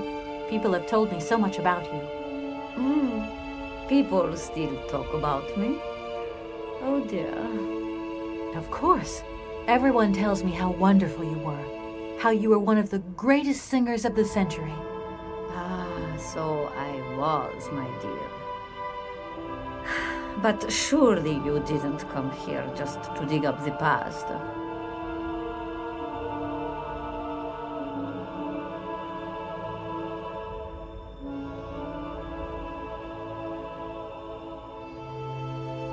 I'm wrapped up in a case at the moment, and because of it, I met a certain Mr. Sergei Borodin, director of the Komkolsgrad Industrial Complex, situated to the northeast of here.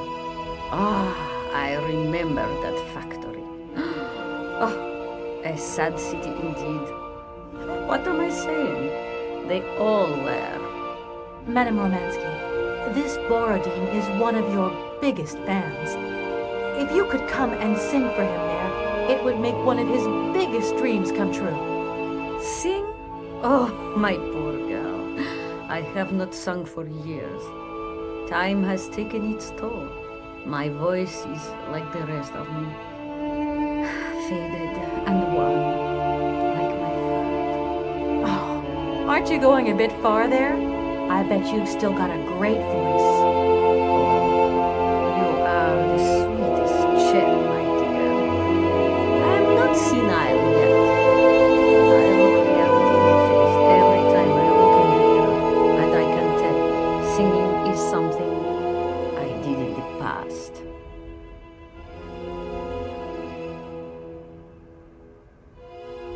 Madame Romansky, please understand I would never have come so far to disturb you if I didn't really need your help. I understand, my dear, but my health is failing me, as does my voice. Believe me, no one is sadder than I. Strange. I get the impression that Hans Vorarlberg turned up here, too. You know Hans Vorarlberg? Not exactly. I'm looking for him to sort out this inheritance case, but I've had to snoop around in his past a bit to get on his trail, and I guess he's kind of a close friend now. You knew him, didn't you? Oh, yes. I knew Hans Wollerberg. Do you hear, James? Ah, if you had the chance to meet Hans. My Hans. Oh, my God. What has become of him? Where is he? As questions go, madam, that one is not without certain complications. I'm sorry, but I have no idea. That's the goal of my mission, to find Hans Vorarlberg. That's why I have to get back to my train as quickly as possible and to get out of Komkalsgrad. And you cannot find him without the train? The train is one of his last inventions. So is Oscar, the automaton engineer. I get the feeling that the two of them are going to lead me to him. Did you hear that, James? I might see Hans again. I have dreamed so long of meeting my dearest sweetheart again. Oh, if only I could sing. If only I were in Paris, I would ask George for that miracle cocktail. The one that only he knew how to make. Wouldn't I, James? Yes, madam. As you have frequently said, without that famous cocktail, your French tour would have probably been cancelled. I don't understand. An extraordinary tale, my dear. It was December, and it was terribly cold and damp. I had to play the role of Tatiana that evening at the opera. But since the morning, I had lost my voice. It drove me completely mad with worry. I don't know how George, the barman at the Moritz Hotel, heard about my affliction, but he brought me up a cocktail that he had invented. A strange concoction. But it turned out to be a miracle cure. My voice returned to me in an instant. That's amazing. That's just what we need. We're going to mix you up a cocktail. Ah, my dear child. It is impossible. George never told me the recipe of the drink. He loved to keep his trade secrets. He said it made him absolutely irreplaceable. Well, I'm going to get George to tell me. He hasn't yet met with my powers of persuasion. I'll let you get a bit of rest. Thank you for listening to me. It was a real pleasure, my child. You are a charming young lady, and simply talking to you has warmed my soul.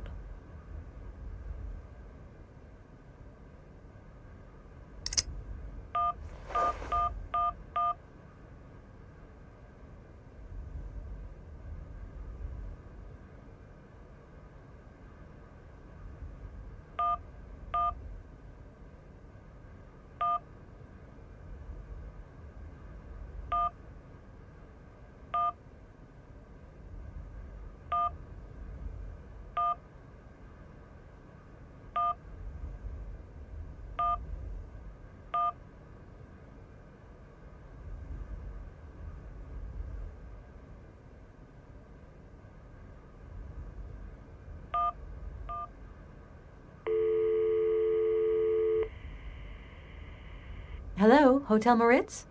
Reception here. Can I help you? I'd like to talk to Mr. George. He's a barman at your hotel. I'll connect you with the bar. Just a moment.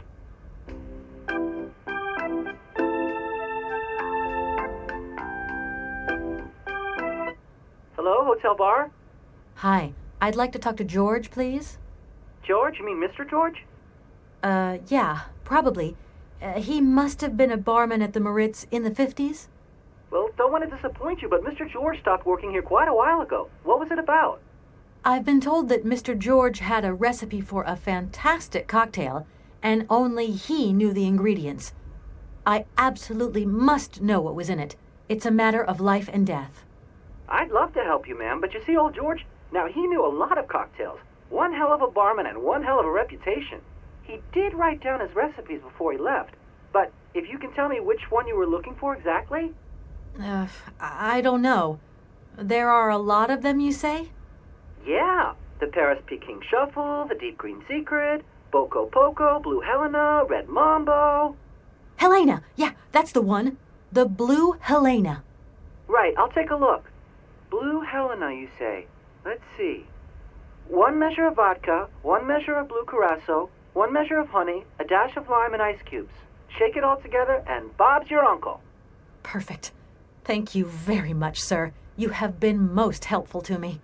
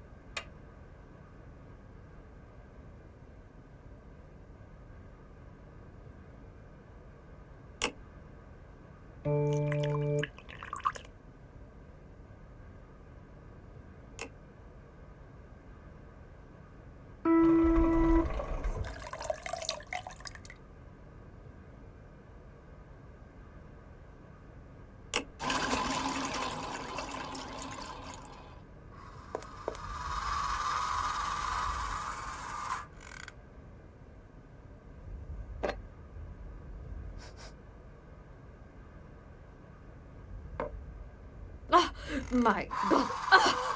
From what backwater of hell did you find this potion? Are you trying to poison me? It's a blue Helena. That is impossible. The blue Helena had a color that was like, and an aroma like, you understand? Its texture was not quite so. One thing is for certain. This is no blue Helena. Make an effort, my child. Right. I guess I'll try out another mix.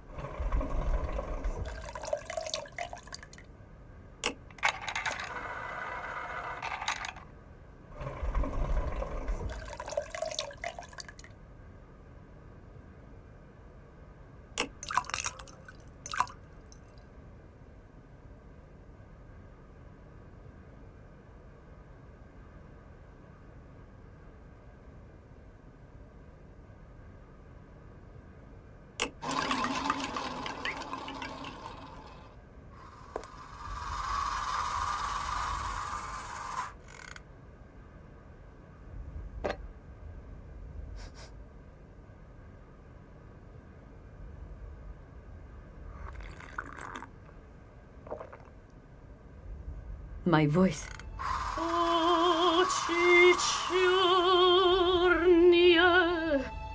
My God, that is atrocious, horrific.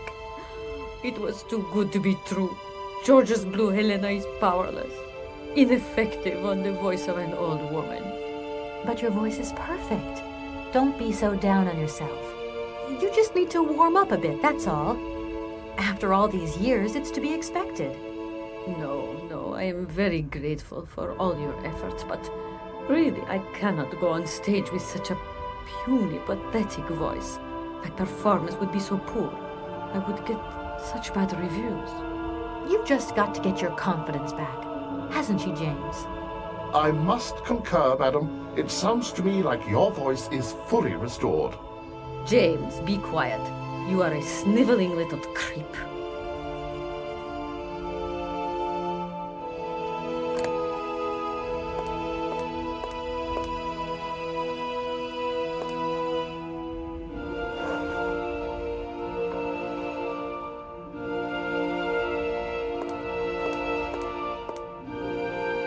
My voice.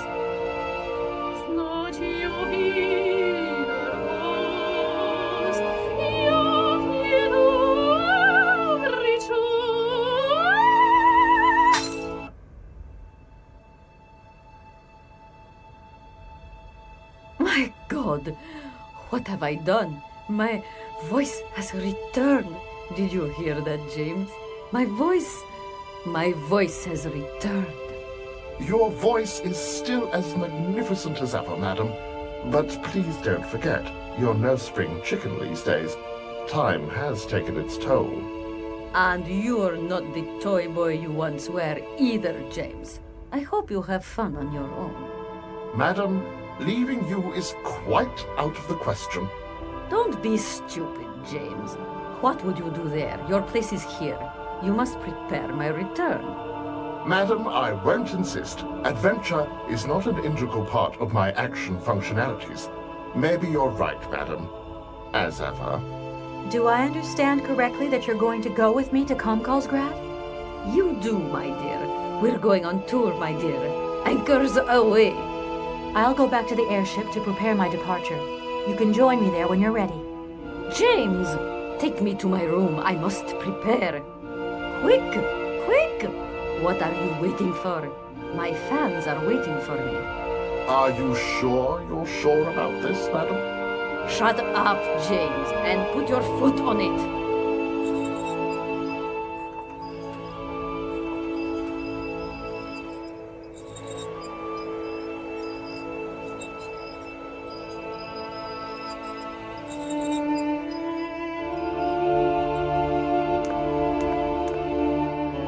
I don't need to do that again.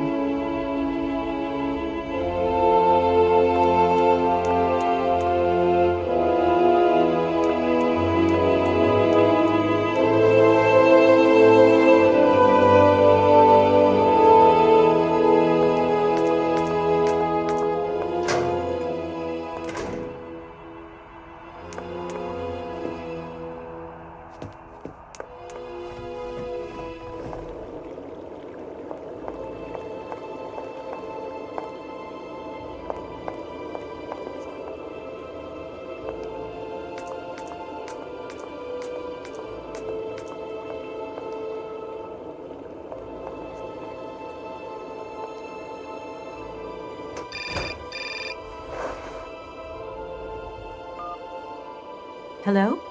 Hi, it's me, Olivia. Hey, sweetie, what's new? How was it at the Goldbergs then? Like, alcoholic. Is that all? What's up? Cat got your tongue? Well, tell me what you're up to. How's the case going? How's that Romansky chick?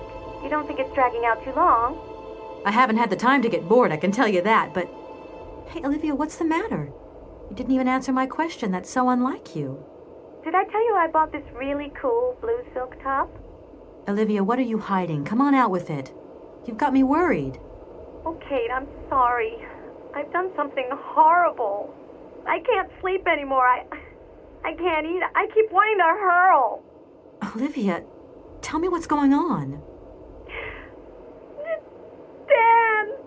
What about Dan? Has something happened to him? You're gonna hate me for the rest of your life, and you'd be right. In your situation, What? After the Goldbergs, Dan took me home. We were a bit, we shouldn't have drunk so much. He came up to mine to have a nightcap, and then... Okay, you're gonna hate me. Please hate me. I got it. It's all my fault. I could never tell you that I've had the hots for Dan for ages, because you're my friend and you were engaged and all, but then we got so close lately, and I just lost sight of what's right and what's wrong. Kate, the guilt is killing me. I want to die. Look, don't bust a gut over it. You and Dan, it's like not real right now. I gotta go, Olivia. I need to process this new bit of data. Are you like some automaton or something? Kate, please. I'm hanging up now. I want to be on my own.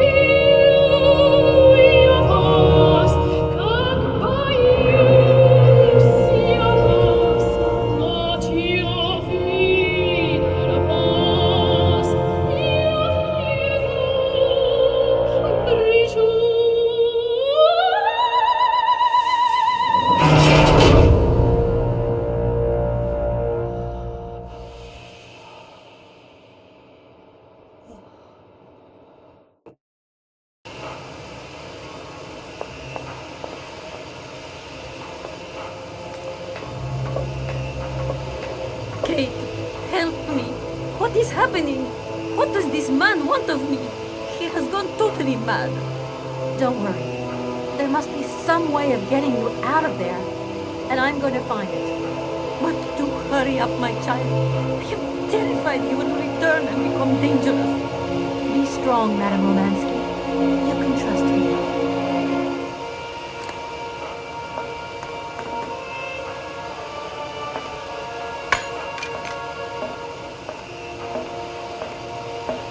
At last, young lady. I was beginning to be desperate. I came as fast as I could. Now hurry. Get out of here quickly before that maniac notices. I've got to get Oscar's hands back.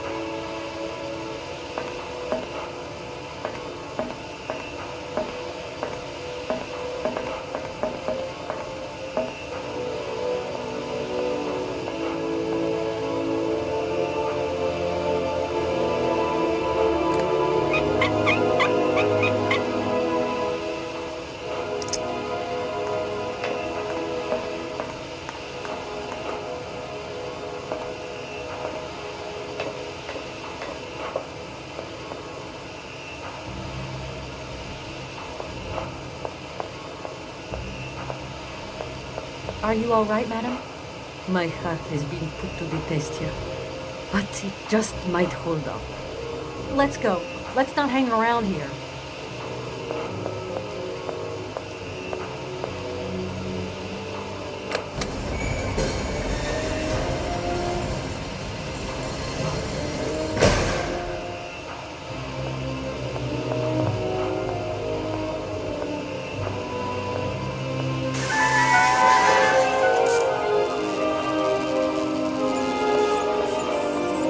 Oh, but my God, what has happened now?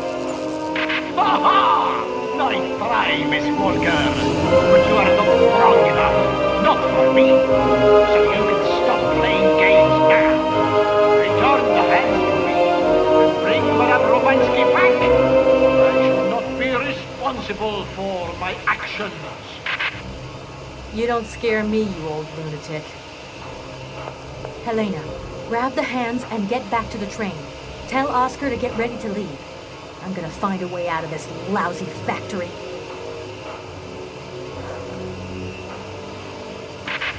No chance. You will never succeed.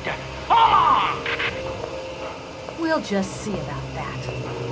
I warned you, Kate Walker. I warned you. Be careful, my child. You too. And don't worry.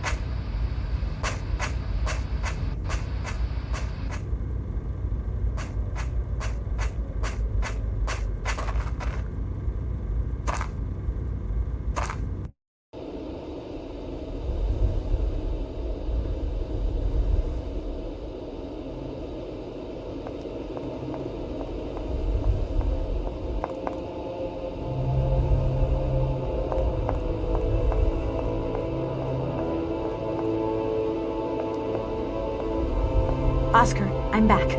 Let's get out of here. What a pleasure it is to see you again, Kate Walker.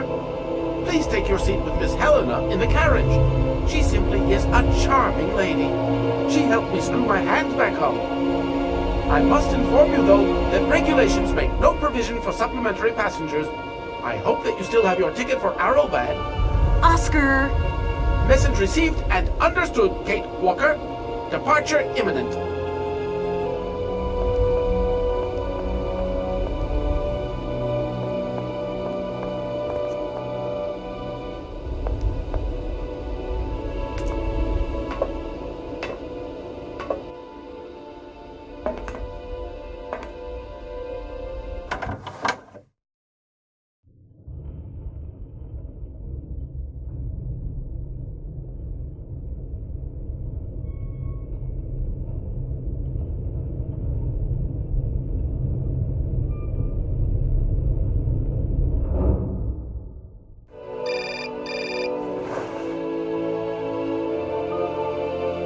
Hello? Kate, hi. Dan, are you alright? I'm okay now, yeah, thanks. But if I said that not long ago I was grappling with a mad music lover who wanted to kidnap an old forgotten opera star, but I foiled his plan and escaped through an abandoned mine, then I guess it's completely mad. You'd be proud of me, Dan. Real proud. Kate, I don't understand a thing you're saying. I barely recognize you. No, it doesn't matter. How was your day? Yeah, of course. I went to dinner with the Goldbergs. I finally beat Bob at squash. The cleaning woman broke the vase in the entrance hall. Well, other than that, nothing new. I see. Everything's cool, though? Yeah, everything's, cool. You're not missing me at all? Oh, yeah, sure I am. I had Olivia on the phone. She was a little upset. Nothing to say? So sorry. I don't know what came over me. It happened so quickly. I just totally lost control. I was so weak, so dumb.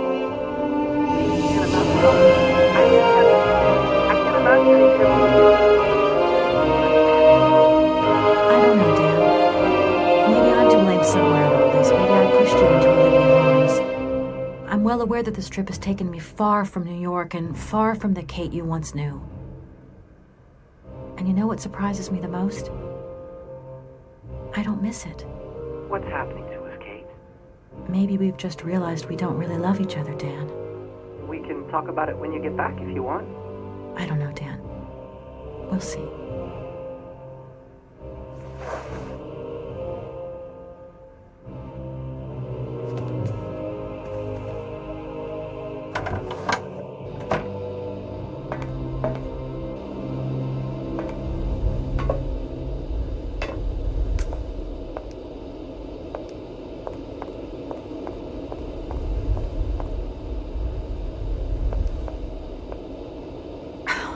What is it this time?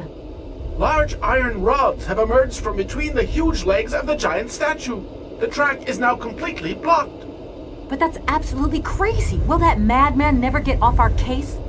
I'm gonna see what I can do.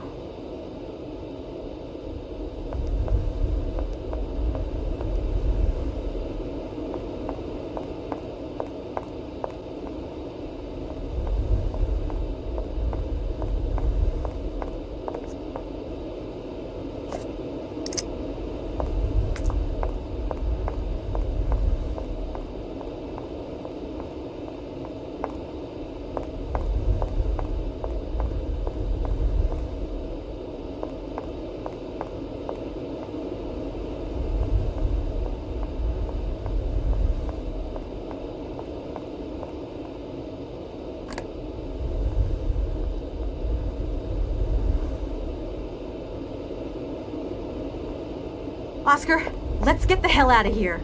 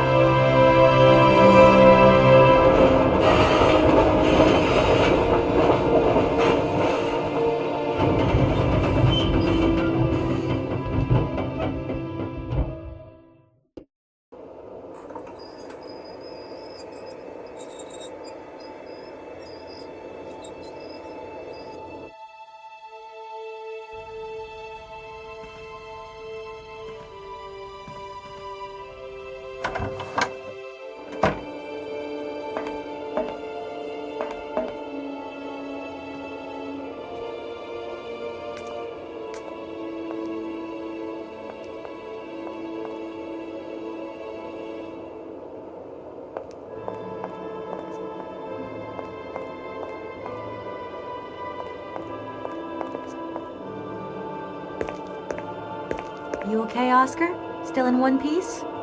Humor is a concept outside the scope of my functionality, Kate Walker. You should know that by now. Oscar, come on, quit crabbing. We got out of that dingy city safe and sound, didn't we? And even with a certain style, I might add. Style is the right word. Hey, what are you doing on the platform? That's not like you. I wanted to take a little air and dust away the cobwebs from my joints. This salt wind is terrible, though. I think it would be wiser to return to our nice, warm train. Get a life, Oscar. The weather has changed since my last visit. The wind has dropped, and it has started snowing a little. I was not fortunate enough to accompany you on your first visit, Kate Walker. You abandoned me to who knows what horrible fate in that creepy factory. Oscar, do you know something? You're changing. You might not notice, but you are. Change is outside the scope of my functionality, Kate Walker. See you around, Oscar. I'll be waiting for you, Kate Walker.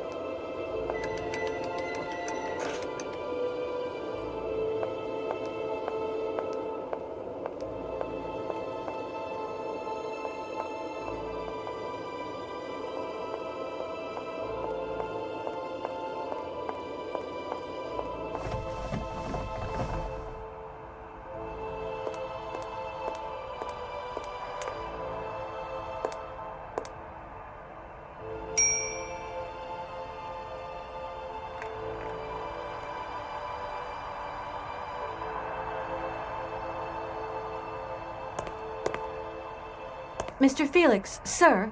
What can I do for you, ma'am? Well, I'm gonna hit the road again. Would it be too much to ask where you're going? Who can say? Well, I wish you the best of luck, Miss Walker.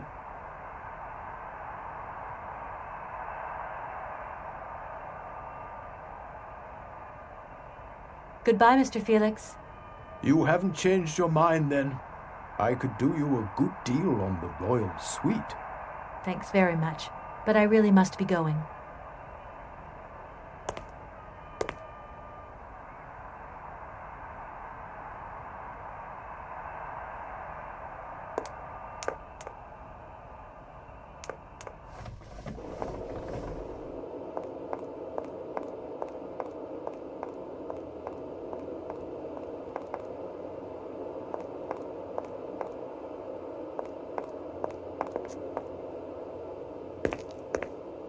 Hello, Oscar.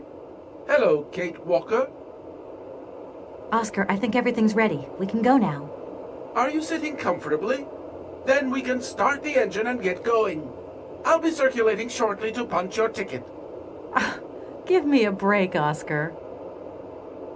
Miss Walker! Miss Walker! Wait! Don't go yet! Mr. Felix, what's the matter now? Has something happened to Madame Romansky?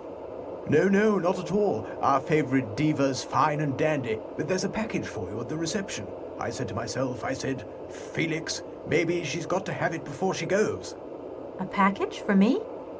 But that's impossible. But it's got Miss Walker written on it, clear as day. Why didn't you tell me about it earlier?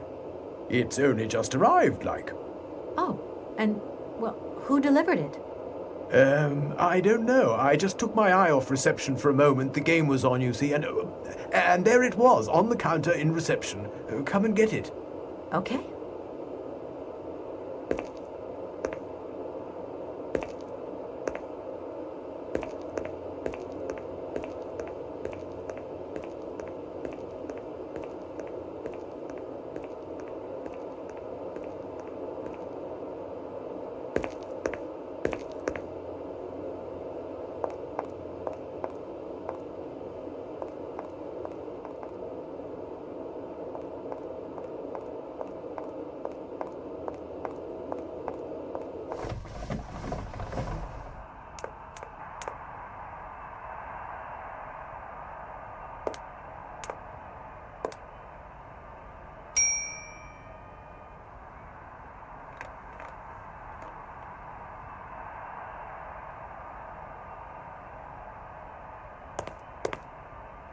Mr. Felix, sir. What can I do for you, ma'am?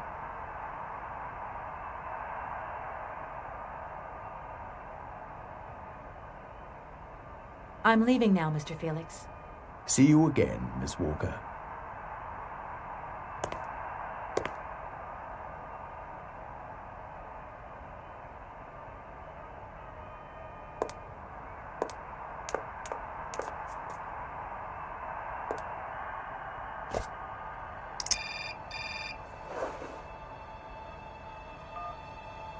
Hello?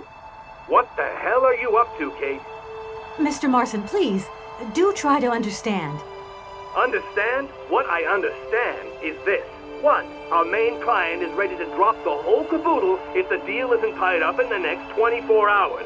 2. This is going to cost the firm multi-dineros. And 3. I made a serious error of judgment trusting you with this case. That's what I understand. I know it doesn't look like it, but... No buts, Walker. You're looking for a senile old creek and you're making heavy weather of it. You know, he isn't as senile as all that. He's got this creative streak. Look, drop the mumbo-jumbo. I don't want excuses. I want... I've got to go, Mr. Marson. I think I'm onto something.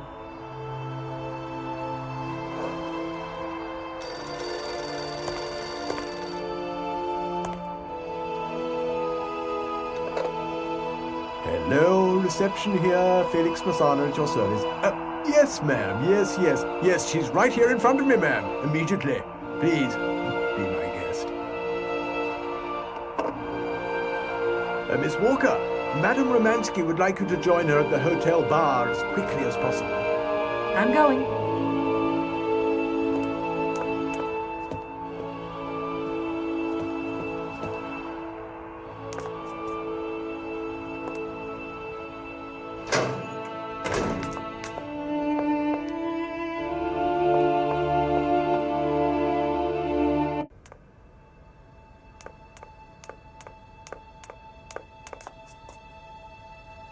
Madame Romansky, you wanted to see me?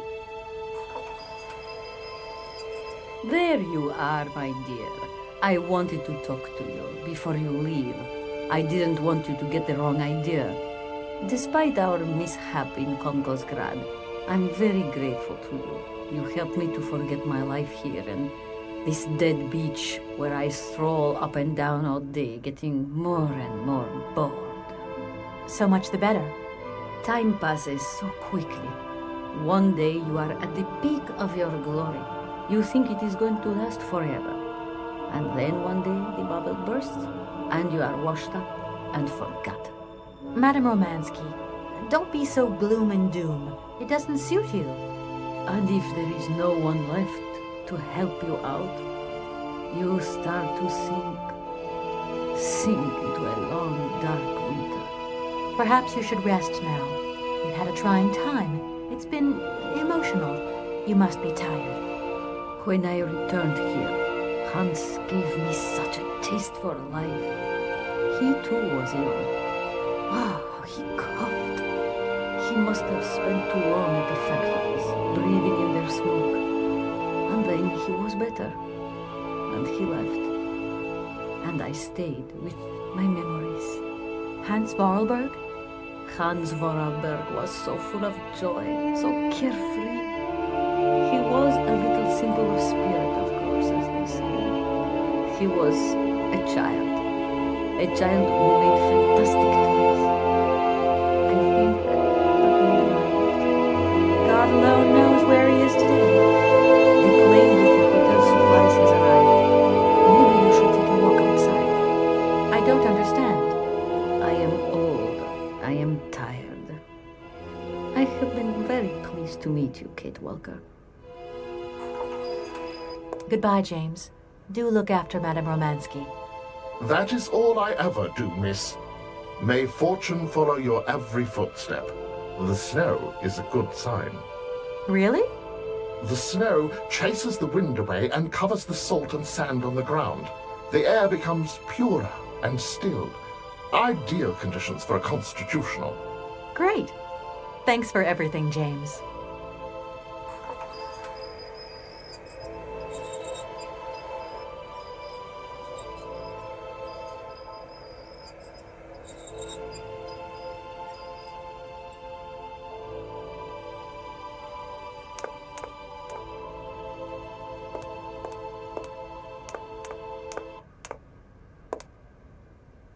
I don't need to do...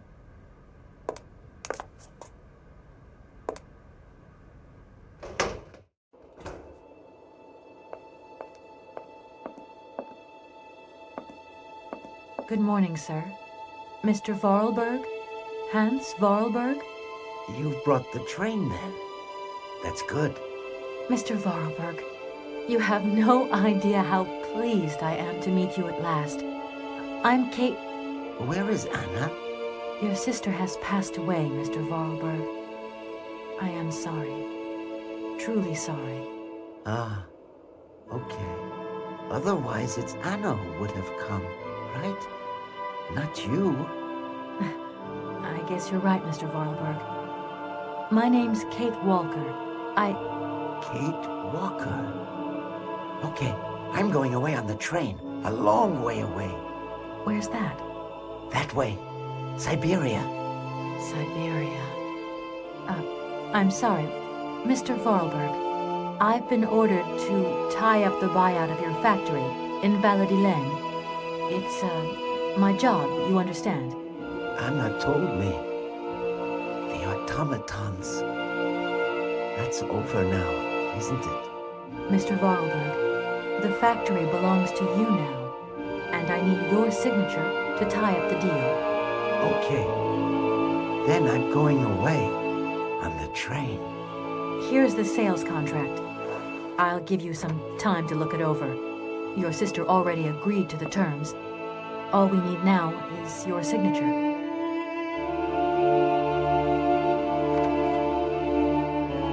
What? You've signed just like that? Without reading it? I can't read. I don't know how to. In that case, I'll read it for you. No, it's okay. Leave it. I've got to go away on the train, Kate Walker. As you wish, Mr. Vorarlberg. And let me wish you a very pleasant journey.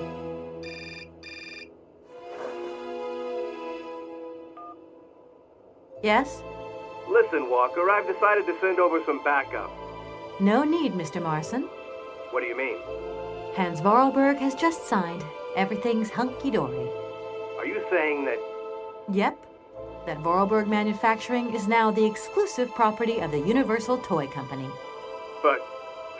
that's great news. Good work. Excellent work, Walker. A real masterstroke. I knew I could count on you, Kate. I congratulate you. Thank you, sir. Right, now get back here as quick as you can. I want those papers on my desk tomorrow. My secretary will organize a meeting with Universal Toys immediately. You'll no doubt want to hand over the contract yourself. And now that I think of it, I've got no one on the Schwann Airport case. Big trial coming up. A real opportunity. The job is yours. My little way of saying thank you, Kate Walker. You're too kind. You have a great career as a lawyer ahead of you, Kate. See you tomorrow. Well done again, and don't lose those papers, huh? Now that would be the dumbest thing.